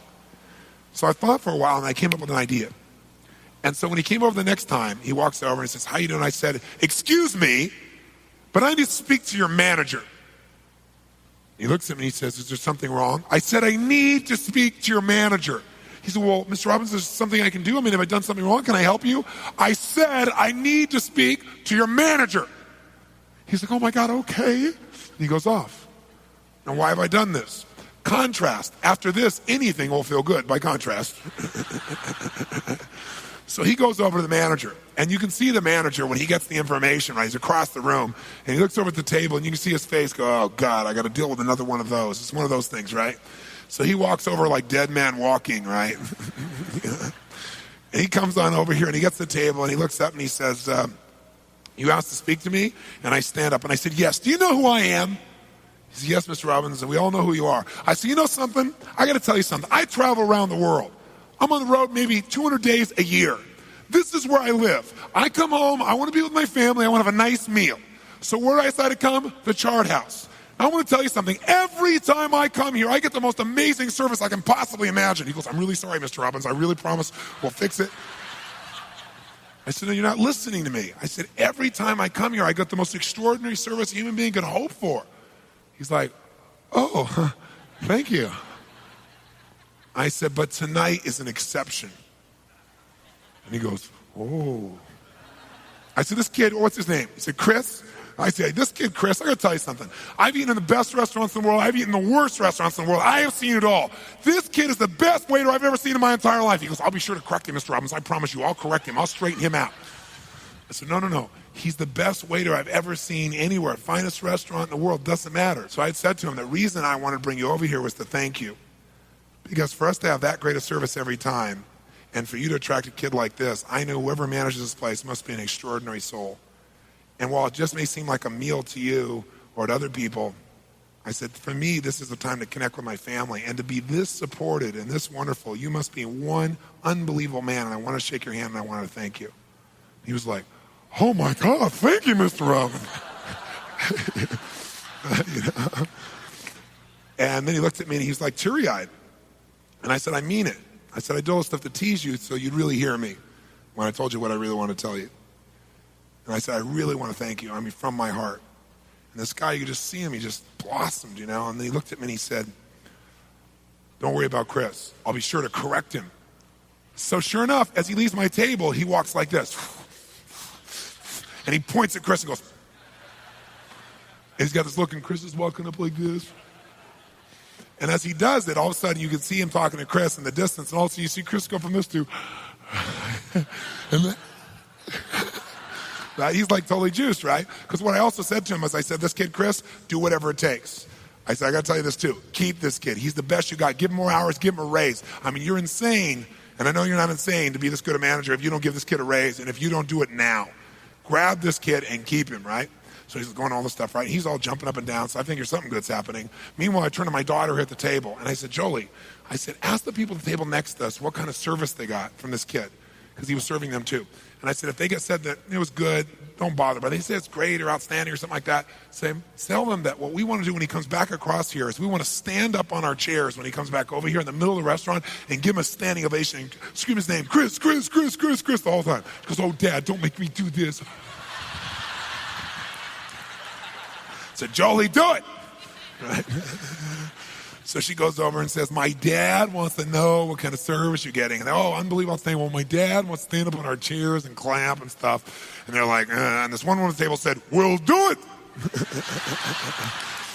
She obviously was the woman with leverage at that table, right? So sure enough, Chris, he gets whatever news he gets. He's euphoric, man. He's like climbing over to us, right? Skipping and stuff, right? And when he gets about 2/3 way across, I go, now. And we all jump up on our chairs in the middle of the restaurant, nice restaurant, and go, yes, Chris. And the whole room starts, the whole restaurant turns and looks, and he's like,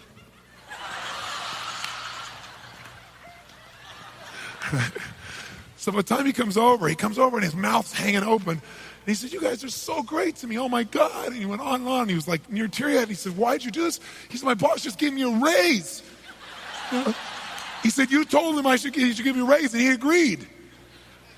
And he said, why'd you do this? And he was like, both like happy but also kind of emotional, And then he got really teary-eyed. He said, man, why would you do this? And I just looked at him. Everything was quiet. And I said, why would we not? I said, you're part of our team. I said, you treat us like team members. You treat us like we're a family. I said, we noticed that, so we are. And we did for you what we would do for any family member. I said, so I'm really glad you deserve this. I said, we really love you. And he started to cry. And then my daughter started to cry. And I got a little teary-eyed, right? And he came over and gave us this big hug, And it was really wonderful. And we left that night. We didn't just have a meal. We created a moment. See, at the end of your life, I don't think you're going to remember all the experiences of your life. I just don't. I think you'll remember certain moments. And you can create them, or you can hope they show up every once in a while. Rarely does a good idea interrupt you. Rarely does a quality of life just happen. It must be created and constructed with conscious thought, caring, and desire. That's what makes a great life. It'll be a great story if it ended there, but it didn't. Because, 3 or 4 weeks later, I came back into town. I really wanted to go to the restaurant. We get to the restaurant. It's a very popular place, and there's an hour and a half wait. And I hate waiting, so I was like, we're out of here. As we're about to leave, I hear, oh, Mr. Robbins. And it's Chris. He goes, oh, it's Mr. Robbins. We have a table for you, Mr. Robbins. Come here. And I'm like, yes. I'm like, yeah. What you put out comes back. And it didn't end there. About 2 or 3 months later, we rented the big room they had right on the ocean, and we had, 50, 60 people over on a business meeting, and we had a big meal with everybody, and it was wonderful. Great food, great service, great everything. I knew the bill would be sizable, but it was what I expected, obviously. Bill came, it was sizable, But they had a big red X through it, and it said, no charge for family. Thanks, Mr. Robbins. Isn't that cool? The Chart House, what a classy group of people. Isn't that neat?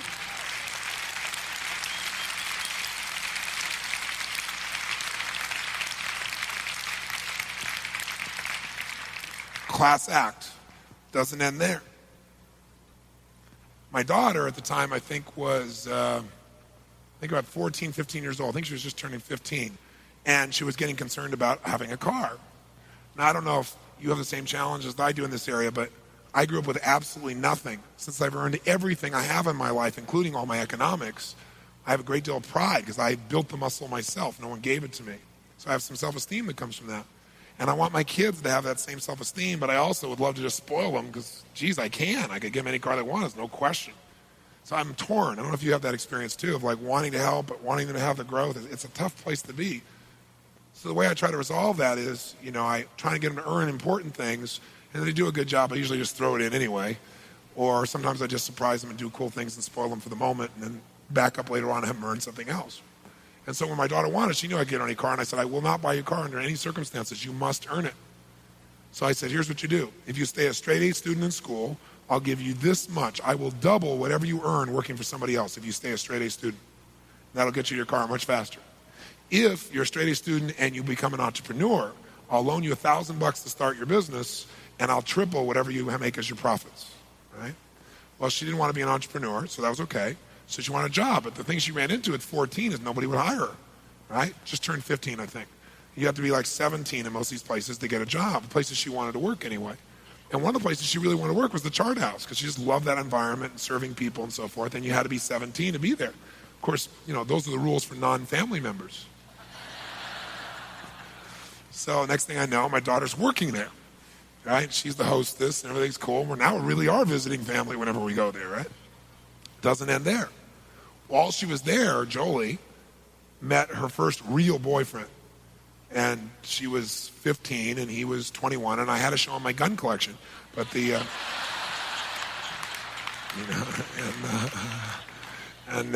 but he's a great kid, really great kid. He had a really great heart, and he understood that that's what he needed to exercise most.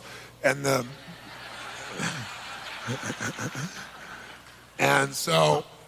he was really into the arts and entertainment, and he really got Jolie interested in what she later became, which is an actress. She's been on Broadway, and she actually was on a TV show last night. And he's the one who really got her interested in all this stuff. And he was really a wonderful man with really great values. I kept pointing out that he was a man, however, but still. The bottom line is it was really wonderful. And I remember one day Jolie came home, and she was like, people are when they're totally in love. Ha, ha, ha. She's dancing and singing, and, everything is wonderful, and what's going on. I'm so in love, right? So in the middle of this, I said, hey, Joe, what made all this possible, this magical relationship you have with him? She said, we looked across the salad bar. I said, yeah, I understand that, but what made that possible? She went, what do you mean? I said, how come you met him? She goes, well, I met him at work. I said, huh? And how did you get that work? And she thought for a moment. And then she got really teary-eyed. It was really emotional. And she said, oh, my God. It was that day when we acknowledged Chris, huh? I said, that's right, honey. I said, the chain never ends. When you do something good, the chain that comes from it never ends. You may not notice it, but it never ends. I said, because you were loving and warm to this man and did something that felt a little weird, that led to you working here, and your working here led to you meeting this man. Your meeting this man has led to this great love affair you have. I said, so maybe standing up on a chair and clapping Chris, Chris, Chris was not such a bad thing. Just give me a big hug. The story didn't end there. Chris came to work for Robbins Research. Many of you in this room actually work with Chris. He's one of our PARs, one of the people that works with our account representatives. And many of you in this room are here because of him. His name is Chris Hendrickson. And he's one of the top people in our group as well. So let me look at Chris.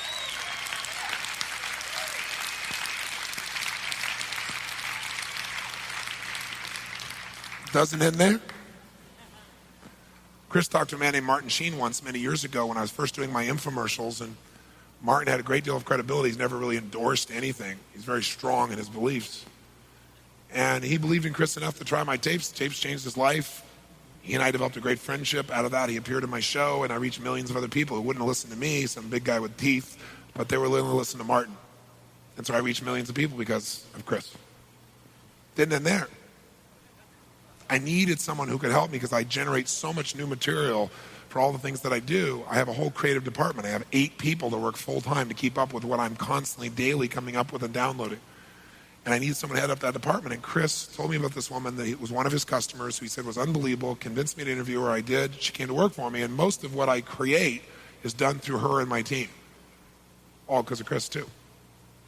You'll never know the consequences of one kind act that's sincerely given. You'll never know for sure for the person you touch. And maybe it won't come back to you from them. Sometimes people are so busy trying to figure out what they got out of something that they're missing what they're getting. But what about your kids? Come back to my kids. I got all these kids. Oh my God, how do I let them know I love them all? When they're all different people.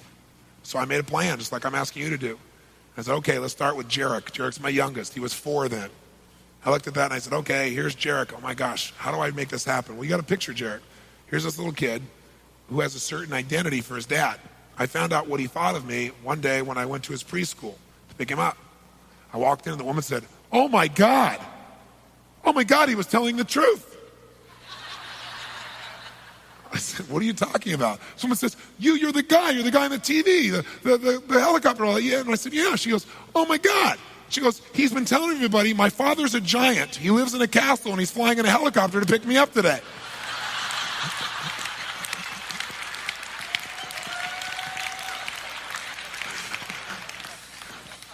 I thought, okay, I got a good picture of how he perceives his dad, right?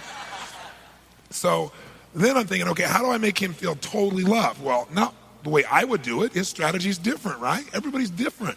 If you love them, you want to meet it their way. So like, telling him he's loved, that doesn't quite do it. Hugging him he likes. What he really wants to do is just hang out and do stuff that I don't like to do, right? He wants to go in the back of the yard in the dirt.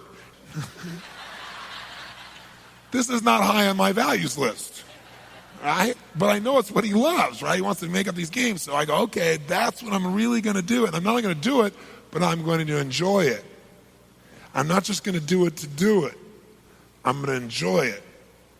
I'm going to find a way to enjoy it in a way that's good. Because he'll notice if I'm not enjoying it, right? So I decided, all right, I just need to become a kid again at a really young kid level, right? So I go out there and we're doing this, and bear in mind, you know what he thinks, I'm a giant, right? So he goes, Dad, here, throw this rock. I said, son, it's a boulder. He goes, Dad, you're a giant, you can throw it. Okay, son. Right? Remember, went the back, it's okay, I love my kid, right? So at the end of this day, I say to him, I said, you know what? I said, we need to go to the toy store. He said, why? I said, because you need to have a new toy. He said, you're right. So we go to the toy store, and he and I at the toy store are like, did you ever see the movie Big?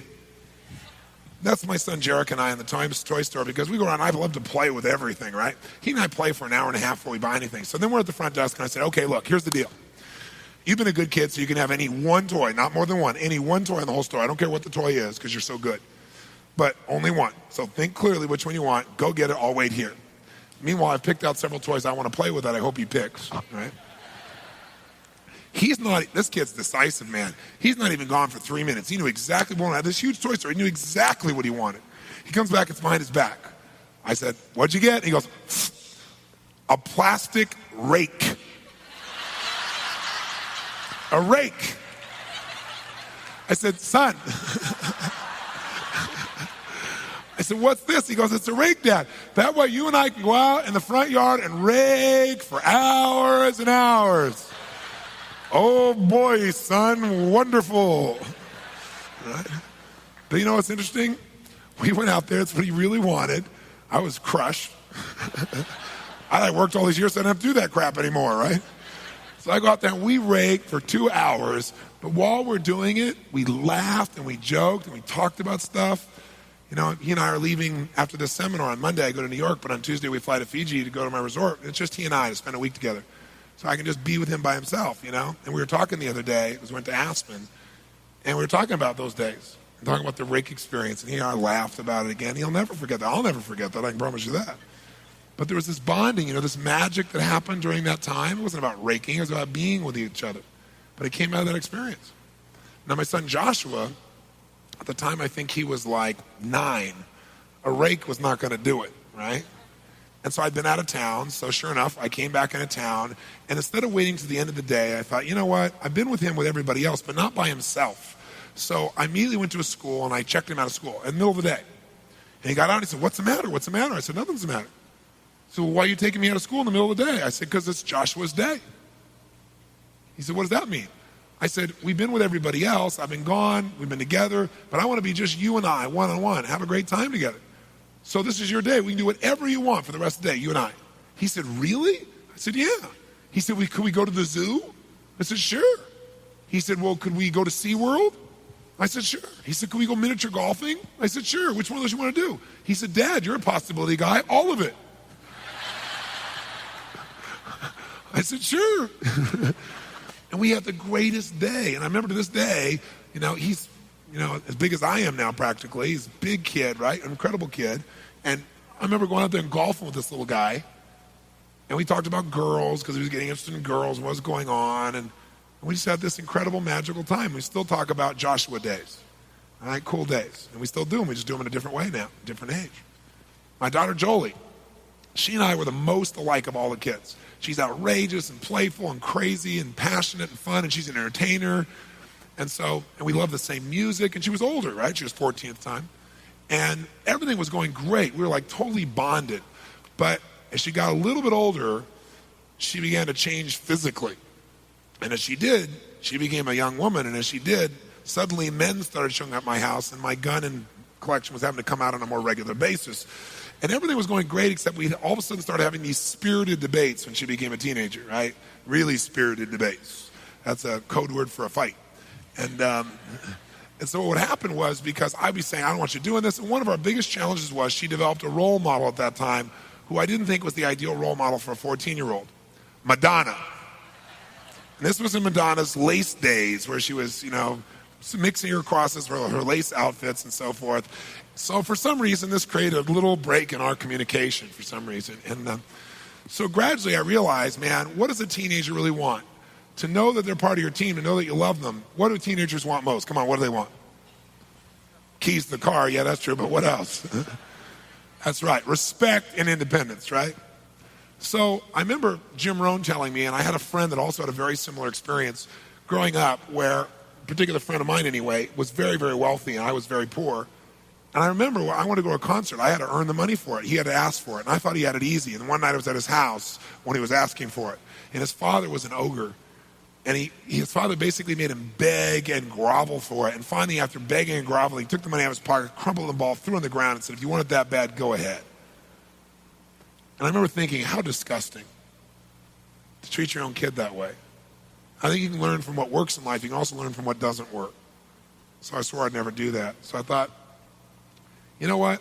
I know she wants to go. What if you read in the paper and you see your teenager and you know they're going to want to go to a concert. You notice in the paper some, values-driven organization like, Smashing Pumpkins or Poison or, some other value-driven rock group is coming to town.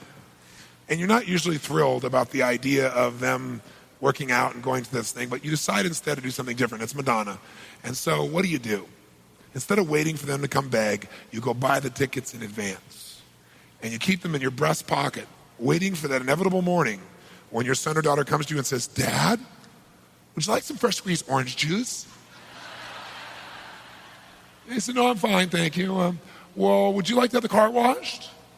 No, it's fine. What do you want, Jolie? Well, Dad, there's this concert coming to town. Are you meeting Madonna? Well, yeah. You go, here. You can't even talk. And they said, well, what? I said, you don't have to say anything. Well, but why? Well, don't you want to go? Well, yeah. But why'd you do this? Because I love you. I mean, I know you want to go. We're on the same team. Sometimes it doesn't look like it. We get in a fight. I love you. And I think your music's great, too. I said, so, you should go and have a great time. In fact, I've arranged for a car for you, and there's tickets for there, and you and your best friend both. Oh, my God. And then you arrange a car to take them, a limousine, right? Primarily because you want someone to keep an eye on them. Mm-hmm. But also you want to create a magic moment. There they are with their best friend in the back of a limousine driving to the Madonna concert. Oh, my God. They go there, and the limousine pulls up, and they assume that they're in the far edge reserved seats, right? So they go to that far area, and they hand the tickets to the guy, and the guy goes, oh, you're in the wrong section. Come with me. And they walk, and they walk, and they walk, and they walk, and they walk, and they walk, and they walk, and they leave this reserve section, and they come into Loge. They walk, and they walk, and they walk, and they walk, and they walk, and they walk, and they walk, and they leave Loge. They come into the main section, right? Main reserve seat. Oh, my God. And they walk, and they walk, and they walk. They leave that area. The guy's starting to walk right into the orchestra pit, right? Core seats of the whole house. And all of a sudden, your daughter or son turns to the guy and says, there must be some mistake. My father bought these tickets. No, keep coming. And they walk, and they walk, and they walk, and they walk, and they walk, and they walk, and they walk, and they walk, till they arrive at the very front row, middle two seats of the entire stadium, where they can sit down, look up, and watch Madonna wiggle. Right? And your daughter's best friend in the whole world turns to her and says, you have the most awesome father on the planet.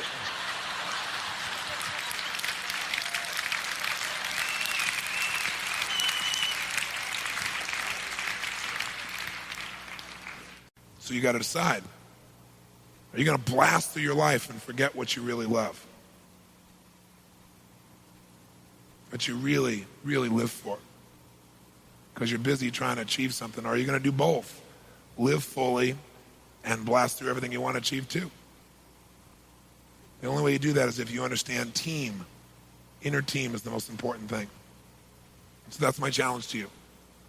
is to make it the most important thing, including, by the way, the team inside of you. Because for years, I took first 7, 8 years of my career, I didn't take one day off. I worked 7 days a week. That was it, because my whole identity was, I don't stop. But I've also learned through lots of pain that if you just give to everybody else but yourself, pretty soon you're empty and you got nothing to give back. And so I learned gradually to really give myself things, give myself time, give myself little events. And I want you to do that. So I have one other assignment for you. And that is, I want you for the next 4 weeks to promise me one thing.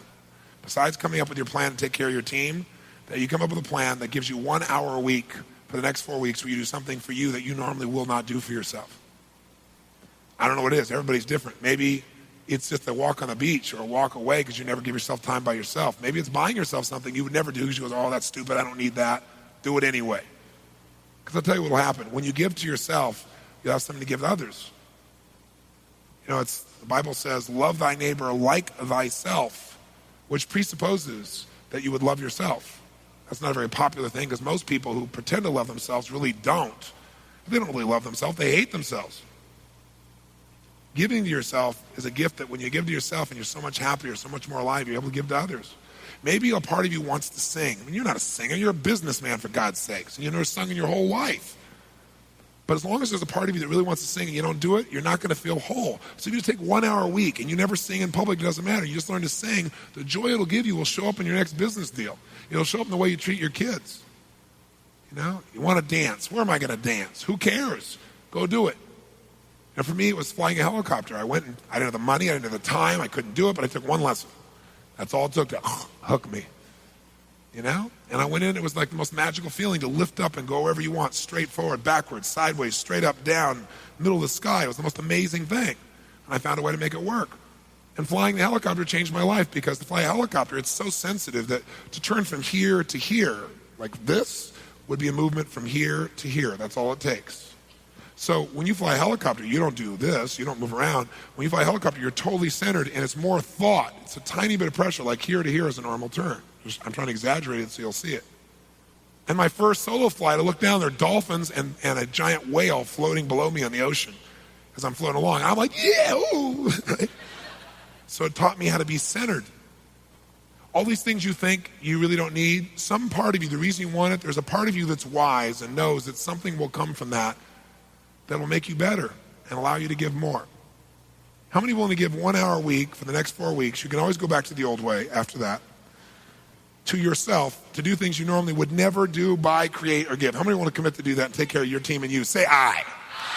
And make sure you really do it. You don't just say I. And it doesn't have to be something huge. It can be something simple. Something really little, but for you. If you take care of you, you won't feel sucked dry and you'll want to give more to other people. You don't take care of you, you'll start to resent some of the people around you who you've been giving to. They didn't ask you and demand it from you. You gave it yourself. And the last thing I'll say on this subject is this. If you really think about life, think about what a quality life is about, you got to think that ultimately you got to take care of your team. You got to take care of the team inside of you, but you got to join a team that's going to challenge you. Because some people think a friend is somebody who just accepts you the way you are no matter what you do. And I don't agree with that. I don't agree with that. I think it's a real friend, somebody who loves you so much they'll tell you what's going on. They'll be straight with you. It's easy to just appease someone. I don't want a friend that's going to take joy out of beating me up, but I want a friend who cares so much for me that if all of a sudden I start to say something, they pull me aside and go, you know what, Tony, that's bull. You're better than that. And because I love you, I can't let you say that because you'd be tarnishing the name of my best friend. Right? You can't look yourself in the mirror and not do this. I need a friend that'll tell me that. Not a friend that goes, okay, well, you're probably right. You don't need to make the call. Join a group of friends. Find yourself a team that'll challenge you. J. Willard Marriott, the man who built the Marriott hotels, he had a great phrase or poem he lived his life by. He said, good timber does not grow with ease. The stronger the wind, the stronger the trees. You want friends that are going to challenge you. You want a peer group that has an expectation as high or higher than your own. Not a peer group with low expectations so that you accept wherever you are. Because the only way you're going to be happy is if you do what? Grow and contribute. And you only do that as if you have people you care so much about that you really want to do that on an ongoing basis beyond your own basic fundamental needs. That's how you have your life of lasting value. So the message of this section of the seminar is really simple. Don't just be a talker. Be a what? A walker.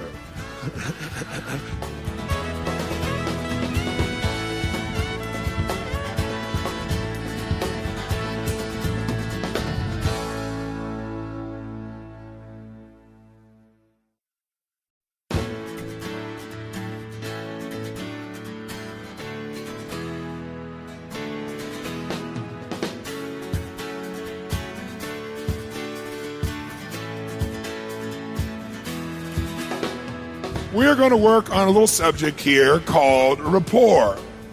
Rapport. You might want to jot in your notes. Rapport is power. Rapport is power. With rapport, you can get things done you can't get done any other way. Remember this morning we talked about anything you want to achieve or do or create or have or learn or master. There's somebody else out there who could help you do it faster. They know people, they know situations, they have resources, but they're not going to want to help you unless you first meet their needs. And you're not going to be able to meet their needs if you don't know what they are, and you're not going to know what they are unless you first get a relationship of rapport. Rapport means a relationship of responsiveness. When people are really responsive to each other, they have rapport. If you're going to have an intimate relationship, you have to first have rapport, at least in most people's cases, right? So rapport is a fundamental skill set of any human being that's going to really be happy, is going to be fulfilled. So we look at it from that perspective. The question is, how do you get rapport with just about anybody in the shortest period of time in the most fulfilling way? Well, the obvious way to start with is really caring. I mean, there's no faking sincerity and really getting associated with that. But there are some skill sets also that will cause people to feel connected to you in a matter of minutes, and also cause you to feel connected to other people who maybe normally you wouldn't have felt that way with. Now, if I said to each of you right now, I want you to go outside, go to a local restaurant or bar, meet somebody, and develop rapport, how many feel like you could do that pretty quickly? Say aye. Of course you could. How would you do it? You meet somebody, you probably start a conversation where you would ask them a few what? Questions. Questions like what?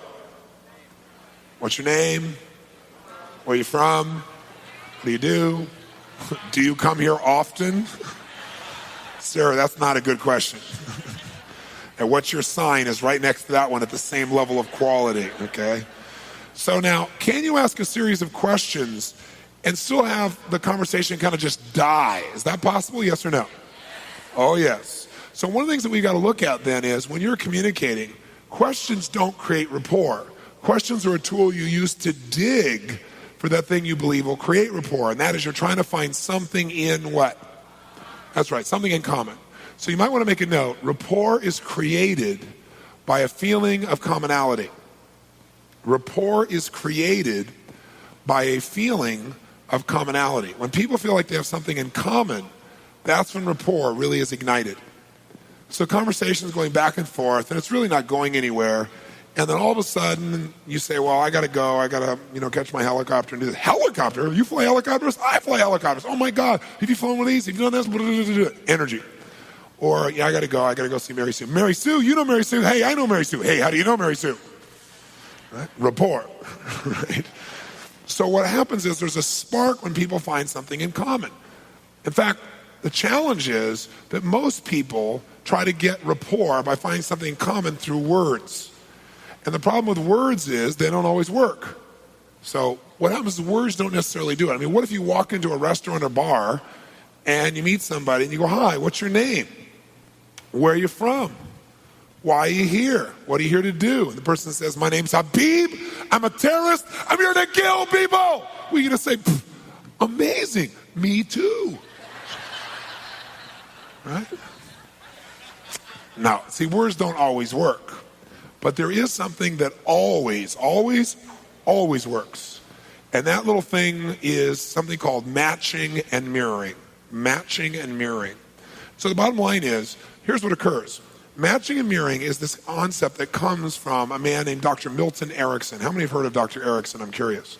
Erickson's a genius. He's a medical doctor and a hypnotherapist, probably one of the greatest therapists in the world. People would go see other people to create change, get no change for 5, 6, 7 years. They'd see him for one session and it was handled. And the reason he was so good is when you came in to see him, he'd be sitting here, and if you came to see him, he got rapport with this part of your brain we call your subconscious or other than conscious mind. Now, what is the subconscious? or other unconscious mind. It's the part of your brain that makes your heart beat 100,000 times a day without thinking about it. It's the part that basically guides everything. If you've ever tried to make a change and it didn't last, it's because you tried to make the change consciously, but you didn't deal with your unconscious needs. So you got to get those things aligned. What Erickson was brilliant at was how to get rapport in seconds with your unconscious, so you felt connected to him. And so if you came in to see him and you said, Dr. Erickson, I've tried everything. I mean, this is a waste of my time. It's a waste of your time. I need to go. He'd look at you and go, come on. You haven't tried everything. It's not a waste of your time. And you're already here. So let's just do it. And people go, I like him. Something about this guy I like. I know what it is. You know, he's not over the top. He seems sincere. He's not a hypester. Something about him I really like. Because he was just like who? They are. I mean, think about this. People like people who are like whom? Like themselves or like how they want to be. That's who people like. If you came in to see him and you said, Dr. Erickson, I've tried everything. I've done this and that and this and that. I'm telling you it's a waste of our time. It's a waste of my time.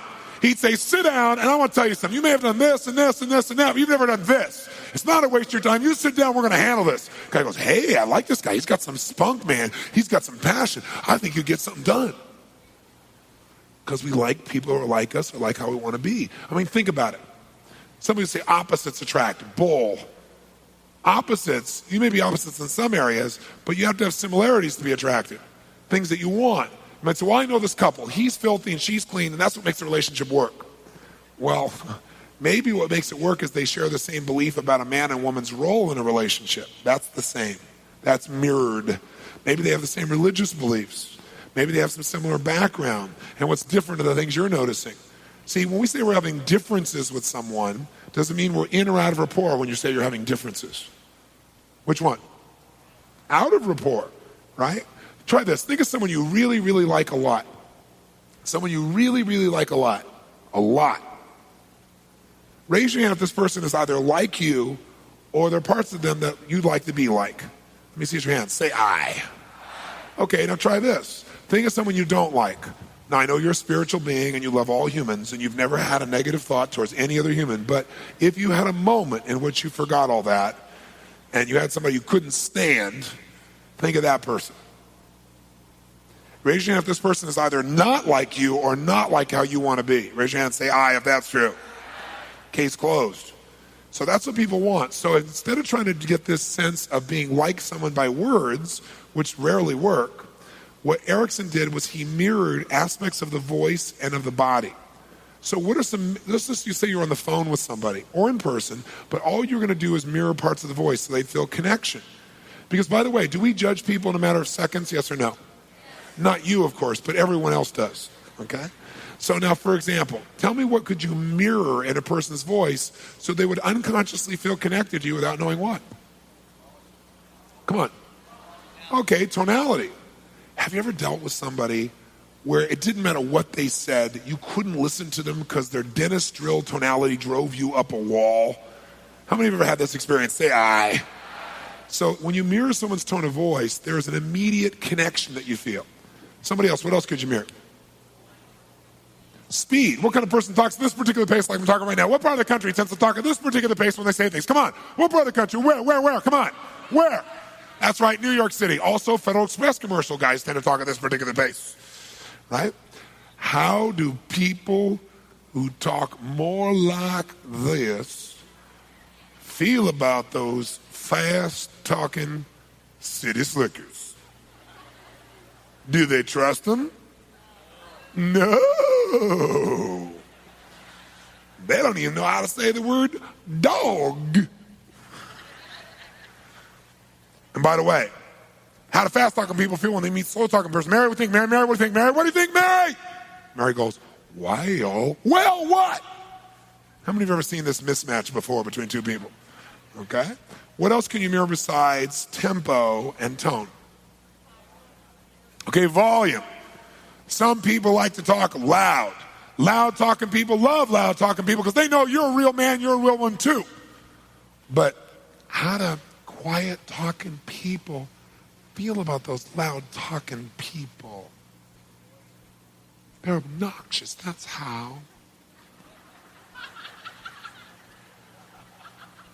And of course, intelligent people talk like you and I do, don't they? Do we judge people in a matter of seconds by their tone, by their tempo, by their volume? Do we make generalizations about who they are, yes or no? You bet we do. What else could you mirror? Vocabulary. Accent, if you're good at mirroring, great. But if you don't, it's an insult. You lose rapport. But if you can accurately do it, it's okay. But what somebody just said is words. People have certain key words they use a lot. If you mirror back those words, you're going to get total rapport because they're going to feel really heard by you. If you're in real estate and you say, someone comes to you and says, I'm looking for a magnificent home. You don't want to say, oh, I got a fantastic place to show you. Because maybe for you, magnificent and fantastic are the same thing. Like you think dog and think German Shepherd, but they're thinking Mastiff. So you're better to use their word, dog, or magnificent. And what will happen is they will feel really heard and they'll be connected to you. If you use their same language, they'll know you're intelligent too. All right? What about the body? What could you mirror in the physical body if you're in that person's presence that would create rapport? Okay, posture. If the person's more relaxed, be more relaxed. They're more upright, you can be more upright, and there will be rapport. Now, I want to point something out, though. So you can mirror someone's posture, or let's say leg position. You'll get more rapport by this position in terms of the person feeling relaxed and connected to you than by all the words you could ever say to them. How many follow that? Say aye. What else could you mirror in the body besides posture? What else? Come on. Facial expression, and most of you do this, don't you? If someone's all animated telling a story, do you sit back like this and look at them while they tell a story? No, you look back and make the same stupid look back. All right, what else? Okay, gestures. Watch me for a second. If you're communicating with somebody, and as they communicate, like when they're really making an important point, let's say they make a funny little gesture, like they go, well, I think we ought to do it this way, and they make this funny little gesture when they're making the most important point. Then when you go to say something, say, you know what? I totally hear you on that. That's a good point. I'm curious, though, what if we did it this way? What do you think? And you make the same gesture, and you watch them, it's like, a friend. And they get excited. You think I'm kidding. If someone's telling a story, and they go, well, we did this and this and this, and you go, really, this and this? They go, oh, yeah, and they get better at telling their story. They don't know why, but they feel connected to you. So you got gestures and posture, facial expressions, leg positions. What else could you mirror? Eye contact. Now, here's an interesting thing.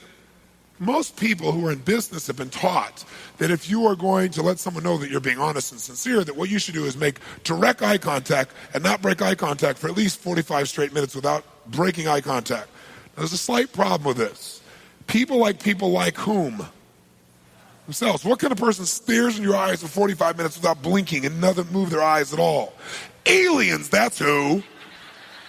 Most humans tend to look away. So what you got to do is when they look away. Give them the space to look away.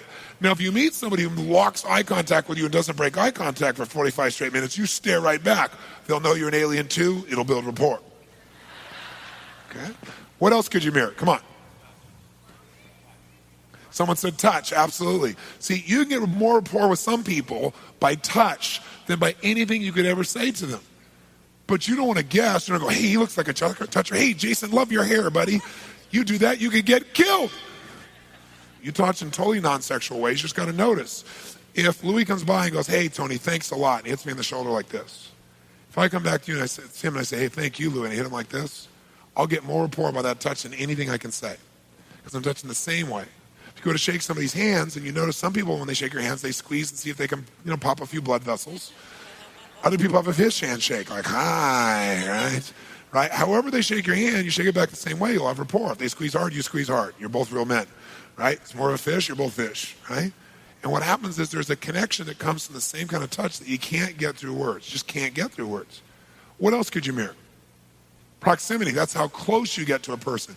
Everybody has a different amount of location or a different amount of closeness that they can comfortably deal with. Now, the challenge is for a lot of people, what a lot of people do is when they're communicating, everyone has different levels of proximity that they think they need, right? So some people, they don't feel really comfortable unless they get about this close. They go, hi, are you enjoying the seminar? Right? And they usually have bad breath. And when that happens, what do you want to do besides punch them? The minimum you want to do is pull back. But if you pull back, you just broke rapport. So what do? You got to hang in there. But everyone's different. So as you're walking by, you have to use your sensory what? Cuity, see how close can you get. So if I start walking up towards this gentleman here, he's fine. Here, I'm already on the edge. Now how do I know that? Because he's chewing his gum and all of a sudden he paused with the gum, right? He wasn't pausing when I was here. I come here. Now if I come here, now his eyes freeze. His whole face is now frozen. This means you're too close. Now maybe standing it would be different for him, but you got to pay attention. Because what happens is you lose rapport by being too far away also. There's no sense of connection, but you also lose it when you get too close. So how do you know how close to get? You use your brain. You notice, walk here, she's comfortable here, I'm on the edge right here. No, I don't want to go there, right about here, it's perfect. Okay? So you just get that feel, and you'll notice it. Well, what are you saying, Tony? Are you saying they cross their legs, I cross my legs? They lean back, I lean back? They lean forward, I lean forward. They uncross, I uncross. They pick their nose, I pick my nose.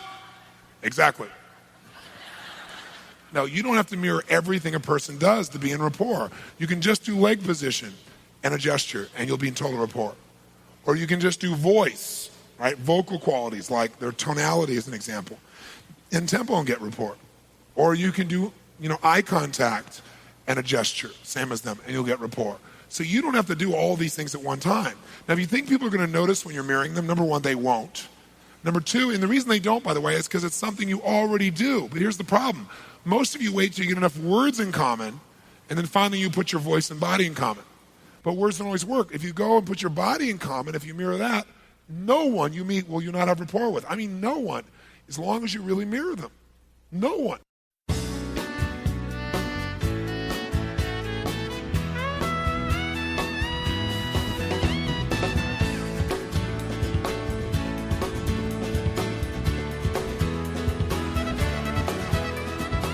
Up until now, we've been talking about how to get rapport by basically mirroring someone's physiology. But we're leaving out the auditory in terms of any real focus. So what we want to do now is we want to make sure we add the auditory and also give you a shortcut. So when someone's coming towards you, you don't have to stare at them all of a sudden and go, see, what are they doing right now?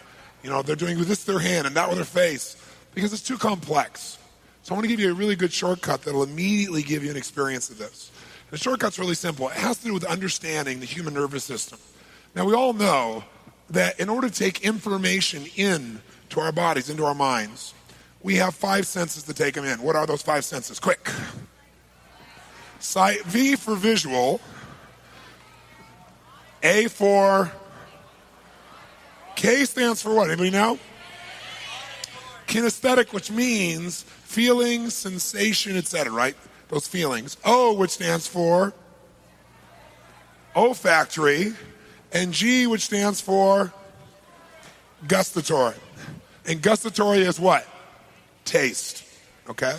Now, while we can take everything you experience that makes you happy or sad, anything you learn, anything you have an experience of in life, comes through those 5 senses. The only way you know anything, at least that we can measure. But when you communicate, you also communicate with those same 5 senses, whether you know it or not. Now, the truth, though, is, of the 5 senses, most of us as human beings don't communicate, let's say, taste and smell as primary ways of communicating, although we do some. Our primary way of communicating day to day for most of us is either through the visual, auditory, or kinesthetic. And so here's a neat shortcut. If I said to you that I'm right-handed, as a right-handed person, does that mean I don't use my left hand? No, it simply means I'm going to go here first, because that's my strength within my nervous system. It's stronger. Well, similarly, people develop a strength or a preferred sense from which to take information in. And some people are more visually driven, as an example. Some are more auditorily driven, and some are more kinesthetically driven. Now, we all are all three, just like you use your left hand, but there becomes one that becomes our preference.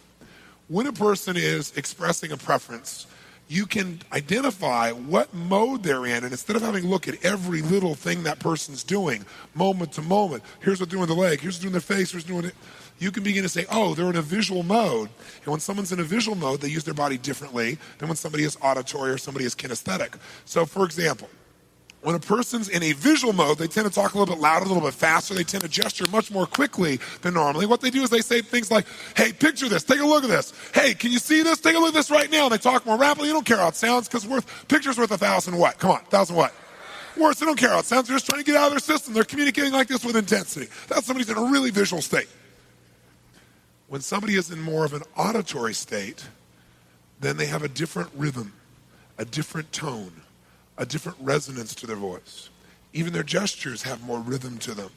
As opposed to somebody who's talking visual like this, somebody who's more auditory will begin to have that rhythm in their voice, and they'll use words like, listen to me, hear what I'm saying, or that clicks for me. And these people do not necessarily feel great about somebody who's talking to them in a hyper-visual state, because for them, it's not just what you say, it's also what? How you say it. As opposed to visual people, they don't care. Come on, take a look. Auditory person says, let's talk about it. Different experience. Then there's another kind of person who's more, more kinesthetic. And this person's more, more touchy and feely, and they talk more slowly, and they say, I need a more concrete example, or it doesn't quite feel right to me, or, I need a better sense of it. And these kind of people basically drive me up the wall. Now, I'm all three people, aren't you? Yes or no? Yes or no? But don't you have a preference, a place you tend to go to first? I mean, when you really are communicating, you tend to go there first, sure. So if I start talking to you this particular mode right now, come on, what mode am I in right now as I start to talk to you? What mode? Come on. What mode? And what if I began to speak to you like this and I said, listen to me, auditory. So now knowing that, what's nice about that is it's a different quality of movement, different quality of voice, different quality of everything that goes with those. So you don't have to watch everything the person's doing. You go, oh, the person's in visual. I'm going to respond more visually. And you don't have to be identical in every way. Just the tempo and the movement and so forth will absolutely get you in rapport with that person. Now, knowing this can help you understand why sometimes relationships don't work in business or personally. Sometimes you like the person, but your styles are so radically different that what it does is it kind of separates you. Because I want to tell you something. This sounds terrible, but it is true. Style is more important than substance initially, not long term. Initially. How many times have you seen somebody who's brilliant, great substance, but no one listens to them? It's because they don't mesh their style in a way that connects with other people. Now, substance is what matters long term. But without style, even substance doesn't have the same value. So you want to enter somebody's world. And again, if you say, well, isn't that being phony? You're acting like this person, or you're using a voice like this person. No, it's called being respectful. If you go overseas to another country, you're not appreciated as an American if you don't at least try to speak the language of the people you're talking to, true? And it's a lot easier to just do whatever you do than to see where someone is and care enough to enter their world. Similarly, even though we all speak the same language in this room, we all have a different nonverbal language. And so if you enter someone's nonverbal world, you're going to have a lot more rapport. So what I've learned over the years is that if you really want to be an effective communicator, what you really got to learn to do is have enough flexibility that you can change modes quickly. So that if a person is in any mode, doesn't matter what mode they're in, you can enter their world rapidly. So in other words, if they're visual, go, yeah, I see that, I can picture that, sure. They're auditory, you go, I hear what you're saying. Hey, that clicks for me. And if they're kinesthetic, you can go, hi. No. In fact, if you're really going to be effective, you must become what I call the totally integrated man or the totally integrated woman. Here's the practical value. Let's think about something here. Success in life comes from recognizing patterns. Patterns. Pattern recognition is what gives anyone an advantage in life. At the most basic level, most of you, if you had to leave this room immediately, know how to get out of here because you recognize patterns, not because you've been through those doors so many times, but you recognize there are only so many doors, and you've learned, some you push, some you pull, some you twist, so you know how to get that result because there's only so many patterns. Someone who is a great musician knows the patterns of music that will move you most. When you understand a pattern, it gives you power. Like when you notice someone's in visual, you know how to connect with them, whereas before you didn't even notice the pattern. You didn't know what was going on. The original Back to the Future picture. How many saw Back to the Future? Let me see you show hands. Now keep your hands up and look around the room. It's like 98% of the room saw this picture. Keep your hand up. Drop your hand if you didn't thoroughly enjoy it. If you didn't thoroughly enjoy it, drop your hand. Almost all of you saw it. almost all of you said you thoroughly enjoyed it. That's interesting. Well, let's see if there's a pattern here. Was that a visually paced movie, an auditorially paced movie, or a kinesthetically paced movie? Which one? Which one? How many think it was all three? Yeah, it was like, ba-boom, and all of a sudden the time machine exploded and that crazy professor walks around in a total visual mode, right? And then there's all the auditory jokes. Okay, if you're from the future, who's the president? Ronald Reagan. The actor? Right? And then there's those kinesthetic moments, like when his mom was trying to hit on him. Ooh. Remember that? Ooh. Right? So all three are in it.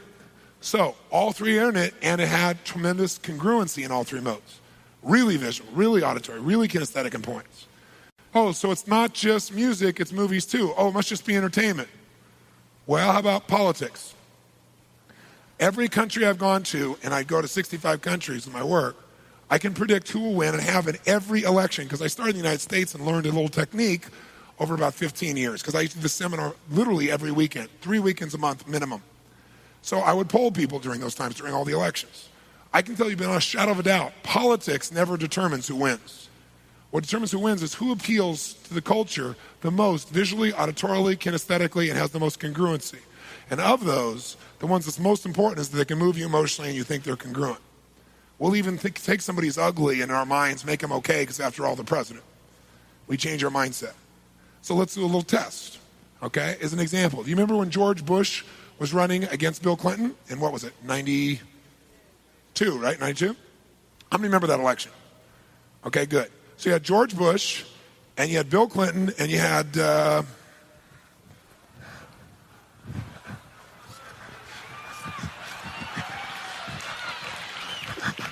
Ross Perot.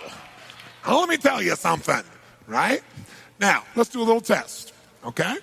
How many of you in 1992 thought George Bush was really an attractive man visually?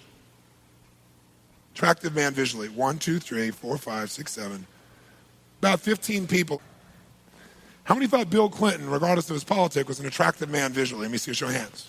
So did the interns. Okay, good. Okay, so about 80%, 85% of people thought he was attractive visually. How many of you thought Ross Perot was an attractive man visually? Okay, a couple blind people. Good, okay. Now, so who wins the visual? Quick, who wins the visual? Quick. Bill Clinton. Okay, great. Now let's go to auditory. How many thought George Bush had an attractive tone of voice in 1992? Okay, about 6 or 7 people out of 2,000. How many thought his voice was annoying and he sounded like he was whining most of the time? Let me see your hands. Keep your hands up. Now, I know George Bush and I respect him immensely, but his voice sounded horrible. Look at the room. 80% of people thought he had a bad-sounding voice, whiny-sounding voice, not just bad. How many thought Bill Clinton, regardless of his politics, had an attractive tone of voice? Let me see your hands. Look at this. 90% liked Clinton's voice. How many thought Ross Perot had an attractive tone of voice? Okay, 2 deaf people. That's good. Okay, great. So who wins the auditory battle? Quick, who? Bill Clinton. Okay. How many felt like in 1992 George Bush could move you emotionally in 92 election? Let me see your hands. 3 or 4. George Bush couldn't move George Bush in 1992.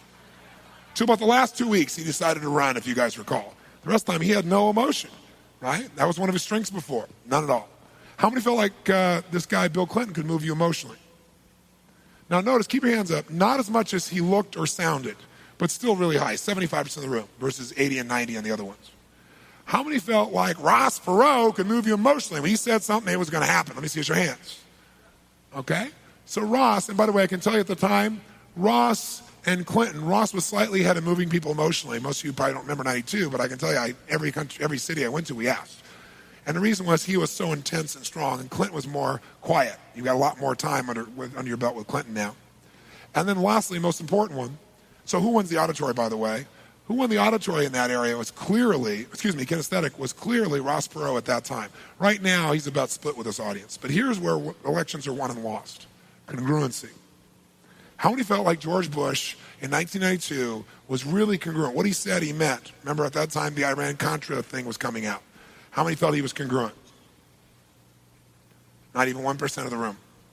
How many felt like that Bill Clinton with the Jennifer Flowers affair, I didn't fully inhale, et cetera, was totally congruent? Let me see your hands. Bill Clinton was getting destroyed at this level. How many felt back then, before he left the election, that when Ross Perot said something, he flat meant it, he was going to get the job done? Let me see your hands. Now keep your hands up and look at the room. Look at this room. You got 95, 98% of the room believing this guy will get the job done. He's congruent. As a result, who was winning? Ross Perot. He's an old geezer who's going to be the president. It's cool. He didn't sound too good, but, that's okay. We'll give him voice lessons. Let's get somebody here and kick some butt instead of one of these politicians. And he was winning till he made the most unbelievable decision possible. In the lead, he quits. And his reason is those Republicans are going to mess up his daughter's wedding. Who could imagine? And all of a sudden, people can't even believe this guy. He's going to be president of the United States. So when he leaves, now here's your choice. A guy that doesn't look good, a guy that doesn't sound good and doesn't feel good and is not congruent, even though he's a nice man, George Bush, versus a guy that looks good, sounds good, feels okay, but's not congruent. So the same day he announced he was leaving the race, Bill Clinton made the most important decision of his political career. He got himself a vice president who people thought was congruent. But in those days, it was Al and I. Remember that? Al and I, everywhere. You never saw Clinton alone. It was he and Al catching a football. He and Al on the bus going city to city. Al and I. This new generation. Remember that? How many think Al Gore's an attractive man visually? Okay? About 75% of the room. How many think he's attractive auditorily? About 30% of the room. How many feel like he can move you emotionally? How many feel, though, that he's congruent, that what he says he really means? Let me see your hands. Keep your hands up. Look around the room. And guess what Clinton scored here? By association, he got congruency. So now his ticket offered you all three. Bush's ticket didn't offer you any of it. And then in the last minute, who gets back in the race? He gets back in the race, and still, even though he quit, people say, well, I think he still do the job, and a bunch of people vote for him.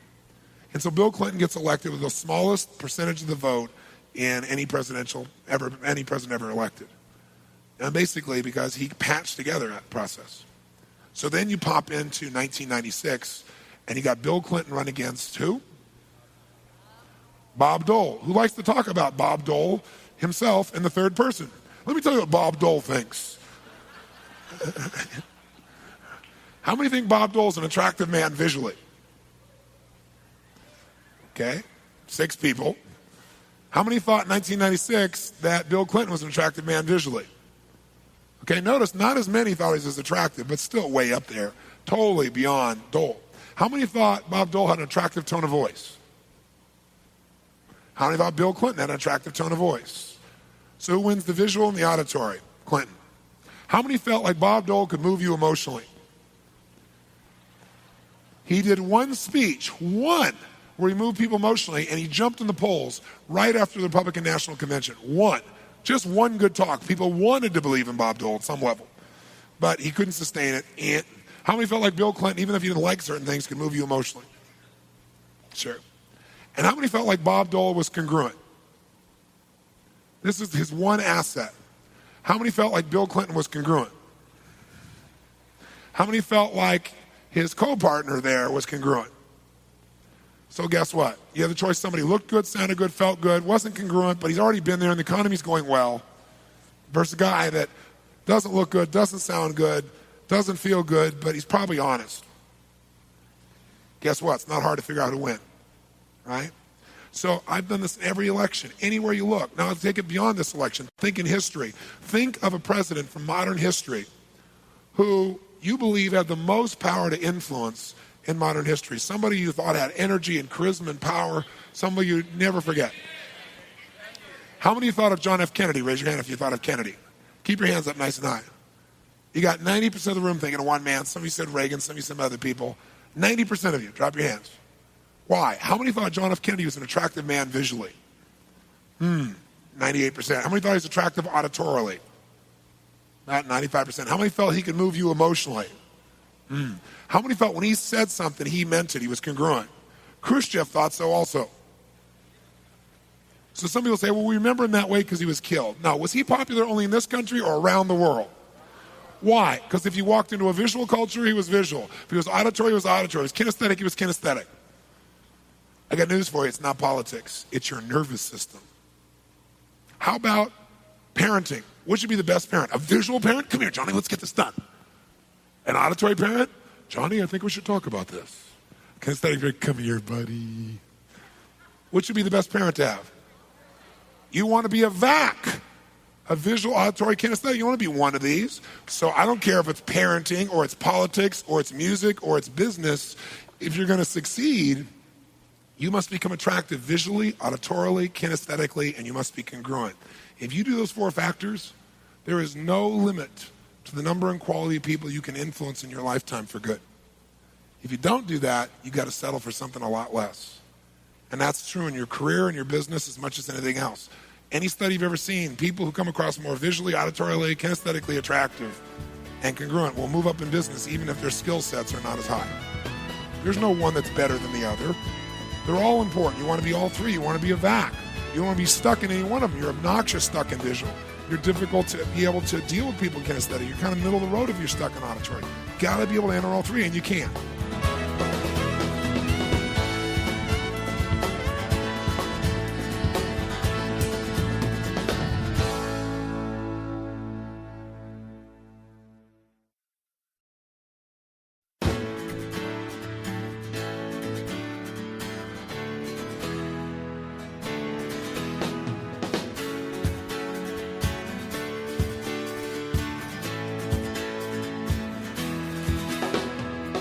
One skill you've got to master to have an extraordinary quality of life living in the day and age we live in today.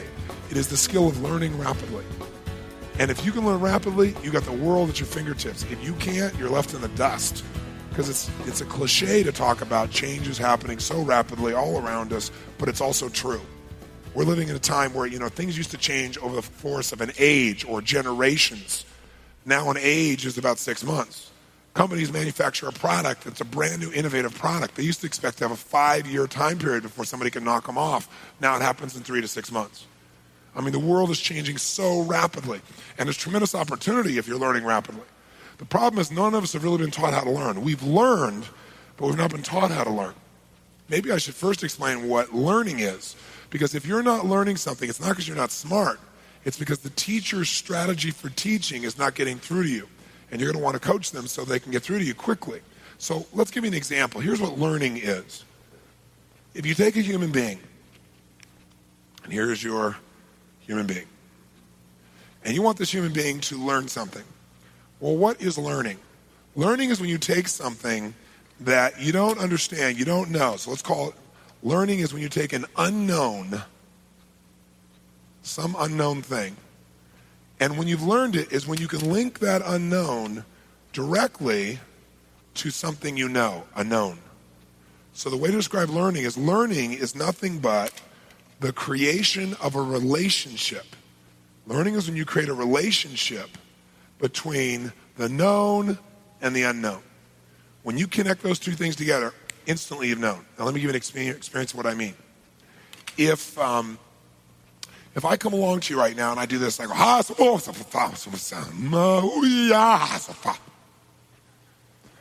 now, what just happened is your brain searched 10 billion files and found nothing. Searched every file you had, you had nothing there, right? But what happens is, if I said to you, Zaba, Zaba, Zaba, what's Zaba? Come on. A known, an unknown, some sound. As long as there's a known you have a reference for, and then I attach it to that, you know what it is. It's kind of like, did you see the movie Dances with Wolves? Remember when Kevin Costner is at the little camp, and the first time the Indians come to see him, do you remember that? And he's kind of freaked out a little bit because they're all 3 on horseback, and he's trying to figure out what to do, and they don't look like they're too intense. So he's trying to communicate. And he says, hi, how are you? And that's like, what's up? They have no understanding what he's talking about. So they go, what's up, and he doesn't know what that is. So then he thinks for a second, and he goes, he goes like this. He goes, right? And they start looking at him like he's on drugs or something, right? And he goes, buffalo, buffalo, buffalo. And one guy starts looking at him saying, this pale face is really crazy, right? So no. The other guy goes, Tatunga. He goes, buffalo, Tatunga, buffalo, Tatunga. And what happens? In a few seconds, he knows Tatunga is, and they know buffalo is. How they learn. They learn by taking a known and linking it to the unknown, or an unknown and linking it to the known. When that relation is created, you know. That's it. That's how learning happens. So why do people not learn at times? Because most teachers do this. They take an unknown, some words you don't know, some description you don't understand, and they try to link it to another thing you don't know. Isn't that true? And so now you have nothing inside of here, no understanding, and it's all out here confusing you. It's like, I don't know about you, but I was a great student because I loved to learn, except I hated geometry, algebra, and trigonometry. Hated it. 2 reasons. Number one, I saw no purpose for it for me. I mean, if I was an engineer or something, it'd be different. But for me, I saw no value. And by the way, people don't learn when they don't see a reason to. Right? When they don't see a way to apply something, there's not a purpose for it. Right? So I didn't see that. But the second thing was, if you didn't do your homework, you were screwed. Isn't that true? Because every night there were new words, new vocabulary, new relationships. So if you came into class the next morning, they went the hypotenuse of AB squared by the radius of XY, I'd be like, I am in deep stuff, man. Right? Because they were relating all the stuff that I had no relationship to. How many can relate to this in some way? Say, I. Okay, so that's what happens very often when people try to teach. Because they understand both those words. So they're knowns for them. So you say, well, how do you explain this? And they say, oh, it's just like this. Like, I'll give you an example. The best teachers always teach you something by relating to something you already know. I don't know what you believe religiously, and I'm not telling you what to believe, but most people, regardless of religion, would say Jesus Christ is a pretty good teacher since 4,000 years later, right? And information is still hanging out here. So how did he teach? When he went to fishermen, he said, now look, guys, I want you to go out and recruit Christians. Is that what he said? No, he wouldn't say recruit. They have no reference for what recruit means. He said, I want you to go out and become fishers of men. And then sure enough, they went, oh, I get it. Put a little bait out. As soon as they bite, reel them in. They understood the whole process, right? They didn't need any coaching. Instantaneously had the whole thing. But if you don't do that, you're in trouble. I'll give you an example. Who here knows a lot about electricity? Raise your hand if you know a lot about electrical components, electricity. Okay, only a couple of you. Okay, good. This will be a good example. So what if I wanted to explain to you in an electronic component what a resistor is?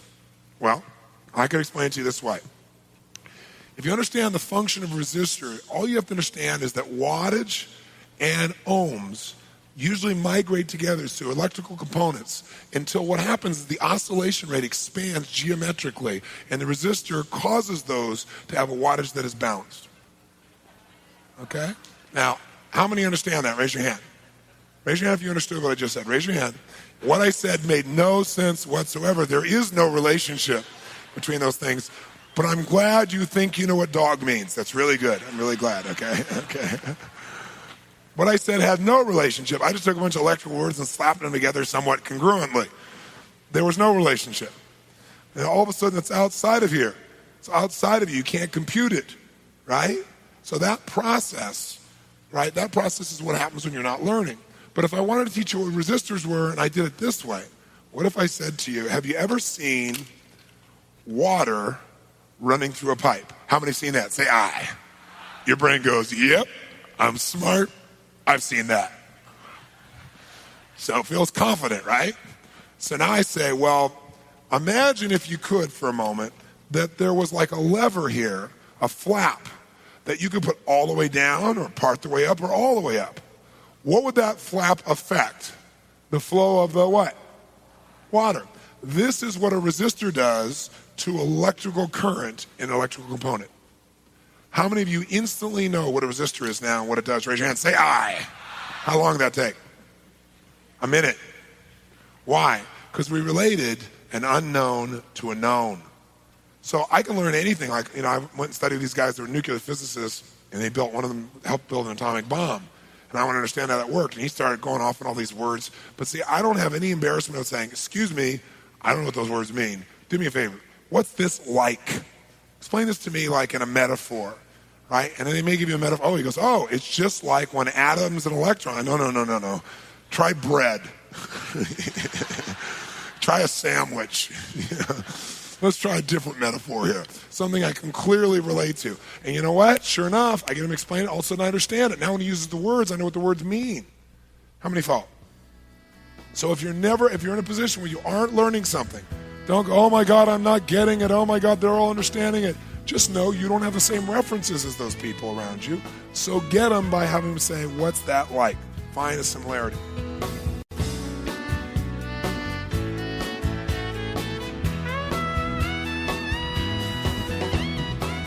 Here's a simple definition of strategies. A strategy is a specific way of organizing. A strategy is nothing but a specific way of organizing your resources. Strategy is a specific way of organizing your resources. Now, we know what it means to organize, right? In a specific way doesn't mean random. It means a very specific way of organizing your resources. What are your resources? Well, it depends on the strategy. If it's financial strategy, then your resources might be money, time, decision-making, the way you feel, because that's going to affect the way you use your money. How many follow that? Those will all be those. If we're talking about, let's say, love strategies, what makes you feel loved is there's only 5 possible elements for that. The resources are what you think about, what you focus on, what you picture, what you say to yourself, how you breathe, how you move. Those are all resources. And if you use them in a specific way, you'll feel loved or unloved. How many follow that? Say I. So a strategy is a specific way of organizing your resources in order to consistently produce a specific result. Why do we want to consistently produce a specific result? Because the whole idea of a strategy is once you figure something out, you can do it as often as you want, every time, totally consistent, and it's a specific result you're after. So what's an example of a strategy? Well, as I already said, are there strategies for having too much month at the end of the money?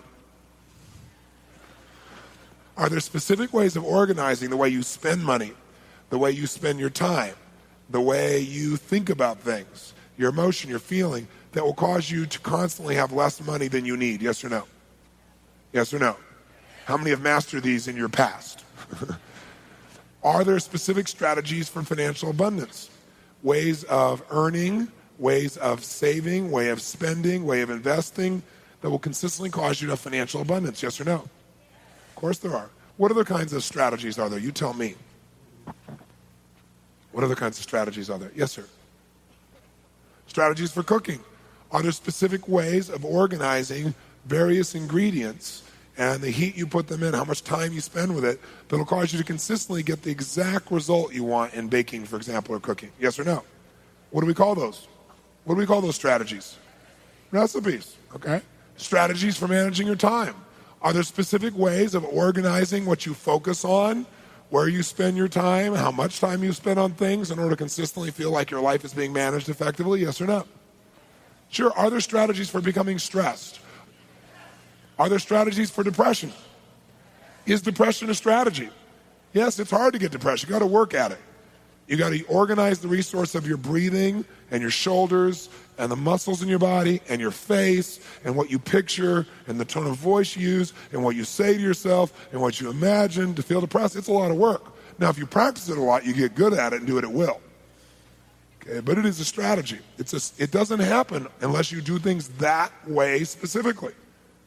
Is joy a strategy? Is there a strategy for feeling joyful or happy on a consistent basis? Yes or no? What other kind of strategies are there? Athletic strategies, peak performance strategies, ways of organizing, what you think about, way you move your body, what you notice, what you anticipate when you're in a sport in order for you to consistently perform at your peak. Somebody else. Attraction strategies. Listen, when you get attracted to someone, it is a strategy. There are specific things that trigger you to feel attracted to someone or not feel attracted to someone. It's very specific. You may not be paying attention to it consciously, but it's there. And by the way, do you have strategies already for trying to cause people to feel more attracted to you already? Yes or no? Ways of organizing, the ways in which you dress, the ways in which you speak, the way in which you look at someone, all those things, what you do, maybe where you touch them when it's appropriate, so that hopefully it increases some of that attraction. Yes or no? Oh, yes. So here's the truth. Any result you've ever produced in your life more than once, you have a strategy for. You have one problem, though. Most of your strategies are unconscious. So you don't know how you do it. You have a strategy, but you don't know how you do it. So what you do is you hope that something in the environment will trigger it and it will happen. Now, 4 reasons to master strategies. Number 1 reason, when you master strategies, you can now consistently produce any result you've done in the past. So what it allows you to do is duplicate any result you've ever done in your entire life. So if you think of anything you've done that you really like maybe you felt really attracted or really creative or really motivated or really in love, I don't know what it is. But anytime you've really felt that, you can now fire off that creativity at will, fire off that feeling of love at will, fire off that decisiveness at will. So there is no question you can do that for the rest of your life. That's the first reason you want to master strategies, consistency. Second reason you want to master strategies is it can help you to help anyone else you know to consistently get a result. See, once you know how to do this for yourself, you can also do it for somebody else. So if you have a friend, you've seen her before like totally on fire, driven, excited to do something, and now she is absolutely depressed and bored, you can help her find out what she does when she's really driven, and you can trigger that strategy for her and show her how she can trigger it for herself for the rest of her life so she never has to go through that again. Third reason to master strategies is to manage someone else. To manage someone else. See, if you work for me and I know your motivation strategy, instead of trying to motivate you the way I'd be motivated, which works for me and maybe not for you, I'll know what really motivates you and I get you to want to do something, not have to do something. There's a big difference. Like, for example, would you like to be able to get your kids to want to clean their room? You say, Tony, if you can explain that today, you are God. Okay? We're going to show you. The reason you're not getting through and getting motivated is you're trying to motivate them using your strategy. You're not doing it with their strategy. That's why it doesn't work. So once you understand strategies, you can elicit someone else's and use it to manage them effectively. And then the fourth reason to master strategies is because mastering strategies offers you really a way to model people. So if someone is outstanding, they're really, really good at something. Let's say Jason here can laugh at the drop of a hat and have fun. And you're serious as a heart attack. And you go, but I just don't think anything's funny. You could model Jason's strategy for getting himself in that place where he laughs so easily, and you'll find yourself laughing. Or if, John over here is unbelievably effective at making powerful decisions, and you can't make a decision what to have for dinner, you can model John's strategy and apply it, and all of a sudden you can make the same kind of quality of decisions. So strategies allows you to model as well. So number 1, helps you get a consistent result. 2, help anybody else get a consistent result for themselves. Number 3, chance to manage people effectively. Number 4, chance to model. What if I told you that I personally know John the baker? John the baker? Yeah. John has spent 25 years of his life to develop the ultimate chocolate cake. I know him personally. Now, the question I have for you is this. John has spent 25 years of his life to develop this ultimate chocolate cake. No one makes better chocolate cake in the world than John, the baker. The question is this. Can you and I, amateur bakers that we are, produce the same quality of chocolate cake as John the baker, even though we don't have 25 years of experience? Yes or no? Yes. How? By what? Do that again. How? That's right. By his recipe, which is also known as his strategy. So now you know what strategies are. Strategies are just like recipes. And since you know that metaphor, you already know most of there is to know about what a strategy is. Let's see, what does a recipe really do?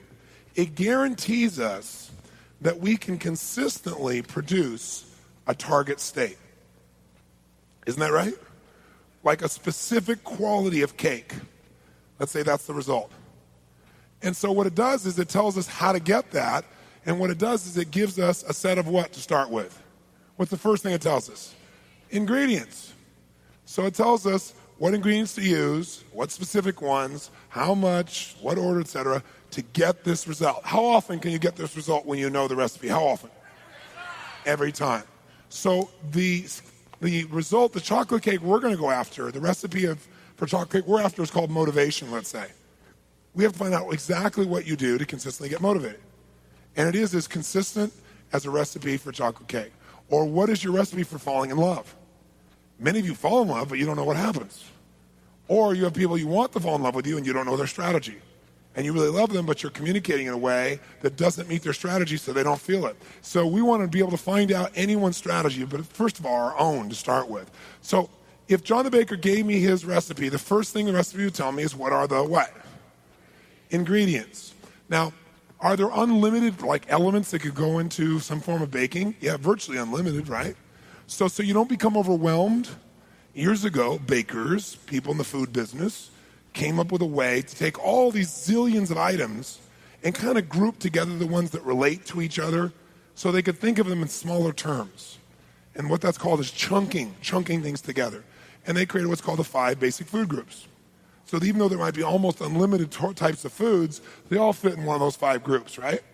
So that helps you not become overwhelmed. So you know that whatever John's recipe is going to give you, it's going to come out of one or more of those 5 groups, right? Well, in human recipes, in human strategies, there's only 5 types of ingredients as well. Lots of individual ones, but only 5 big groups. And those are, there are visual ingredients. What other kind of ingredients are there? Auditory ingredients. What else? Kinesthetic ingredients, which is sensations, right? Emotions, feelings. Olfactory ingredients, which are what again? Smell. And gustatory, which is taste. So we know, for example, to get motivated, as an example, an emotional state called motivation is the result of cooking the right ingredients in the right amounts in the right order and sequence. How many follow this? Say I. Now, we could take these giant groups and make them a little bit more specific by saying there's 2 giant groups of visual ingredients. There are visual with a small e, which means visual external ingredients, or there are visual internal, I, ingredients. So we can subset these 2. Do you follow me? So for example, if you were to look up now and see me standing here, as you look at my body or see my face or just see me standing in this place, you're having a visual external or internal experience. Which one? External. If you close your eyes and picture me in your mind without looking outside, that's visual internal experience, okay? Similarly, you can have an auditory external experience or an auditory internal experience in terms of ingredients. So if you're listening to me right now as I'm saying what I'm saying in this moment, you're having an auditory external experience. If you remember something I said yesterday or 5 minutes ago in your head and you hear it, that's an auditory internal experience. If you say something out loud to me, that's an example of auditory. If you say something in your head but don't speak it aloud, that's auditory internal. You can have a kinesthetic external experience, or you can have kinesthetic internal experiences, either one. Now, by the way, I pause on this one because a lot of people get confused when we start to do these. And let me give you a quick idea of what I'm talking about here. If I come along here and I walk up to somebody here and I walk up to this lady and I reach over and I touch her face like this. If she goes, oh, I hate that, or ooh, that feels good. Those are emotional responses to a touch. Emotions are internal, right? They're deep inside of you. You may express them outside, but you experience them inside. If I reach over here and I touch her face like this, and she has no feeling about it, her brain just goes, oh, I was touched. Her skin, her muscles just note that there was a message. In that case, it's kinesthetic external because the musculature is on the outside. My moving towards her, my physical movement towards her is an example of kinesthetic external. The feeling I'm having as I move towards her, good, bad, or indifferent, is kinesthetic. If I touch her like this and she slaps me, the slap would be kinesthetic. How I felt about it would be kinesthetic. Great, you got it. Same thing can be true for olfactory. You can have an olfactory external, olfactory internal. You can smell something right now, external, or you can remember the smell of grandma's apple pie. And the same thing is true with gustatory, external or internal. You can taste something right now, or you can remember the taste.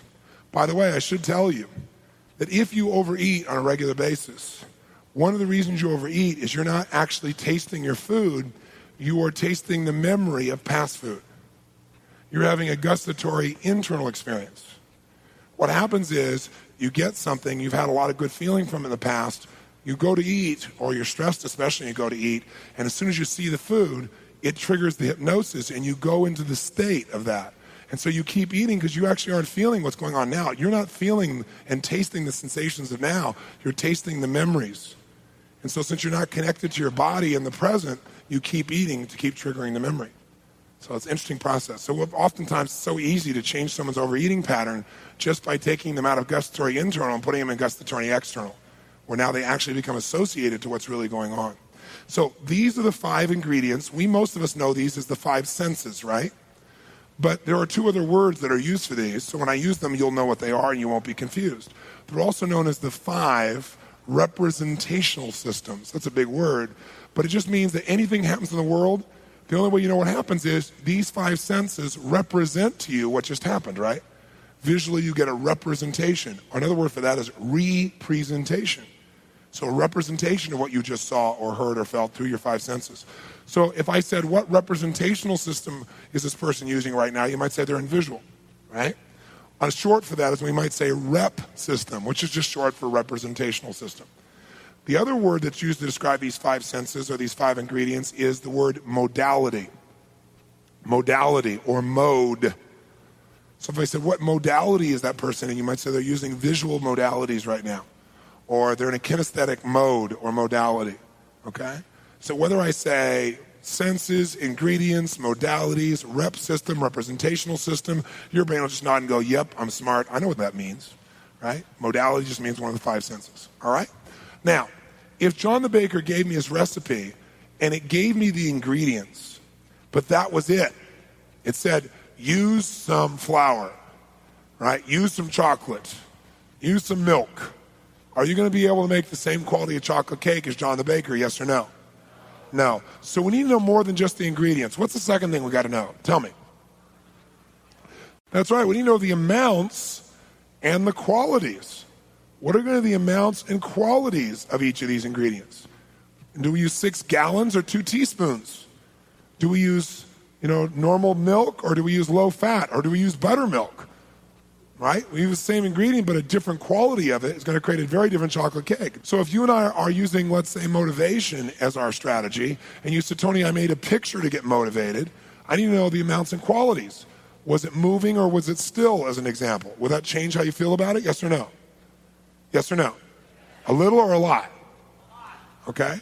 So the word that we use to describe these more specific descriptions of a mode, right, where you describe, let's say, the picture with more detail, amounts and qualities, it's called submodalities. These are called modalities, so these detailed descriptions are called submodalities.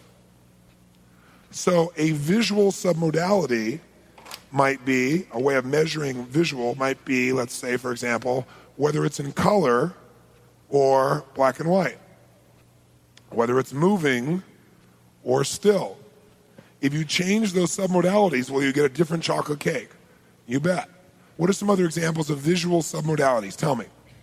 Is it close or is it far?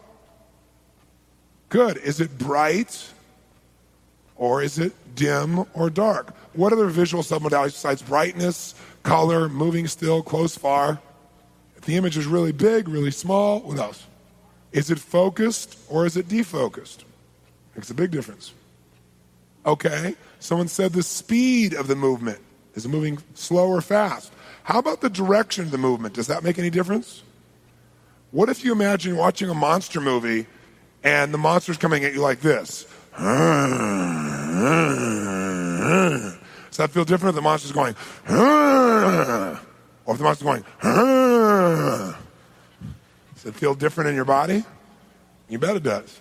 Okay, so direction and speed of movement, close or far, moving or still. How about whether you're in the picture or watching? Does that change how you feel? Yeah, that's called whether you're associated or disassociated, in the picture or if you're watching it. What are some other visuals? Well, someone said feeling. Feeling is not that. You may see something and get a feeling, but that feeling is not a visual submodality. Well, another one is it 2-dimensional or 3-dimensional, right? Give me some examples of some auditory submodalities. Give me some auditory submodalities. Okay, volume, how loud it is. Tone, pitch, what else? Timbre, which is the quality of the sound. Tempo, the speed of the sound. Rhythm, okay. harmony, if it sounds are in harmony or cacophony, clarity or lack thereof, the number of sounds, sequence of sounds, what else? Emphasis, which sounds are emphasized most. Okay, speed is tempo. How about location of a sound? Would that change how you feel about it? Oh yeah. If you heard a sound and that sound was bump, bump, bump, bump, bump, bump, bump, bump, and you heard that sound and it was off in the distance over there, would that feel different than if it was right behind your head?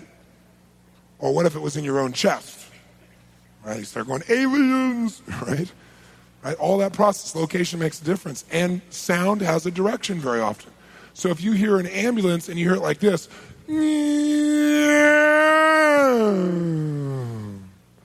say when you think it's approaching, it has a different effect than when you think it's leaving you, as an example. Okay?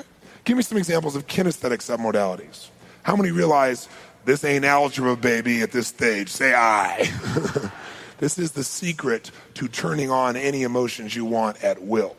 That's what this is. Weight, temperature, texture, pressure, tension, rigid or flexible, something changing size you can feel or shape, throbbing, moisture, breathing, movement, location. How about another one? How about duration? Some things, right? Some things feel good for a short time, but not for a long time. Some things feel good for a long time, but not for a short time, right? So duration is also important. Now, some people say, well, what about pain? Isn't pain a submodality? No, pain is a chocolate cake, right, with tuna, right? No, pain is a result. When you have pain, it's because of what you're focusing on. Have you ever cut yourself, for example, not feeling any pain at all until you notice, oh my God, I'm cut, and then you got the pain? How many of you have had that experience? Say aye. It's because for your pain, you have to have a visual set of submodalities for you. Or have you ever been in major pain and then something caught your attention and you focused on that?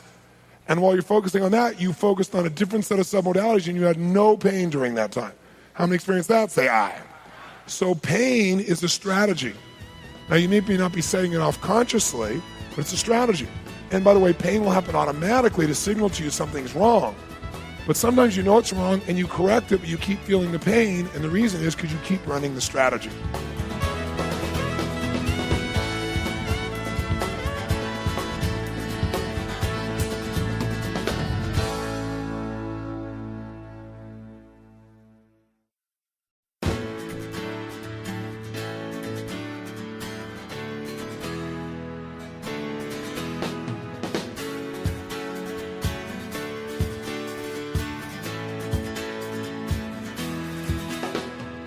Some of you are looking at that saying, well, that's pretty interesting.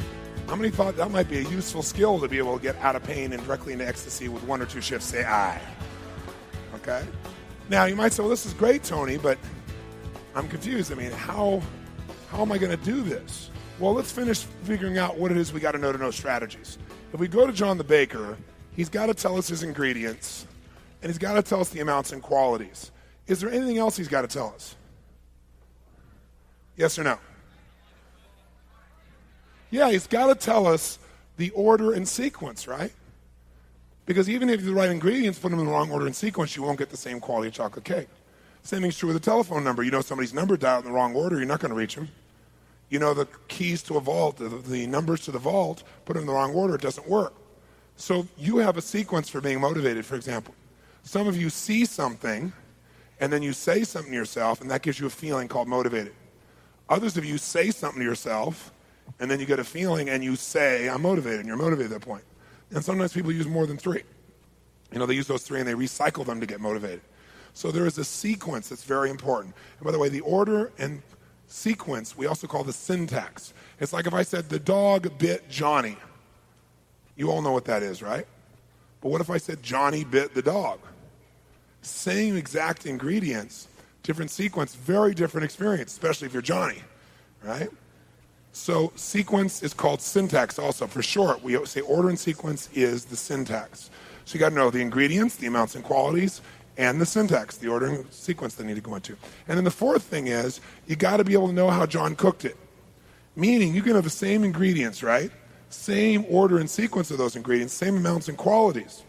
But if you cook yours, he cooks his at 700 degrees, 675, and you cook yours at 50 degrees, are you going to get the same result? Obviously not. Well, what does that have to do with a human being strategy? Well, if you make the same picture, like watch this. Let's say I told you the way I motivate myself is to make a big, bright picture that's very close. And then I say to myself, let's do it, in a certain tone of voice. And then I get this feeling that motivates me. But this is how you do it. You do the right ingredients, the right tonality, right everything, but you do it in this physiology, because the physiology is your oven. The way you use your physiology cooks it. So if I say make a bright picture, and you make a bright picture like this, is that going to produce the same kind of bright picture as if you do it like this? Yes or no? No, this is cooking at 675, this is cooking at 50. So there are 4 elements to strategies. You got to know the ingredients. What did they actually do? You got to know, secondly, the amounts and qualities. Like, did they make a picture? Did they bring it close, far, big? Did they say, I hate this, I love this? Did they say it fast? They go, I love this. They say it slow, I love this. How do they do it? Right? And then, most importantly, what's the sequence of it? What did they do first, second, third?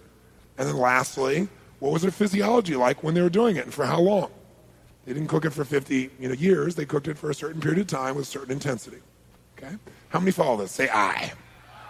So you might say, okay, Tony, that's great, but how do I actually get somebody's strategy? What if I go to John the baker and I say, John, give me your strategy, give me your recipe, and he says, no. Or worse, what if he says, I'd love to give it to you, but I don't know what it is? Is it possible for someone to get results without knowing how they do it? Yes, there's a term for it. We call it unconscious competence, where someone is competent, but they're unconscious about how they do it. Right? They just kind of get in state. So if John said, I'd really love to give it to you, Tony, but I don't have the recipe, I just do a pinch of this, a dash of that, I'm not quite sure how I do it, would you just give up and say he's a genius and you could never get the same quality chocolate cake? Yes or no? If you were totally committed to getting John's recipe, what would you do? That's right. You'd put the cook in the kitchen, you'd watch what he did, and you'd record it, and then you'd see, did I do it right, by saying, okay, now let me tell you what to do, and you have him do it and see if it works. Same thing. So step 1 to getting someone's strategy, your own or someone else, we call put the cook in the kitchen, which means either catch the person while they're in state doing something and see how they're doing it, or put them in state. How can you put somebody in state? Get them to remember a time and actually get them in that memory and actually relive it. There's a word for that. When you have someone step into experience, we call it being fully associated. So you put the cook in the kitchen, you get them fully associated. So we use the cook metaphor, say, okay, John, come to the kitchen. When John gets in the kitchen, he gets in what? And as he's in state, he gets fully associated. So he goes, oh yeah, I know, and he reaches over here to grab this, and he's about to throw it in the bowl, and you go, stop! What do you got there? Because you want to know what ingredient it is, right? And you see it's flour. You want to know the amounts and quality. So you go, okay, let's measure it. It's 4 cups, and the quality is grade AAA wheat flour. Okay, boom, drop it in. Now there's a problem. You knocked him out of, because you broke his, so you got to put him back in. So this is what you do with a person too. You say, okay, John, remember where you were. Okay, you're here in the room, right? You're here in the kitchen, right? You reached over and got a handful of flour. And he goes, oh yeah. And he's back in what? State. Fully what? Associated. You ask him, how's it feel? Where are you? Okay, I'm there. Okay, great. Boom, he reaches something else. He's about to throw it in. You go, stop. What is that? You open his hand. You notice the second ingredient is chocolate. You notice number 2 in the sequence, right? You find out what's the amount. It's 6 pounds of chocolate, right? And it's dark chocolate, right? Grade AAA chocolate, right? And so he puts that in, and as soon as he puts it in, you knocked him out of what? State. So you got to put him back in where he gets fully. So you ask him questions. Say, John, remember you described to him. You got to remember where you are, John. Here you are. Reached over the flour, chocolate. He goes, oh yeah. He grabs something else, about to throw it in. He goes, stop. What is it? You see the third ingredient. It's tuna.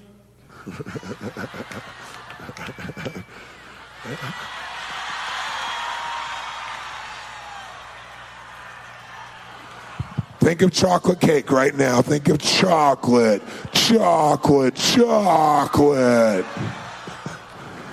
Just providing you with some new choices of imagery if you would like to change your association to chocolate cake. You continue with this, until John is done, and then you see how he cooks in his oven. Now, how do you know if you have someone's strategy? Simple. You put the cook in the kitchen, and you say, John, now I'm going to tell you what to do. Get 4 cups of grade AA wheat flour. Okay, go get the chocolate. Go get the tuna. Go get that. You do the whole thing. Cook it at 75 degrees, at 375 or 675, whatever it is. Now let's taste it. Is the texture the same? Is the moisture the same? Wow, we got it. If you don't got it, you missed something, so you go back and do it again. Now, in the beginning, you're not good at this stuff, right? Because you're new. And so, you don't do it perfectly, and maybe you got to work at it a little bit. But would it be worth spending even an hour just to find out a person's motivation strategy, like your own, or decision strategy, or creativity strategy? Why would it be worth even a total hour of focus? Because once you got it, how long can you use it for? For your whole life, and it won't take you an hour. It'll take you 5, 10, 15, 20, 30 minutes max, even when you're new. When you get good, you'll start noticing strategies on the fly as they're happening. Because you're no longer in the dark. It's going to start showing up for you, right? You'll start to notice people mirroring. You're going to start noticing things you never noticed before. So strategies are the same way. So you can get somebody's motivation strategy by saying, okay, can you remember a time when you're totally motivated? And they go, yep. Are they fully associated? So say, can you remember a specific time? And they go, yeah. Say, go back that time. Imagine you're there. How are you breathing when you're really motivated? Because I don't know. Well, if you did know. Well, I know, like this sort of. Okay, boom, you're trying to get there. What were you picturing? What were you seeing? Now they're there. What was the very first thing that caused you to be motivated? Let's say, for example, you say, okay, Tony, what am I supposed to do? Let's say I want someone's attraction strategy. What do? Walk up in a bar and walk up to some girl and go, hey, baby, what's your attraction strategy? What do you picture? Huh? No, you don't even have to do this. After a while, you'll start hearing it. Like recently, I went to lunch at my office in San Diego, and I came back, and instead of using the elevators, I used the stairs. Why not?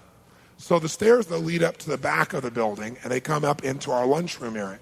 So I came through there, and I got paged, and I picked up the phone to take the call. As I'm on the phone in the lunchroom, I hear 4 or 5 of our secretaries in there who are at lunch, and 2 of them or 3 of them just came back from lunch, and they are in a very animated state. And they're talking really loud, and they're giggling like crazy, and I'm having a hard time even hearing the call. So as I'm trying to talk to this person, I'm also hearing out of my other ear this conversation, which is unmistakable. This woman's saying, oh my God, Mary, oh my God, you missed it. You should have gone to lunch. I'm telling you something. There was this guy there. Oh my God, the minute I saw him, he was tall, and he was dark, and he's handsome. And he looked at us out of the corner of his eye. And as soon as I saw him, I thought, oh, I gotta have him. Okay, so now, guess what? I know her entire attraction strategy. What's the first trigger? Visual, auditory, or kinesthetic? Visual. What are the submodalities? Tall, dark, handsome. How do you look at her? Corner of his eye. The way you look is the submodality. You can look straight, you look corner, you can look at an angle, all kinds of things you can do. Right? So I know all those. Do I know what the second one? What was the second element? Was it auditory or kinesthetic? Kinesthetic. And if you're not sure what it was, just go, feel what muscles you use, you'll know. Okay? And then the third one was what? What was the third element of her strategy? Auditory. She said, I gotta have him, right? So here's her strategy if I was gonna write it out. It's visual external. You guys see that? Then it was kinesthetic internal, a feeling she felt. Then it was auditory, and I don't know if it was external or internal, because she probably said, I'm gonna have him in her head. I doubt if she said it out loud. So I'll say internal, but maybe she did. Okay? And we even know the submodalities. We know that this guy was large, tall, right? So it's a large image. She didn't think of him as small. We know that he was dark, which is part of her submodality she likes. And he looked out of the corner of her eye, and I think she said he smiled at her, right? So we know her submodalities. Kinesthetic, however you spell that. Okay? But, you go, what is that? Okay, there's tension. Is there tension in that? Yes or no? Is there pressure? Right? Where is it? Stomach area, maybe some other areas. And then the auditory. I've got to have him. And by the way, that's the words, I got to have him. But did she say, I've got to have him? No. Was there a speed? Was there a tempo? Fast or slow? Fast. Loud or quiet? Dropping down or going up at the end? So we know even all this, we know the whole thing. Now, I can cause her to feel attracted to anybody, or I could show any man how to trigger her. Go, what if he's not tall and dark? I'll show you that's not even an obstacle. You can still trigger it as long as you trigger it in these sequences and use some of these submodalities. right? So you're going to start noticing someone say, oh, yeah, I just bought this watch. Find out their decision-making strategy. Oh, yeah, where'd you get it? Oh, at the store. What made you want it? I don't know. I just walked in the room because a friend of mine told me they had great stuff there. And she steered me well in the past. What's the first part of their strategy? Auditory, external. The first motivation is someone telling them. And then I walked in, and I talked to the jeweler and asked him if it really was everything they said it was. So what's the second part? Auditory, external. Then what happened? I took one look out of it and said to myself, third part is look, and then again said, here's some of these very auditory. This really is beautiful. And it felt right, so I just bought it. What's her strategy? A, right? Someone told her, auditory external. She talked to the guy. Visual external, she saw it. She said to herself, auditory internal, wow, this is really great. And then kinesthetic internal felt right. That's her strategy. You wouldn't go to her and say, let me show you this watch. You'd first tell her about it. You describe it to her. You tell her things. That'll get her much more motivated. Okay, that's visual, auditory, kinesthetic. See it, right? Say it, feel it. So what most people do is they try to motivate other people using their strategy rather than using that person's strategy. Let's say you go to a restaurant and you see someone there, or you meet somebody there, or you'd like to meet somebody there, and you think they're really attractive, you'd like to get to know them. Would you just walk up and say, I want to know your attraction strategy? Obviously not. So can you get rapport with someone from a distance while you're not anywhere near their space, even without speaking to them? Is that possible, yes or no? How would you do that? You'd mirror the person. Do you have to be looking at them to get rapport with them, yes or no? No, absolutely not. So let's say I want to get rapport. I'm looking this direction, and I want to get rapport with someone over here I'm not looking at. Can you do that? Sure, all you have to do is pick eye contact. Let me pick this lady on the aisle. What's your name, my dear? Diane? So if I look at Diane here, Diane is sitting kind of a unique way like this. So that might be awkward, so I probably wouldn't mirror that part. I might mirror part of it like this, so I'm in that, but not exactly. I don't have to mirror it exactly. It's not like knowing her thoughts. I don't have to know that. Or I could just mirror her breathing pattern. That's it. So I could do that. Or I could mirror her facial expression. Now, I would never do it looking at her. I glance at her, see where she is, and then I continue my conversation with whoever I was there with, and I just keep mirroring. Maybe the breathing, because it's the most subtle one of all. She won't even notice it. But after a while, she'll start to feel like she's in sync with me. So as I'm looking over here, what if, at the same time I'm doing that, I see somebody else over here I want to get rapport with? Can you get rapport with more than one person at a time? What if you're in a business meeting? Can you do that? Yes or no? Sure, I can mirror her leg position, overall angle, and maybe her breathing, and maybe I take this lady's like head position, right? And her little smile, like this, right? So now I got rapport with two people simultaneously.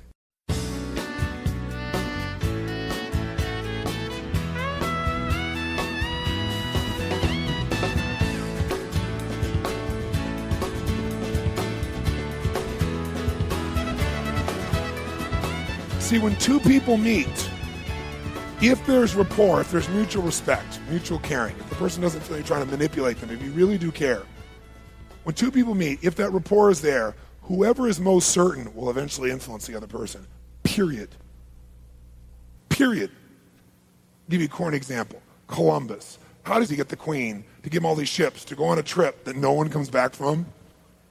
Or better yet, how does he recruit people to go on a trip no one ever survives? Because when he met these people, his vision, his certainty was greater than their uncertainty. Now, if you know the story of Columbus, the real story, about halfway across the ocean, these guys started freaking out because they started going, he doesn't know where we're going. It's not like he has a map.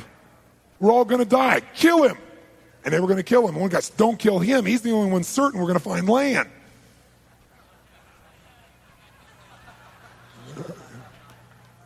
And he was. That's leadership. I'll give you a fun example. Michael Eisner is a friend of mine. Brilliant man. What he's done with Disney is unbelievable. And so I got a chance to fly with him. We went to a hockey game together, a Stanley Cup championship, and then we flew back together.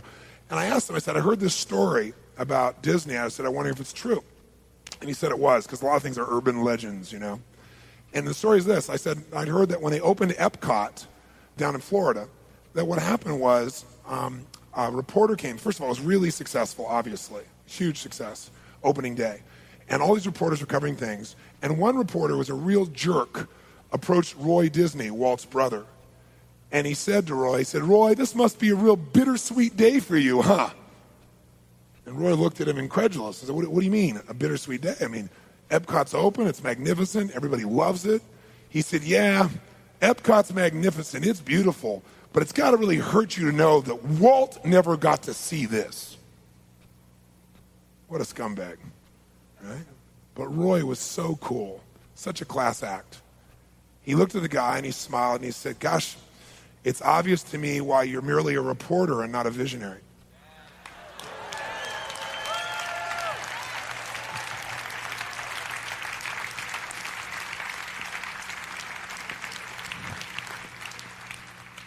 He said, you're going to always have to write about other people's achievements until you understand one principle. Walt saw this. That's why you get to see it.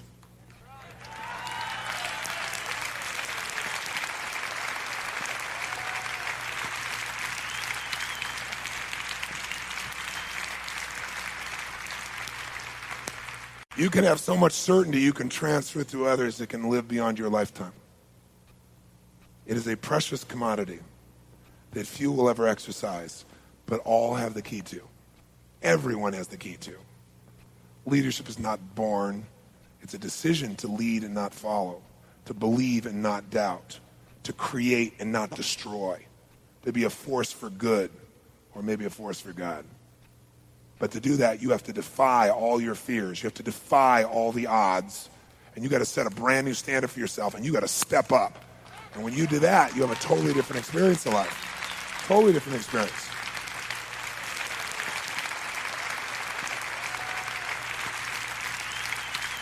In this state, there's so much you can achieve and do. So why wouldn't you stay here? I mean, how easy is it to get in this state? Heartbeat. So will you continuously? Some of you lost your certainty when I asked that question.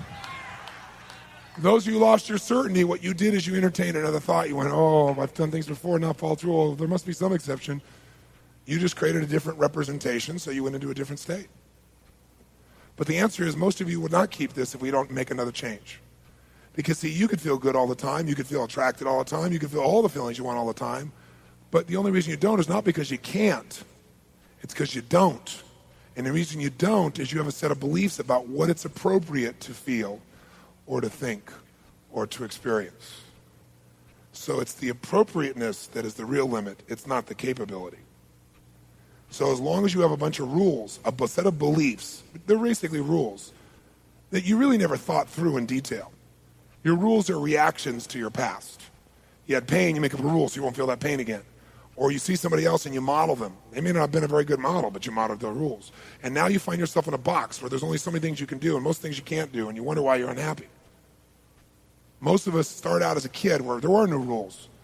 You could do anything you want. You could express what you felt. You could think what you think. You could love who you want to love. You could do whatever you want to do. And then you gradually enter society where the door got smaller and the room got smaller, and all of a sudden there are consequences for everything, and all of a sudden pretty soon you stop living. So what we have to be able to do for you to have what you really want is we've got to dig out those beliefs that are keeping you from having what you want. And there are all kinds of weird beliefs we have. Where intellectually we know better, right? But emotionally they still control us. Like, oh, gosh, if I'm really successful, then people will resent me and they won't love me, and then I will lose all those good feelings. So I'll only succeed so much. Or if you're a woman and you're successful, men can't handle it, so you can't have a relationship and be successful. Or if you're black, or if you're brown, or if you're Indian, or if you're white, then people respond to you X way, and that's just how it is. And there's plenty of references to back up all these things, aren't there? There's plenty of racism in the world. There's plenty of men who do respond to women that way. There are plenty of situations where when you're successful, you're rejected. So then we generalize that that's everything because we don't want to ever go through that. But as soon as we close that door, we close all of it that we really want. It's just fear that we made those beliefs out of. And what we have to be able to do is step up as leaders. The leaders they're not treated fairly, right? They're not treated nicely, of any color, of any gender, of any background. Doesn't matter who it is. But they lead. And out of that, they have a life that's quite extraordinary. It has ups and downs, but it is unbelievably rewarding. It is not a very safe life. If you want safety, you say, I want safety, you want security, then go to prison. But if you want freedom, you have to step up. And the biggest freedom you need is to free yourself from the slavery we all have done to ourselves through the belief structures that we've developed. There's more than enough obstacles in the outside world for you not to add to them by adding some in your head. And the worst ones are the ones that you make totally certain in your mind that you believe they're true. Intellectually, you know better, maybe, but gut believe they're true. So we must destroy, not deal with. We must destroy those beliefs. Destroy them. In order to do that, we got to remember, what is a belief? It's a feeling of absolute what? Oh my God. The very thing that I want over here. No wonder you live by those beliefs, because you're in this state when you think about them. Maybe it's a sick feeling of certainty, like you're certain it's going to be terrible, but it's still certainty, isn't it? That's why you respond to it. And you probably have put so many legs under your belief now, it's really solid. So the only way to uproot that is if we link massive, unbearable, immediate levels of to it in a real way in our gut. If we do that, it'll dislodge it. It'll give us the what? And it'll interrupt and then we have room to create a new set of beliefs that will empower us, which we will anchor with the most massive, immediate levels of pleasure that you've ever felt before. And when that happens, your whole life changes, because beliefs, all human behavior is belief-driven. Even if you're not aware of it consciously, you're doing things because of what you believe it's going to lead to. It's going to lead to more certainty. Remember those 6 needs? Or it'll give you the variety, a surprise. Or it'll give you connection that you so desperately want. Or it'll make you feel significant. Even if it's a bad way, it still feels significant. Or it'll make you grow. It'll make you contribute. So beliefs control it all. If we take care of the belief, we take care of the root of it all. If we just work on the behavior, you can change the behavior, and if you have the same belief, you'll just find some other behavior that's just as bad.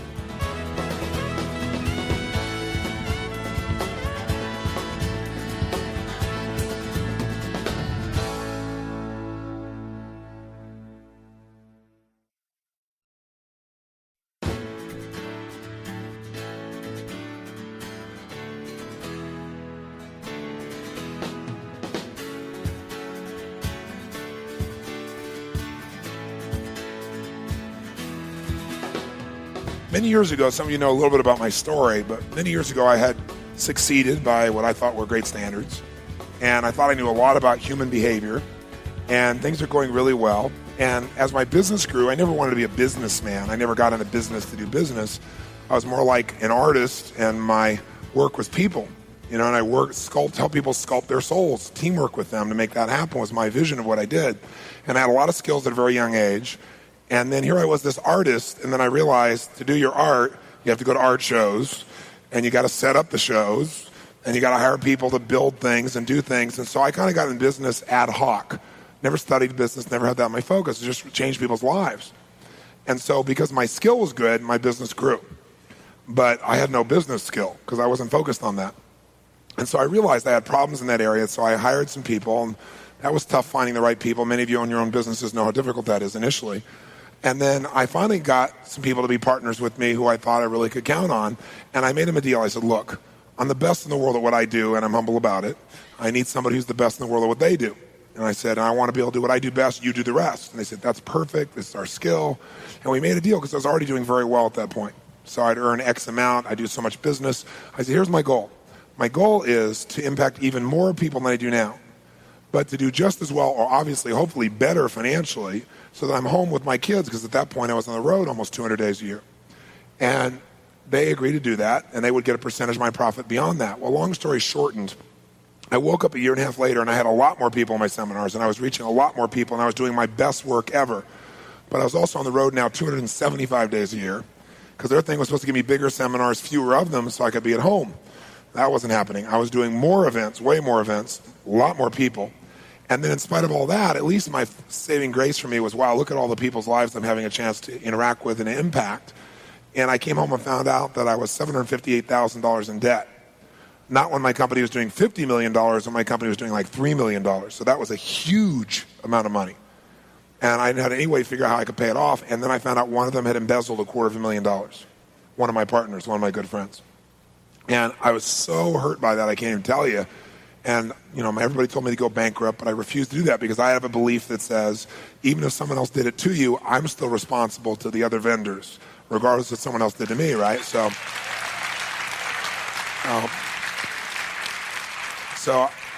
to me, bankruptcy didn't have integrity in it, even though it looked like there was no way to do it. I said, I have to find a way. It's a must, not a should.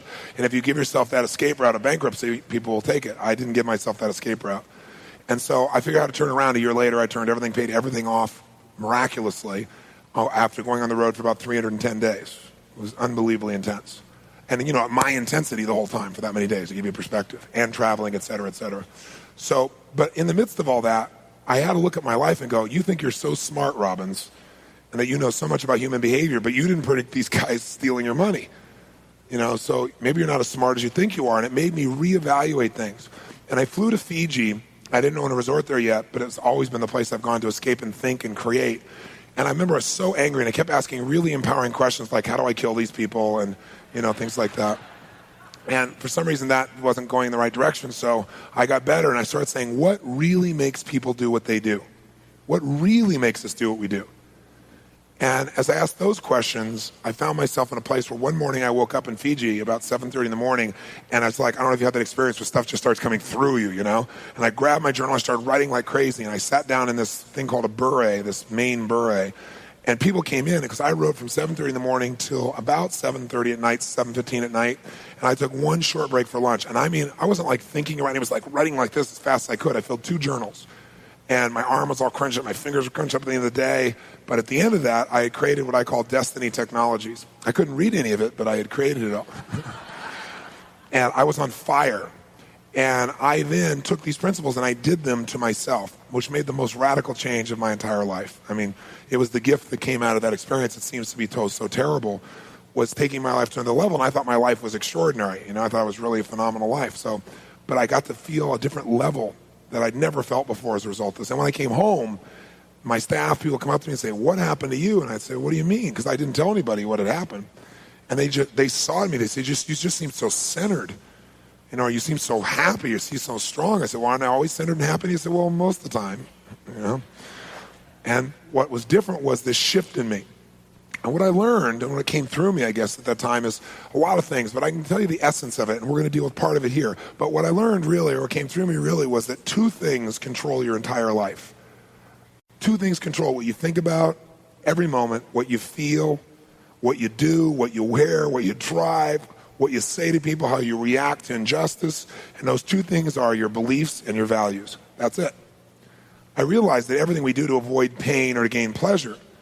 But 2 people can look at the same event. One person thinks it's pleasurable, one thinks it's painful. The difference is beliefs and values.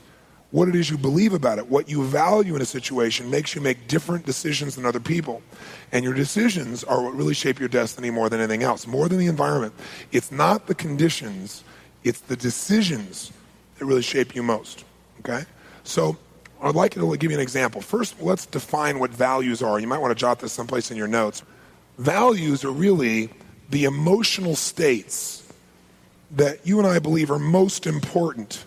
Values are the emotional states that you believe are most important for you to either feel or to avoid.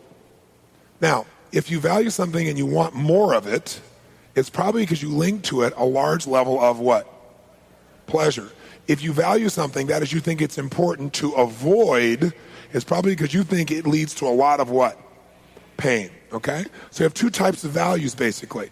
You have those emotions you want more of. Think of them as twin targets. They're guiding all your decision-making, basically, okay? One target is the things you're trying to move towards, right? Those things you want. And the other target are things you're trying to move away from. You're trying to avoid. And every day you're making decisions, you're trying to decide, how can I get what I want and avoid what I don't want?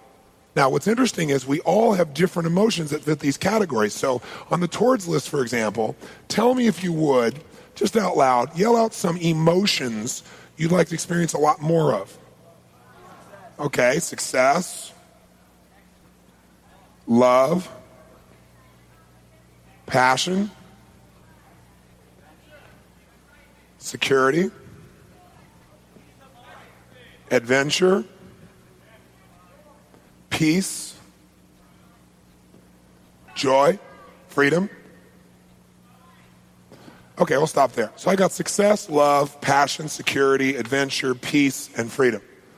Now, how many of you value all of these states, meaning they're all important to you as a person? Let me see your hand. Say I. But do you value them equally? No. That's why you will make a decision differently than the person sitting right next to you, even if they're like a good friend. Because we all have a different level of intensity of value based upon the way we've lived, the way we've been brought up. So which one of these is number one for you out of this list? Which do you value most? Success, love, passion, security, adventure, peace, or freedom?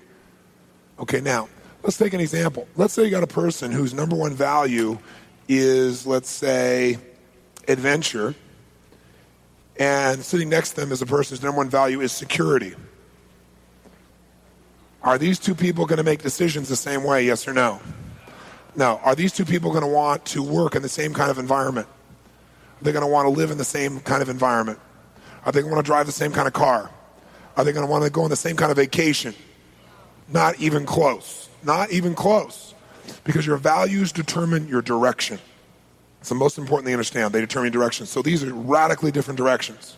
Radically different. What if these people are married?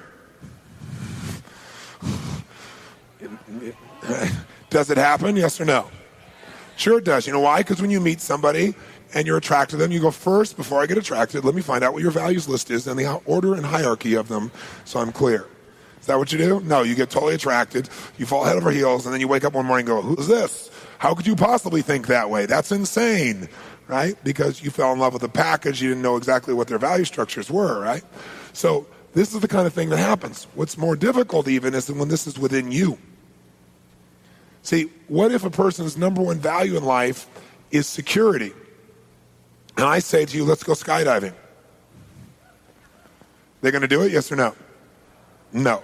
Unless they believe skydiving is totally secure. That's where beliefs come in. So you have values and you have beliefs about what has to happen to meet that value. How many follow that?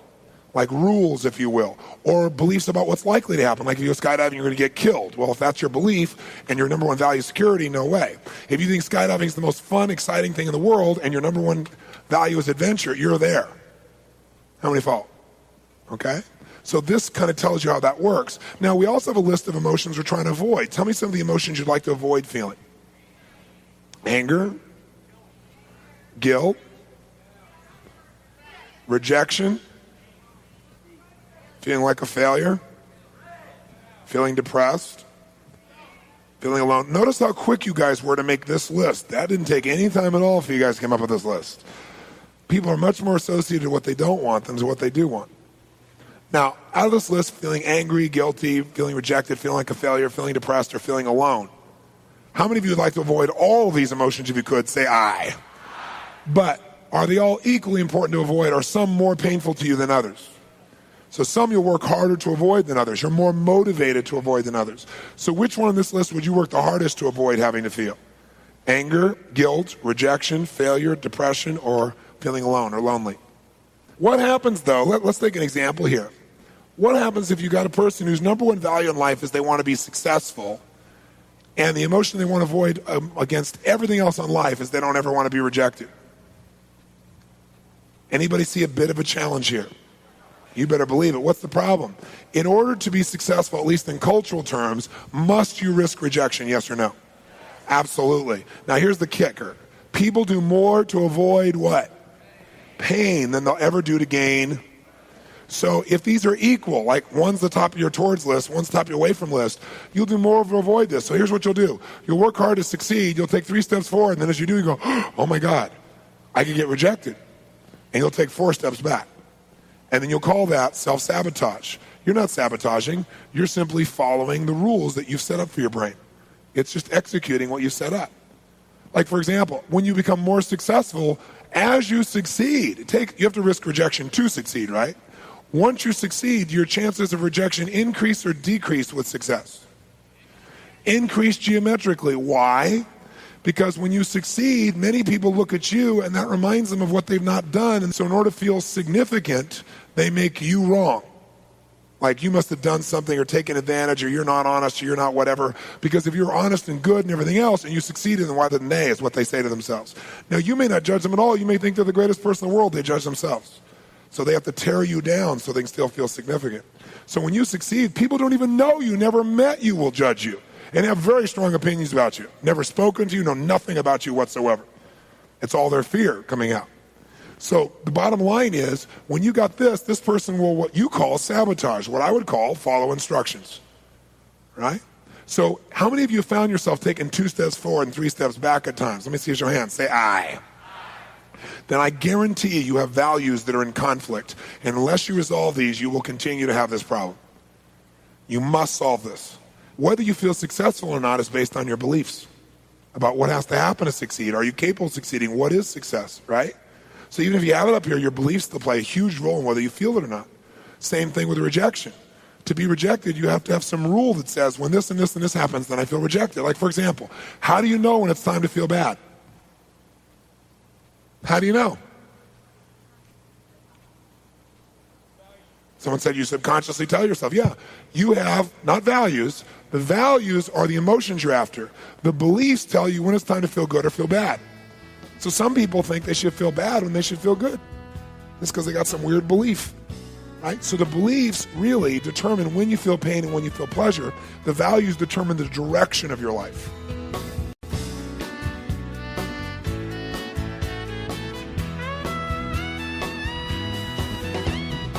So what's an anchor? An anchor is a created association. See, anchors are not inborn, right? This is something that we make up, we create. And it's very important to understand that because it means you can change them at will. And it'll change the way you think and feel. So an anchor is a created association. A created association between a specific trigger and a specific state. So an anchor is a created association between a specific trigger and a specific state. Okay? One more time, an anchor is a created, you're not born with it. It's a created association between a specific trigger and a specific state. So for example, the American flag is an anchor for most people in this room of some sort, right? Most of you have probably good feelings when you think about it for the most part. And so were you born with that? No, you learn to associate the stars and stripes to a set of feelings or emotions, maybe primarily pride, for example. But you had to learn that association. You were not born understanding what the golden arches meant, but now you know.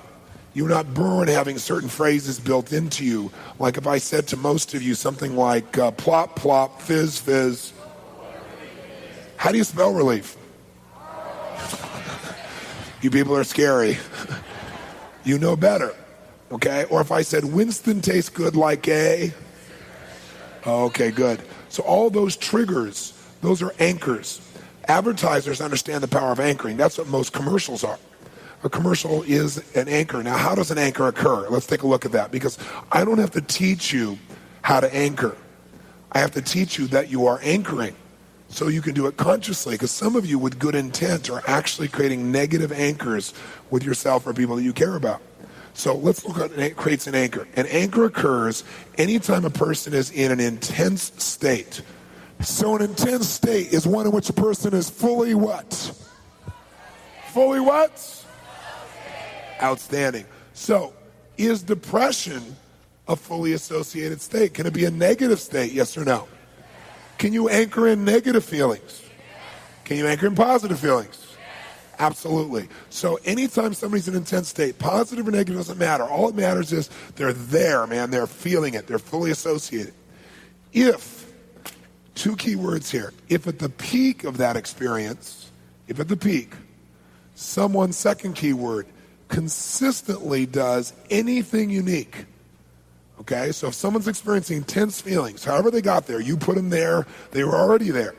But if once somebody's in an intense state, positive or negative, if while they're at the peak of that state, someone consistently does anything unique, a certain look they give you, right? Or a certain thing they say, or a certain touch, right? Like if I said to you, something to, okay, that's now an anchor, right? If you can't, then you, okay? So we've got some verbal anchors. I have some visual anchors with you guys, the way I look at you at certain times to trigger you. How many had a parent that had you anchored? Like if they said your full name, Anthony, you went, I know what that means. How many had one of those? Or they gave you a look and you were like, oh, ooh, ooh, ooh, ooh. I mean, you knew what that meant, right? How many had a visual anchor from your parent, right? As soon as you saw that, you knew that that look was linked to a specific state. because you'd had it happen before. So this is all that's happening. So what do advertisers do as a classic example? Well, the average commercial is how long on television? How long? 30 seconds, and they sell you a product. Now, how do they do that? Do they go through in those 30 seconds and explain in detail how the product works, why it's superior, how they manufactured it, et cetera? Is that how they do it? Yes or no? No. See, the only way they do it, in fact, do most ads have anything to do with the product? Zero. They have nothing to do with the product. I mean, have you ever seen a Levi's 501 jean commercial? Do they have anything to do with the jeans?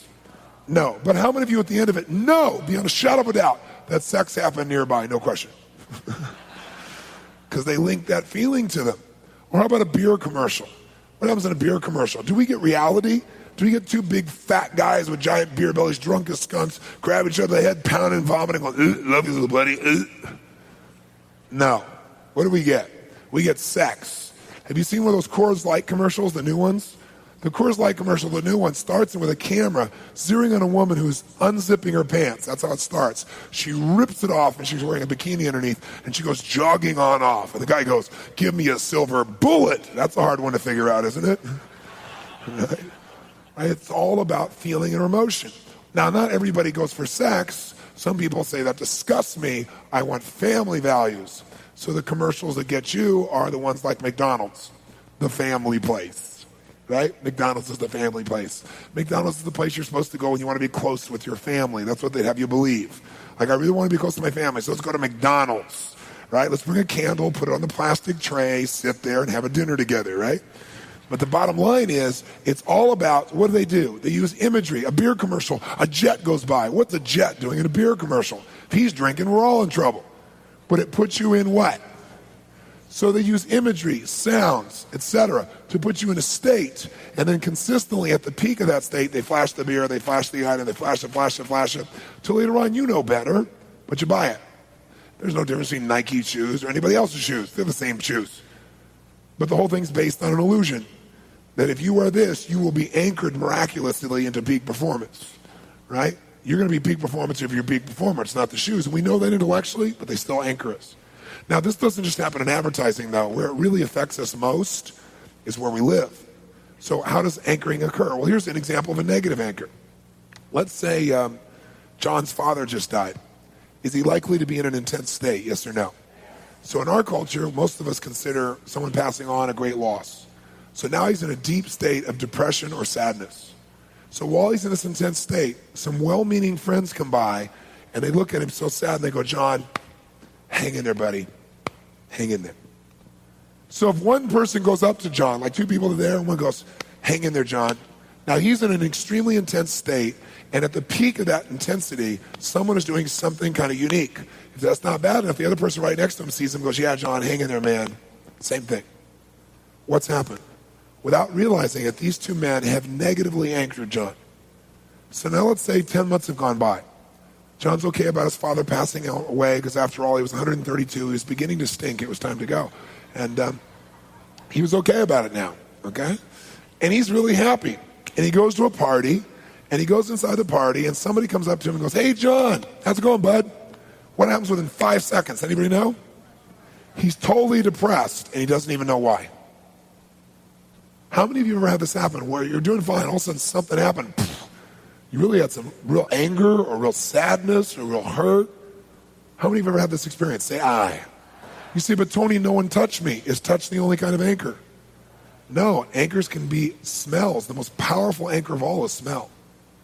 The reason is when you're a fetus, as you're developing, before your brain fully develops, your nose fully develops. It goes to the deepest part of the brain called the reptilian portion of the brain, so smells will put you in state faster than anything. But also it could be a piece of music in the background you're not noticing, but a while ago you heard that while you were in a certain state. And wham, man, now you're depressed and can't figure out why, or sad, or hurt, or whatever the case may be. So anchoring's happening all the time. Anytime you're in an intense state, you're being anchored. Do you think there are any anchors potentially, possibly for this weekend at all that may have been set?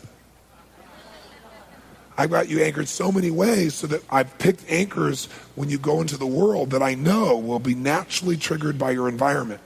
So that experiences you had here will start to show up automatically. Because if I just count on your intellect to do it, you're going to get busy. But if I have loaded you, which I have, with a gazillion triggers, then all these things, whether it be songs, whether it be phrases, whether it be situations, whether it be things in your own physiology, will cause you to use this stuff again. The reason you're doing it is it's so anchored. But you want to do your own anchoring as well, okay? So that's what anchoring really is. Now you might say, well, Tony, what if I've got this negative anchor? How do I get rid of it? That's a good question. You're doing it by something we call collapsing an anchor, which I'm going to show you. But let me ask you a question first. Can you anchor yourself? Sure you can. All you have to do is put yourself in a total peak, what? And at the peak, consistently do anything unique. Use a sound, use a look, use a touch. You do it again and again and again at the peak. Then what do? Change your state and then test it. If you test it and it works, obviously it works. If you test it and it doesn't work, you were probably off on your timing. Like you really didn't do it at the peak. A lot of people say, well, how do I know when the peak is? You don't. You trust your unconscious. You do it too soon and too often, and gradually your brain gets good at it. Okay? Or if it didn't work, maybe you didn't get yourself fully in state. You got to get fully associated in this. I'll give you a little description. Let's say I'm John, and I got this negative anchor on my arm. Okay? How do I get rid of it? I collapse the anchor. How do I collapse it? 2 steps. Step 1, I create a series of positive anchors in my own body. A series of them. So how do you do that? You put yourself in a peak state. Now you say, well, how do I do that, Tony? Well, you can do it by changing physiology, or you could do it by remembering a time and then fully associating to that. So let me give you an example. I'll do one for real. Let's see. Pretend I got this negative anchor here. So I'm going to do 2 steps. I'm going to create a series of positive anchors. Then I'm going to fire the positive anchor and negative anchor simultaneously in the nervous system. And they will collide in the brain. And what they do is the one that's strongest then dominates and eliminates the other one. Okay? So how would I anchor myself? I'd think of a time in my life when I felt really, really great, really strong. Let's see. Okay. Yeah. Yes! And what I do is at the peak, I do something really unique. I don't go, yep. Okay? That's not really unique. It's very rare you're going to go, yes, with that intensity and touch that specific part of your body. So that's really unique. And I don't have to do that. I could have gone, yes. I could have done whatever. But it's what I'm choosing for me because the state I want to be is strong. So I think of another time when I felt just unstoppable because I want to get rid of the negative feeling. I think of another one, yes. I think of another one, yes. Think of another one. No, not that one. Let's see. Yes. One more. Yes. Okay, now what do? Interrupt your pattern, get out of state so you can see if it works, right? And so now I got this thing. I think about it and I just go, yes! And I can feel it in my body instantly. So I got an anchor that works. If it didn't work, it's because I didn't really get fully associated. Or sometimes people like try to anchor themselves in states, with triggers to take them out of state. Like they want to anchor laughing. They go, ah! Okay, That's not the best anchor for that, okay? You want something more consistent, okay? So now I got this thing. So how to get rid of the negative? I do this. Watch. I go, yes! And if you watch somebody when you do this, it'll freak them out if they saw what you see. So don't like, oh my God. Because what you'll see very often is one side of the face will go up, one side of the face will go down, asymmetrical. It's not going to stay that way. It's because you fired totally different sensations in the brain simultaneously. And when they collide, the ones that's strongest will collapse the other one.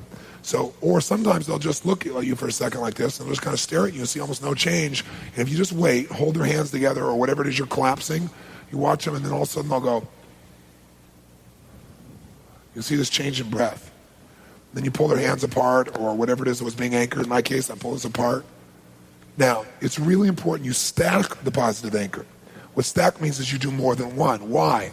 What if I have this super negative anchor here, and on my right side over here, I try and create a positive anchor. I think every time I feel pretty good, and I go, yep. Guess what? Now I'm depressed on both sides. Because this is not more powerful than this. How many follow that? Say aye. You might say, well, Tony, but what if, I don't know where I was touched. Maybe I wasn't touched. It's just when I'm around my boss, I freak out, man. I totally freak out. Or authority figures. Well, here's what you do. You create a series of positive anchors, right? And then all you have to do is, remember I taught you about files, on Friday night, how your brain links things together? All you have to do is think about your boss. Every touch, every conversation is all in that file. So all you do is you got the positive anchors, you think about your boss, you think about your boss, you think about your boss. And now all of a sudden when you think about your boss, you feel strong for some reason, right? And it literally will collapse it. So you don't need to know the content to get rid of something. You just reprogram the impulses in your nervous system, and that you can do literally in a couple of minutes. And I made this kind of crazy and insane and fun, but you can do this for anything in the future. And I still use this. Something comes up really bugs me, boom, I bring out my power anchor, boom, I bring out the other, back and forth, wham, I fire them both off. Feelings change. Versus I could go in my head 1,000,000 times trying to work that out. It'll never work doing it in your head. Never. Even if you think it does, it'll come back. This won't come back because you're literally rewired. Now, I built my whole career by doing demonstrations with a variety of tools like this. I can remember one of my early demonstrations. It was in New York City. And this woman, I used to like challenge anybody, give me your worst problem. This one woman was really, really mean. And she goes, fine, what about me? You know, I've been in therapy 6 or 7 years. Let's see you solve my problem. So what's your problem? I hate my father. I hate his guts. Haven't spoken to him in 6 years. The therapist says we're making progress, but I still hate his guts. I said, well, come on up here. I'll handle it in 1 minute. She said, oh, yeah, sure. So come over here. I grab her right hand and yank it. She looks at me. I said, who do you like? Clearly you hate your father. Who do you like? Who do you love? And I just gradually got her in state. And then I anchored all her favorite best friends' faces and her boyfriend in this hand. Then I grabbed her left hand and I said, put your father's face in there. And she started, you could just see her face looking like this when she looked at him. And all I did was back and forth, gradually doing it. All of a sudden I grabbed her hands and just wham, pulled them together really hard. And she went like this for a second. Lasted about 5 seconds. She watched her eyes get really big. Waited, pulled her hands apart. Said, how do you feel about your dad? Just like I said, how do you feel about your husband? She went, I love him, of course. It was like nothing had ever gone on. I said, yeah, but what about all the things he's done to you? She said, well, I did some pretty mean things to him too. But I love him. That was it. And it looks like a miracle. It's not a miracle. It's using the human nervous system that our Creator gave us the way it was designed to be used. But no one ever taught us. We have the greatest, absolute greatest gift in the world right here. And if you like computers, you got the almost incredible computer on earth here. But the problem is no one ever gave you an owner's manual. And it's not user-friendly, right? You know, so you got to know how to use it, right? That's what it really is. So, by the way, this young girl has been to, that was like 15 years ago. I think she maybe have missed 2 or 3 seminars in all those years of my coming to New York. And her father came and everything else. So she's lying on her back for 6 years. It took me a minute. Not because I'm so smart, because I was just doing the right effective thing, the right strategy. You can do this for the rest of your life. Because I did this so fast and it was kind of playful, don't take for granted what you have right now in your right hand. You got a tool to change how you feel about anything. All you got to strengthen it, think of the other one, fire it off, and collapse it. That's a hell of a lot better than analyzing it or making yourself nuts or writing for hours in your journal. I'll give you one last example. I'm sure you remember the story. Many of you know that Federal Express is based in Memphis, right? And so when you send something, it doesn't matter where you send it from in the country, it goes to Memphis first and it gets rerouted to where it's going to go. And when Federal Express was first starting, there's a story about they had this huge distribution center that was about the size or bigger than this main room in the early days. And it was filled with 50, 60 different conveyor belts, to move all the packages around. It's the lifeblood of Federal Express at that time. And if those things stop moving, any one of them, they're going to lose a lot of money because planes are going to be late and all heck's going to break loose. One day, not 1, not 2, not 3, every single one of the conveyor belts stopped simultaneously. They immediately think it must be an electrical problem, but all the lights are on, everything else is functioning perfectly. They are freaking out. Every minute this is down, they're losing tens of thousands of dollars.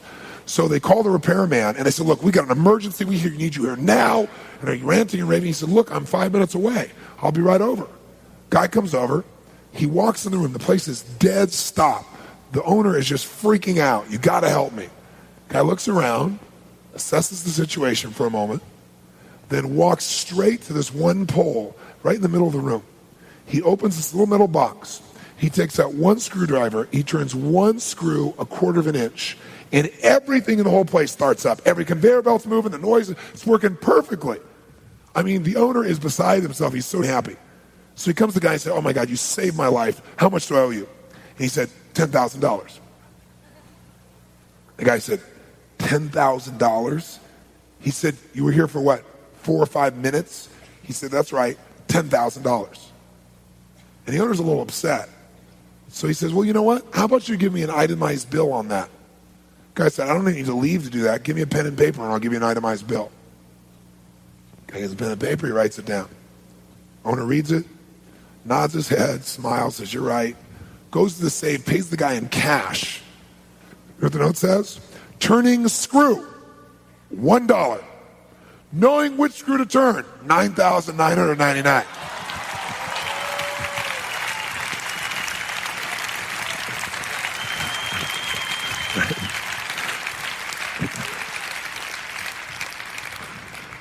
So there's nothing we've done here that's really been complex. It's all simple. Pretty common sense for the most part. But what you learned is not just to turn screws. That's the common sense part. You begun to learn which screw needs to be turned. And that's where all the power is.